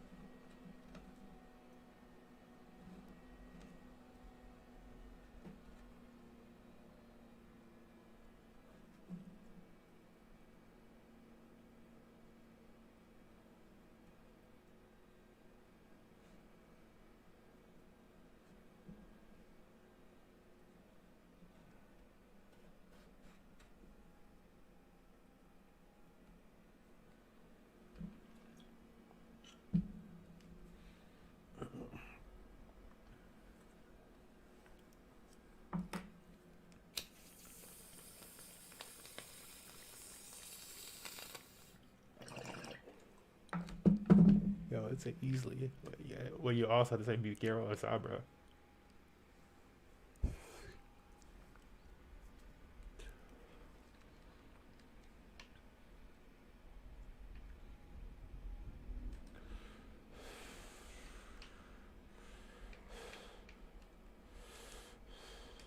Jesus Christ, bro.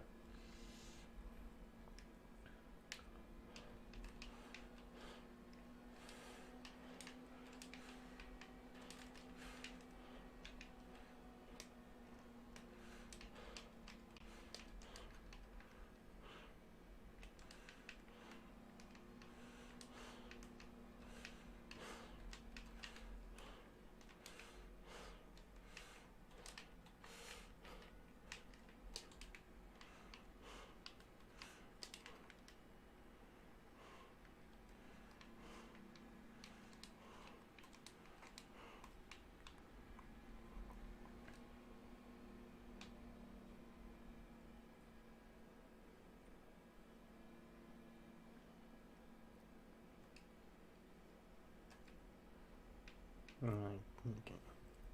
You know, to be a successful Ryan for like Lofton, you gotta go in there. You gotta be a monster, bro.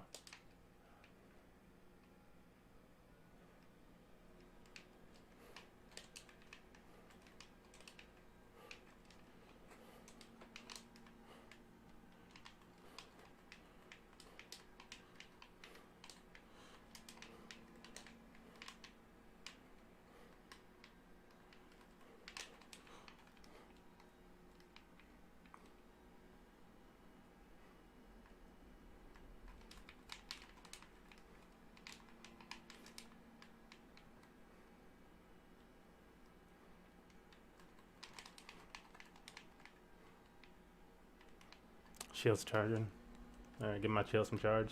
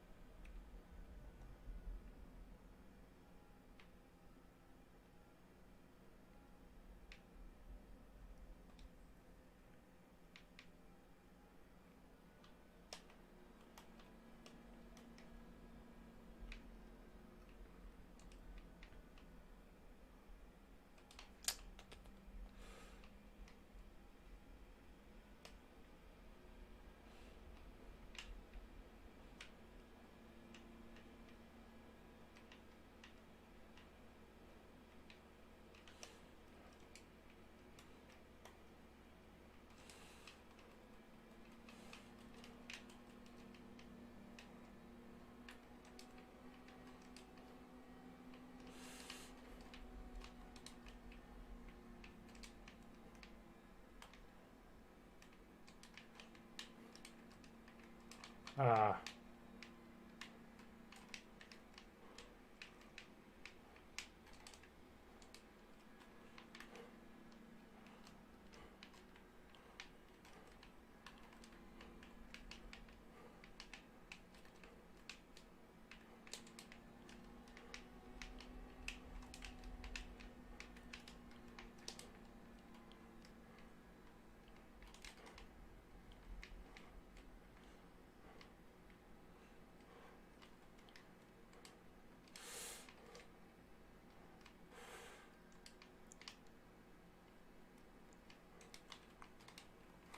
Yeah, I'm like, didn't I?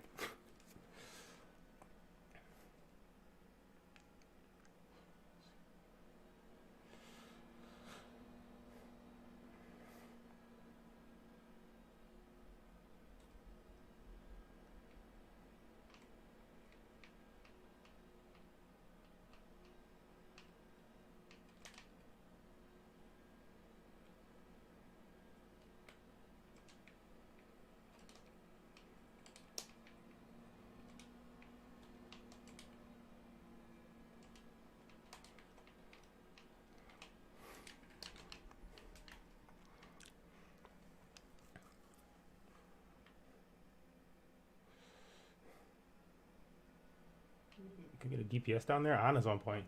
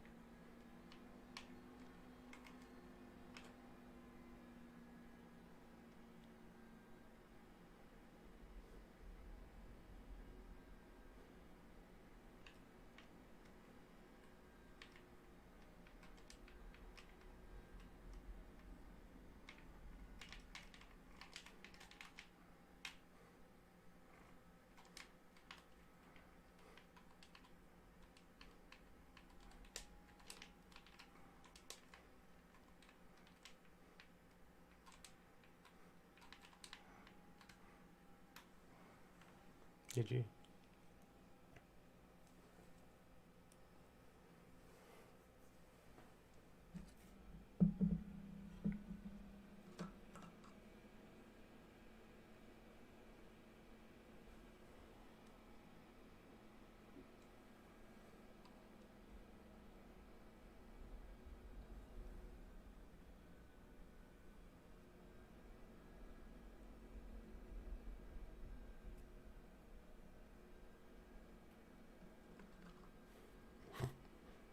Bro, I charged the shit out of that Reinhardt.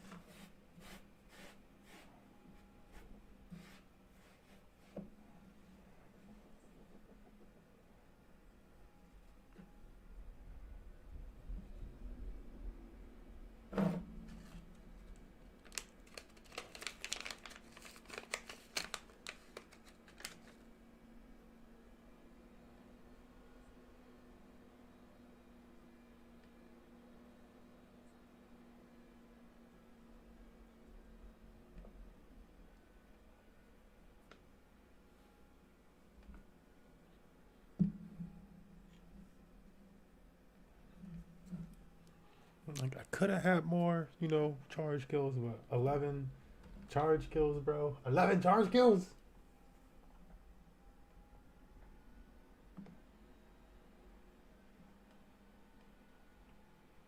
Maybe I get fined for not getting gun. Okay, so I would have these other things coming through, I guess, maybe? I don't know.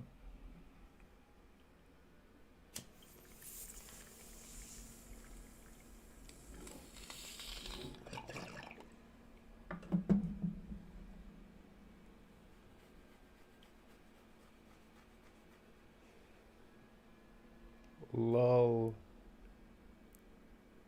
Lol, lol, lol, lol, lol, lol, lol.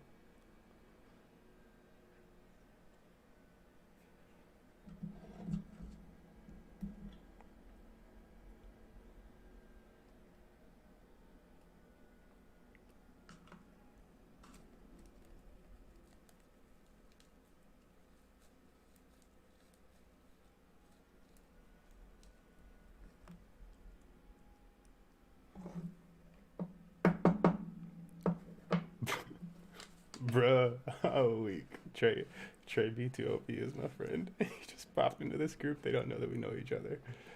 And he's like, and he made the, oh shit. Oh, wait, I don't know what they said. Yeah, what did they? I didn't even hear it. What they said something. Oh, yeah. Okay. I mean, like, I'm cool with either. Suggest, but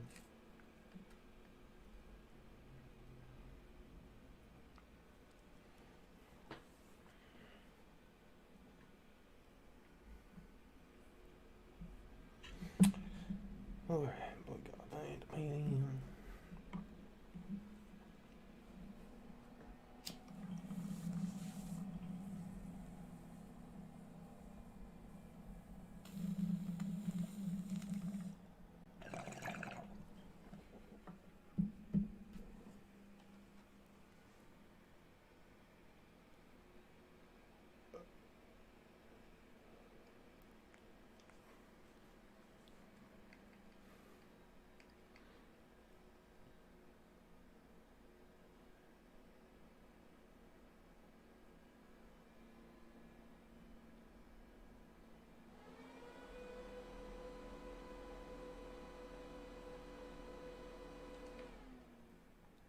Oh. Uh-oh, it's time.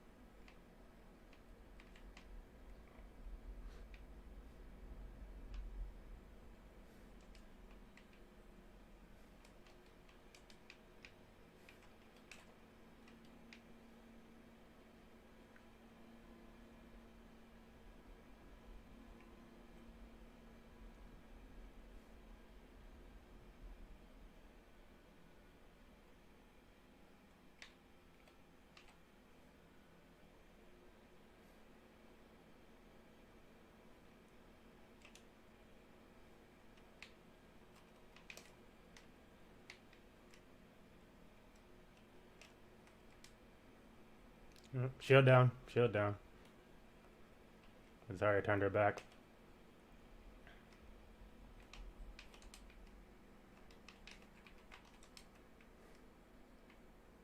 Getting my shield some charge.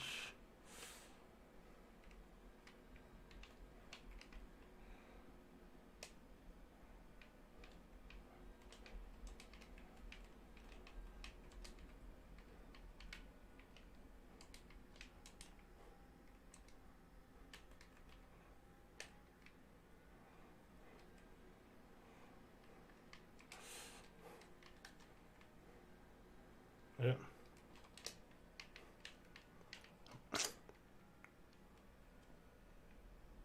Watch that Reaper coming behind on point. Watch Reaper come behind on point right now.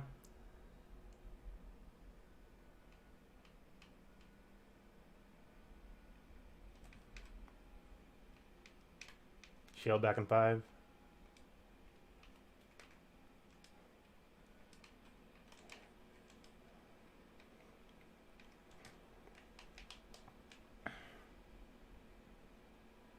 I need to heal after this.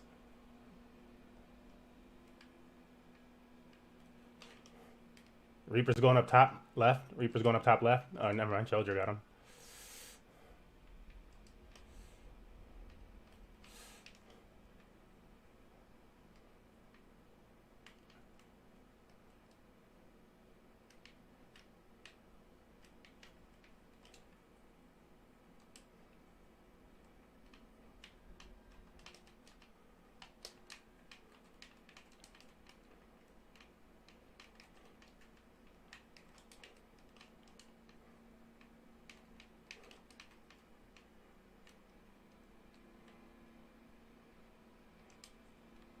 Shield going down. Shield going down. It's weak. If you got one or so.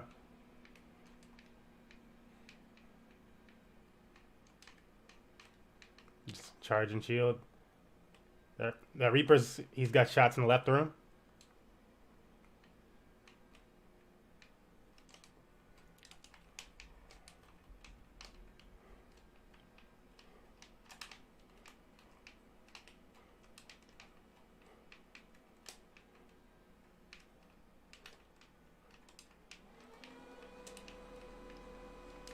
Reaper on point.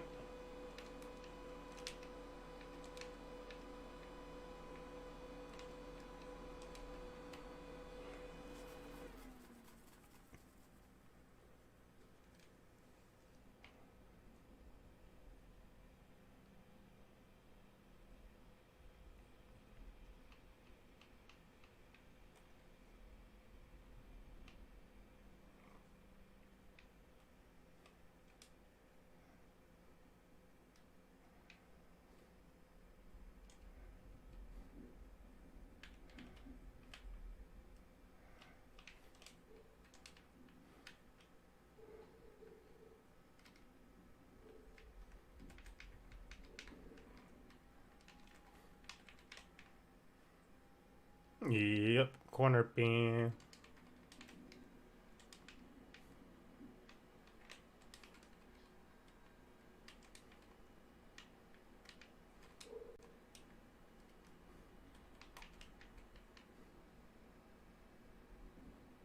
Chill going down for a bit. I'm getting some chill, some charge.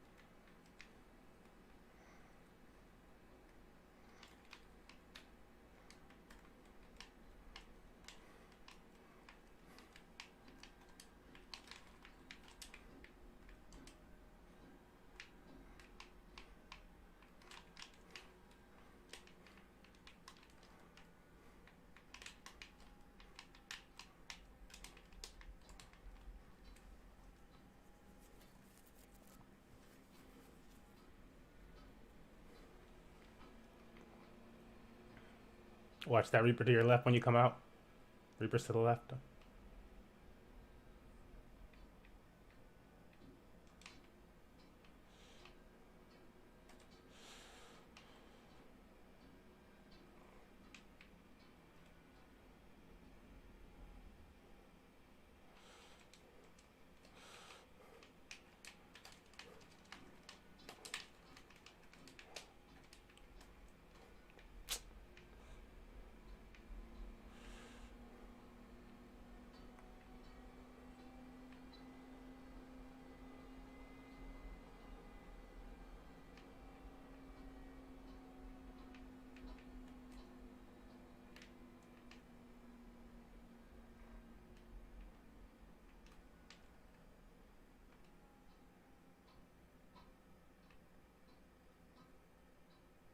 Good hold.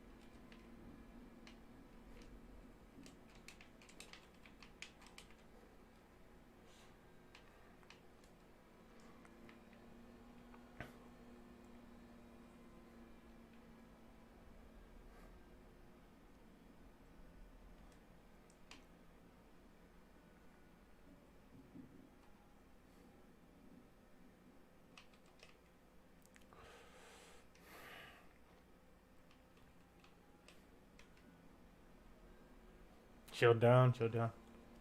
I'm going around right side. Oops. I should say that. There we go.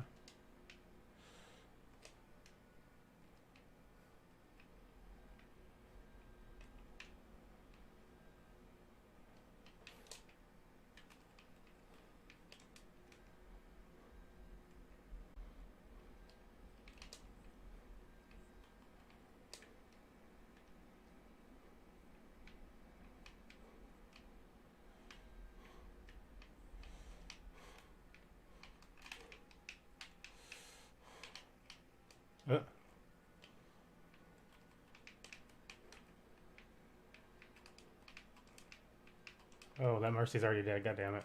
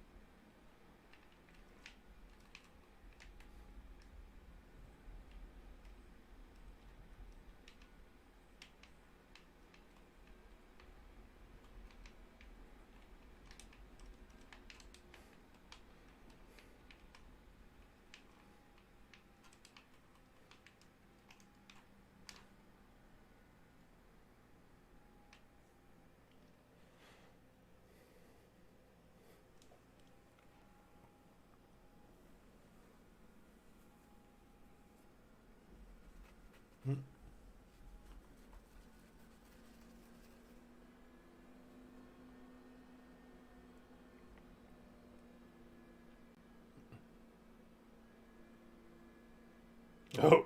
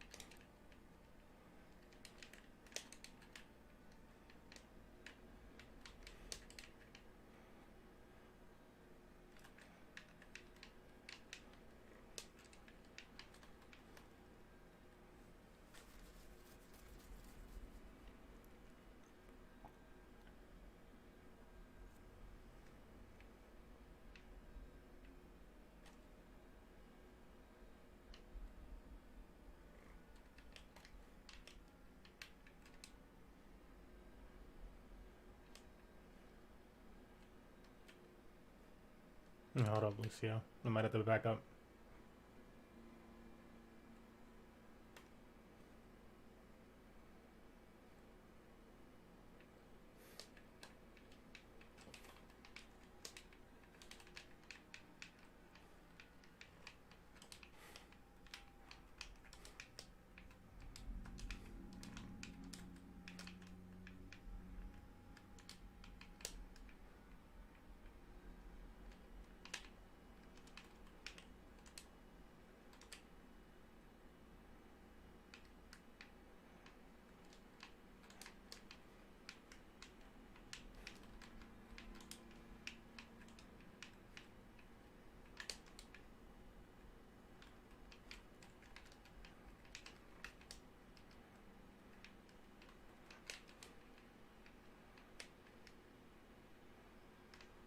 God, shit.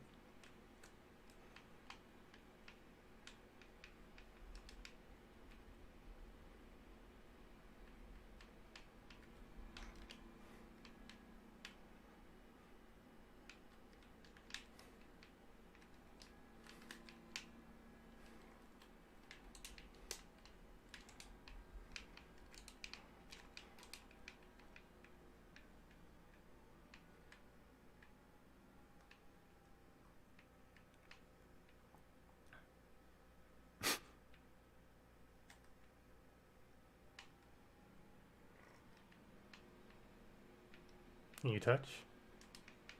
Okay.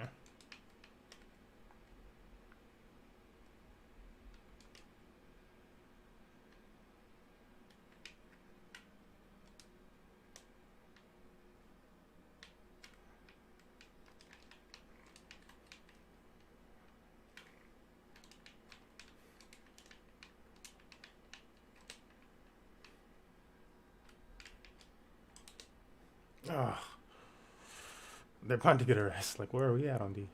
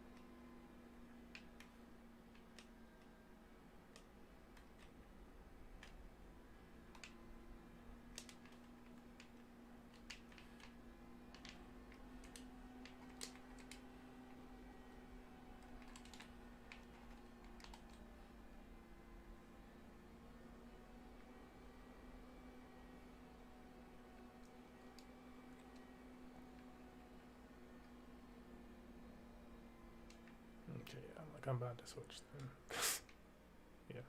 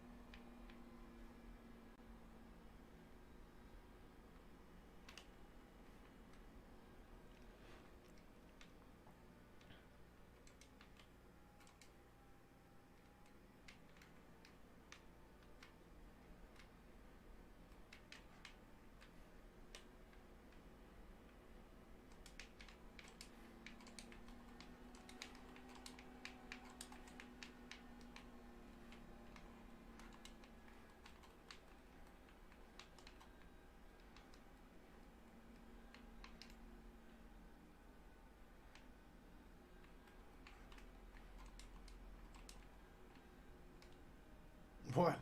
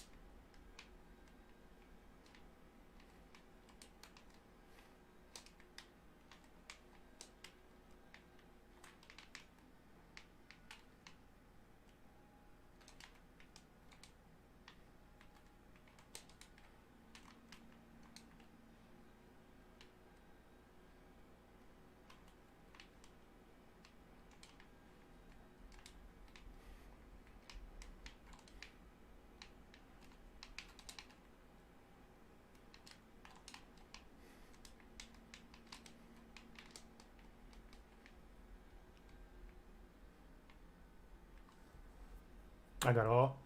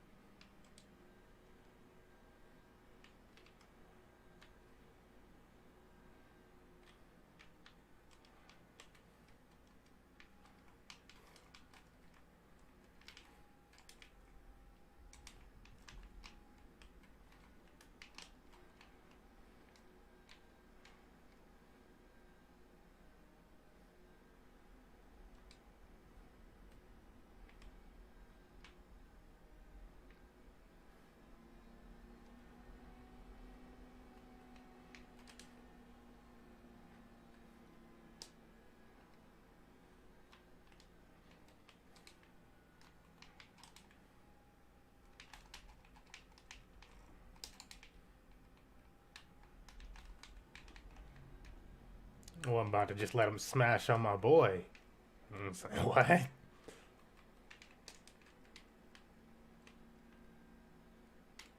Shield down.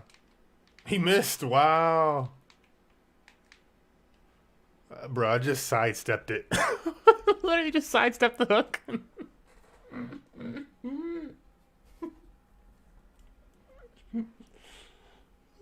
shit. How you just sidestep a hook. It's like a partial auto aim fucking maneuver. That shit's like Batman. No one's ever dodged mine. Bruh.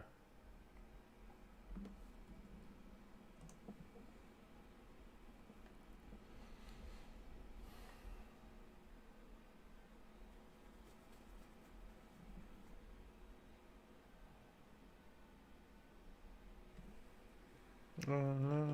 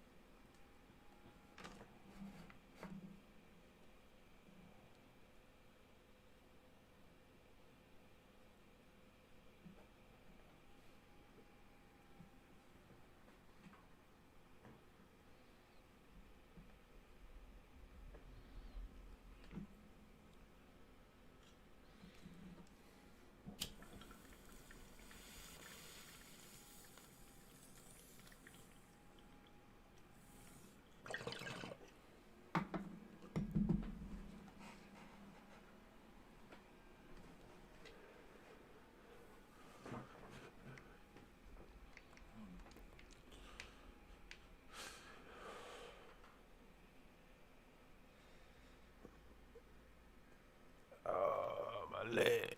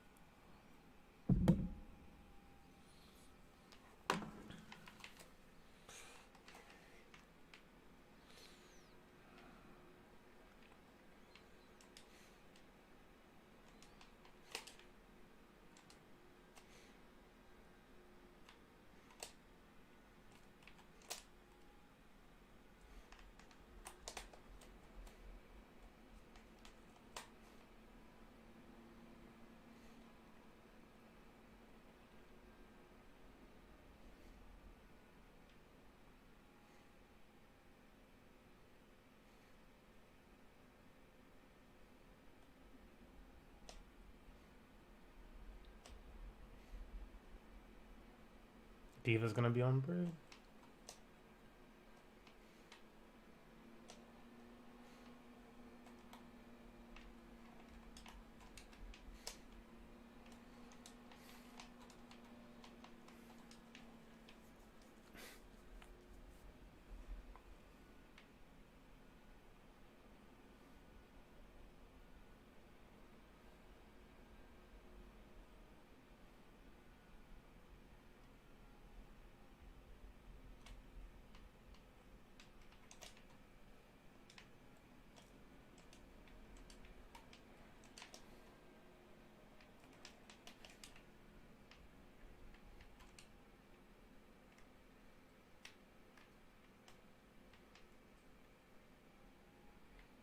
Might be up top by now.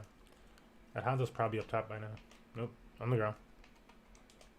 Down.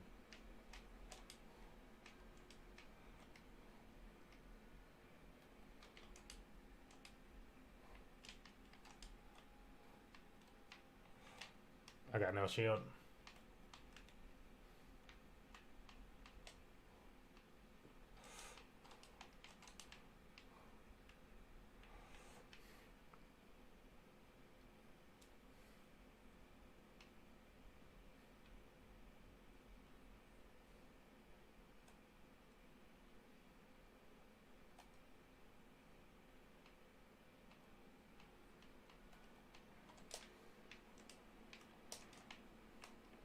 Oh my god, bro.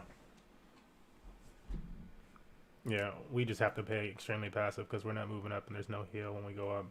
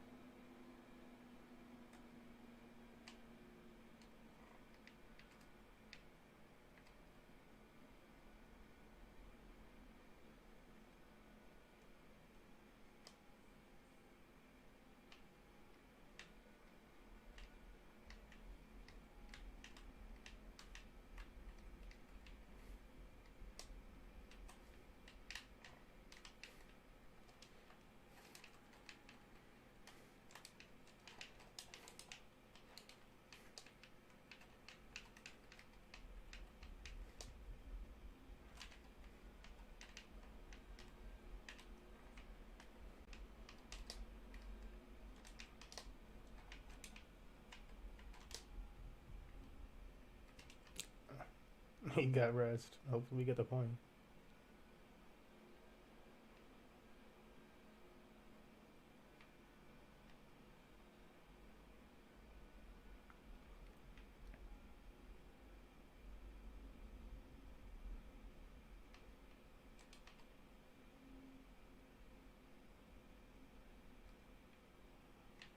Jesus Christ.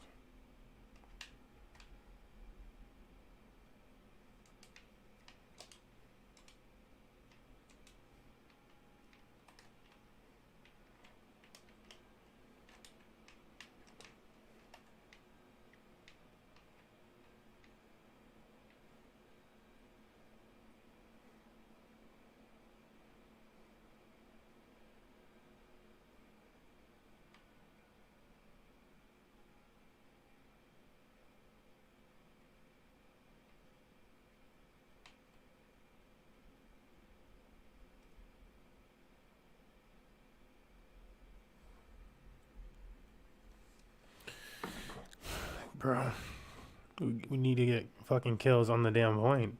We need to actually be able to approach and do something. We, like, literally couldn't do fucking anything. Our best play was just being fucking defensive as hell and sitting back and letting them push us.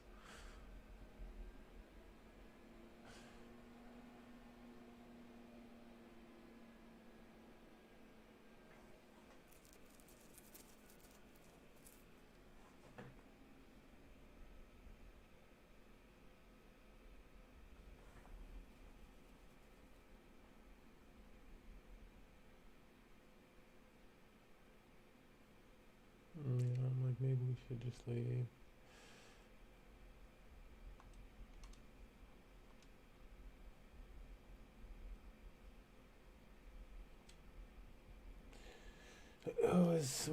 We had our thing going for like 2 games. Oh, you just switch games entirely too. This dude always want to play Apex. I think not. It's so slow. I feel like it's so slow so much of the time. Sometimes it's fast, right? Sometimes, but vast majority of the time, I just feel like Apex moves so damn slow.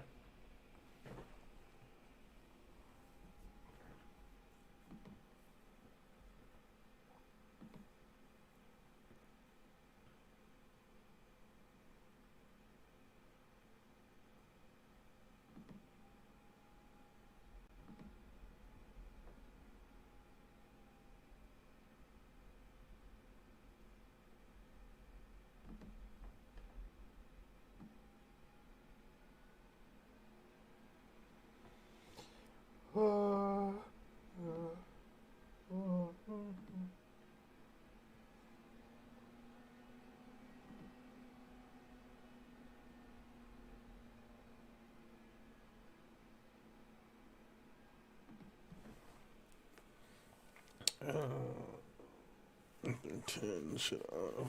Yep, actually.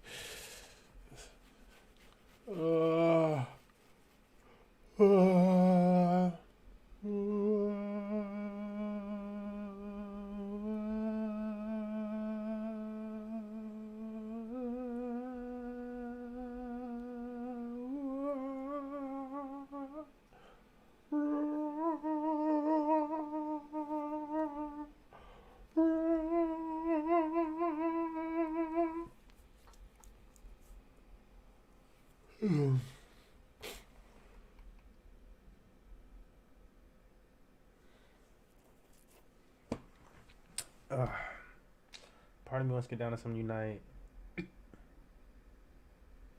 Part of me like I can smash, I can Unite, get that, and smash, you can Unite, you can get smash, Unite.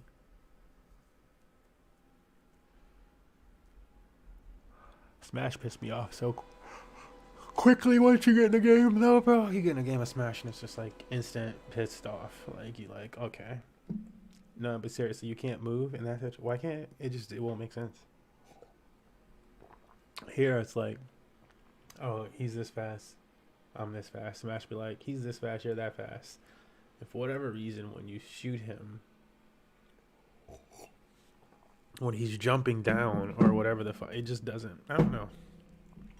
I'm like, I guess they have that type of stuff in other games too. The visuals sync up better and it makes more sense. They like want you to play a guessing puzzle. Like, what does it mean?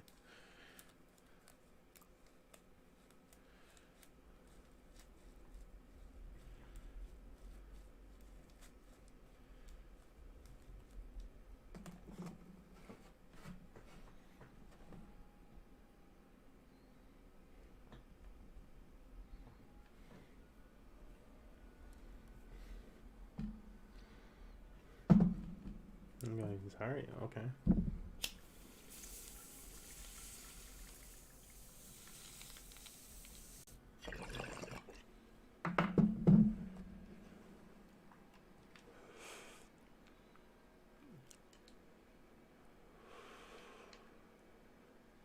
Yeah, these divas lately, bro. Sucking up all the fire strikes and stuff. I'm like, it's actually been devastating. She has been, I don't know if she got boosted or what.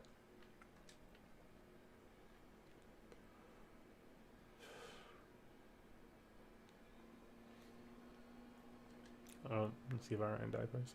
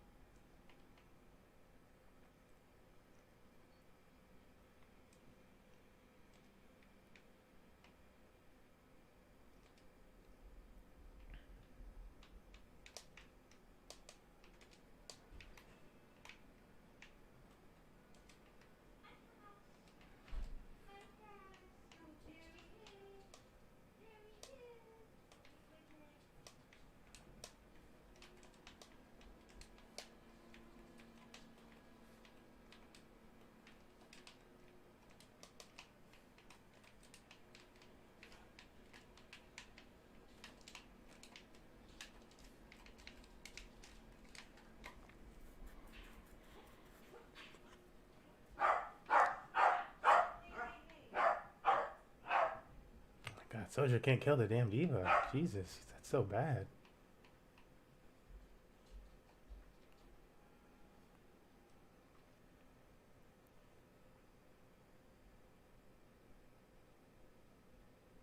Oh, fuck.